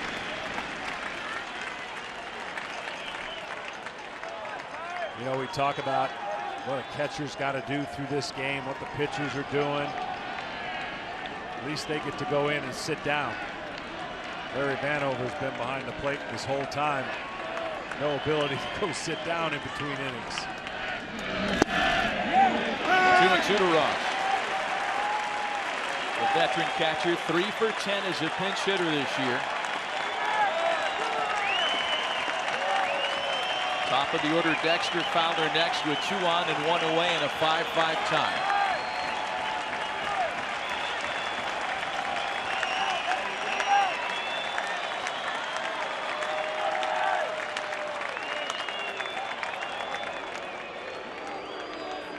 I'll tell you another thing, this crowd has done all it can humanly do. The vast majority of which still around.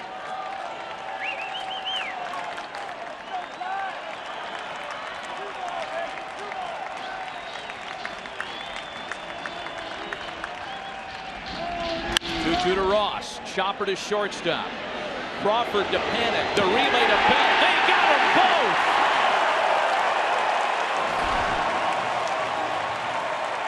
As we are accustomed to in these postseason games, they're going to check in the video room. As it stands, it's an inning-ending double play. It gives the Giants another chance at a walk-off win. Let's take another look ourselves. Yeah, this was a great turn. You see the flip. It wasn't hit very hard. Panic stays in there as he should, as he delivers. And just that in-between step might have cost Ross the opportunity. See, he got caught in between right there with a short step. They are going to look at this one again. The call on the field was an out, so it would have to be pretty clear, and we've already seen that early on play out. Yeah, there is no chance I'm going to leverage my opinion on any more of these tonight. I think he's got him. I mean, that's about as clear as it can be. I can't imagine seeing this and coming to another conclusion. Ball's in the back of the glove. Sometimes you get into that language. Puts on the bag, best we can tell, but they want to make sure.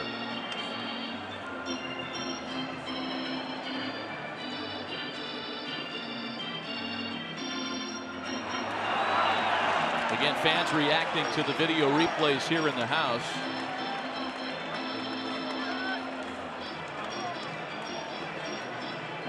Brandon Crawford started the double play that we are guessing has ended the inning, pending a shocking overturn.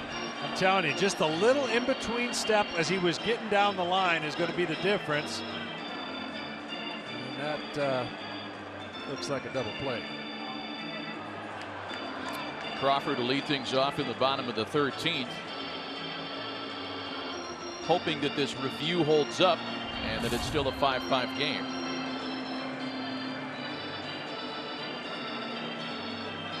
If this is overturned, there are runners at the corners with 2 gone. And the go-ahead run is 90 feet away from scoring.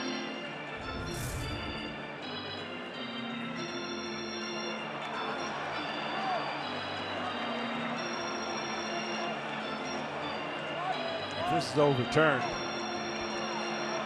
I'm going to see a doctor in a moment.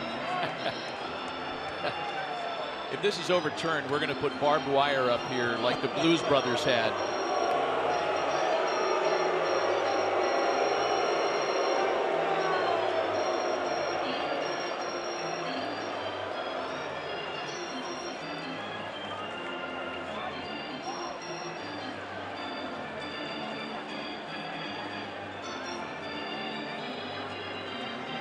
So they're looking at the glove, they're looking at the foot, make sure everything, foot's on the bag, ball's in the glove, and thought it would be a little quicker than this, but can't imagine what is taking so long here, unless, you know, it's almost 3 o'clock in the morning in New York City where this is all happening.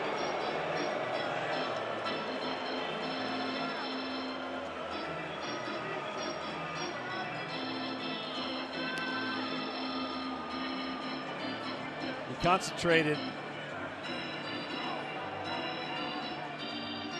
He's out.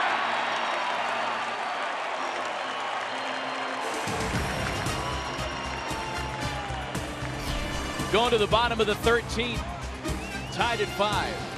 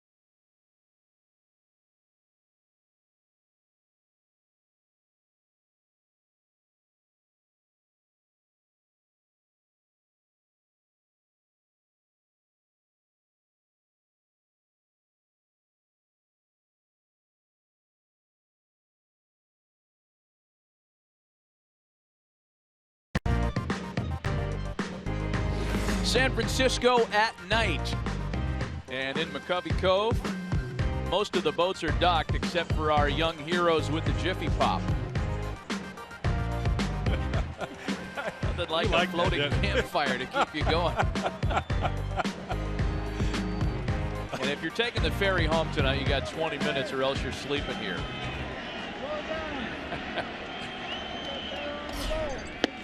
Brandon Crawford leads things off in the Giants half of the 13th.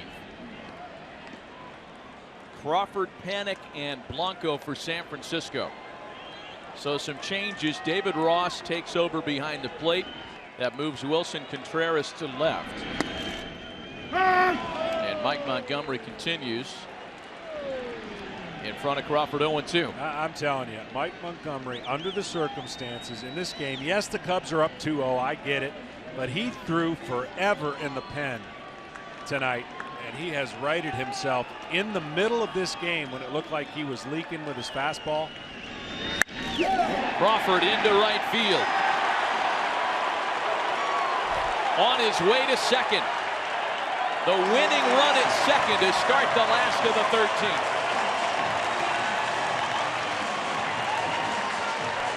Right when I was giving him some love.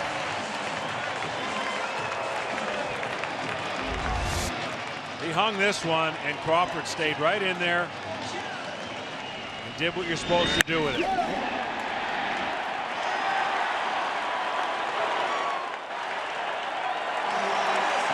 Derek Law. Oh, he's still got enough. Yes. His energy is limitless. Here's Joe Panik now. Panik singled to lead off the last of the 11th and was left stranded at second base. 2 hits and 2 walks for the San Francisco second baseman tonight.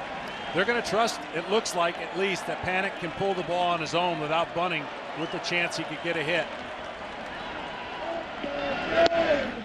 He is one of the Giants' better bunters. 3 sack bunts this season, but if you ask Bruce Bochy, along with Crawford, Panik handles the bat as well as anybody on the roster.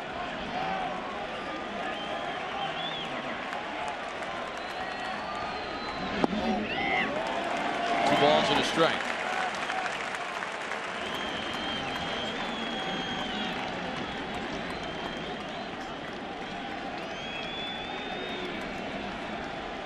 The Giants and Nationals still have no idea what time they're playing game 4 of their series tomorrow.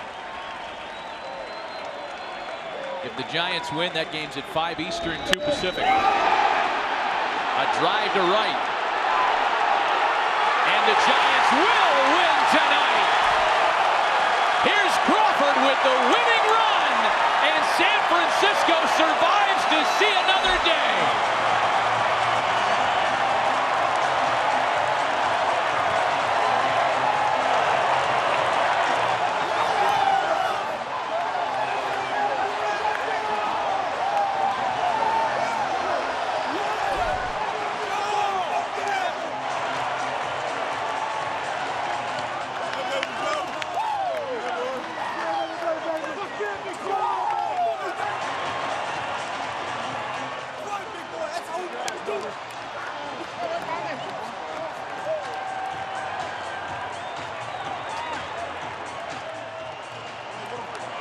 San Francisco's magic in elimination games continues.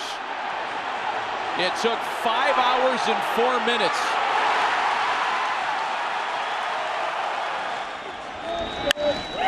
Joe Panik keeps the Giants season alive.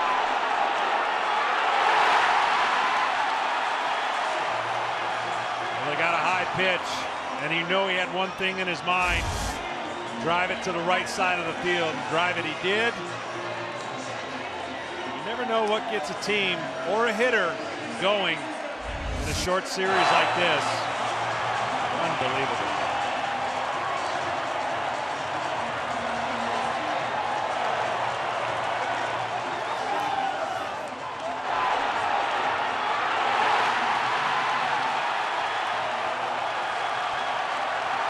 San Francisco's lineup was lifeless for 2.5 nights in this series. They have come back off the mat to claim game 3. It'll be Matt Moore and John Lackey tomorrow night in game 4.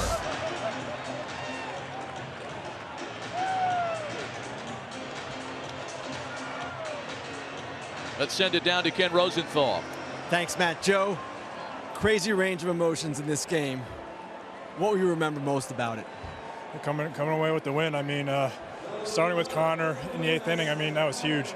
I mean, we wouldn't have been in this spot if it wasn't for him. So with that shot he hit and then Craw, starting us up, it's a total team effort. I mean, our bullpen did a great job, after giving up three runs, just holding them down for a while. So giving us the chance to come away with the win. All right, you're at bat after Brandon's double. What are you trying to do there? And off the bat, what did you think? Yeah, in that situation, with Butch wanting me to hit there, I'm really trying to get something to pull. Worst case scenario, just to move the runner over, but just looking for something to drive, and I got the pitch I wanted, and I put a good swing on it. it's a long way out there, right center. So I was happy for it to drop. Well, Joe, this is 10 straight games, 10 straight elimination games the Giants have won. What is it about this team? You know what? There's a sense of calmness. I mean, going into today, we had Madison on the mound. So anytime that happens, we're always a confident bunch. But it's like we've been there before, and we're facing a really good team in the Cubs. So it's a matter of trying to stay within ourselves and not try to do too much, and just play the way we know how to play. How surprised were you by the comeback against Chapman? Yeah, I mean, he's one of the best closers in the game. But somehow we always just find a way. With our backs up against the wall. Belt starting us up that inning with a single and Buster working the walk. And then, like I said, Connor coming through with the big hit. It's always somebody. Joe, thanks a lot. We'll see you tomorrow. Matt, back to you. All right, Kenny, thanks. Well, we do know this, that the Giants, with their win tonight, have kept their season alive, and that means the Dodgers and Nationals play tomorrow at 5 Eastern, 2 Pacific on a tight turnaround. What a night. In just over 5 hours, the Giants survive. For more post-game coverage, Kevin Burkhardt and the guys in our Los Angeles studios. KB, take it away.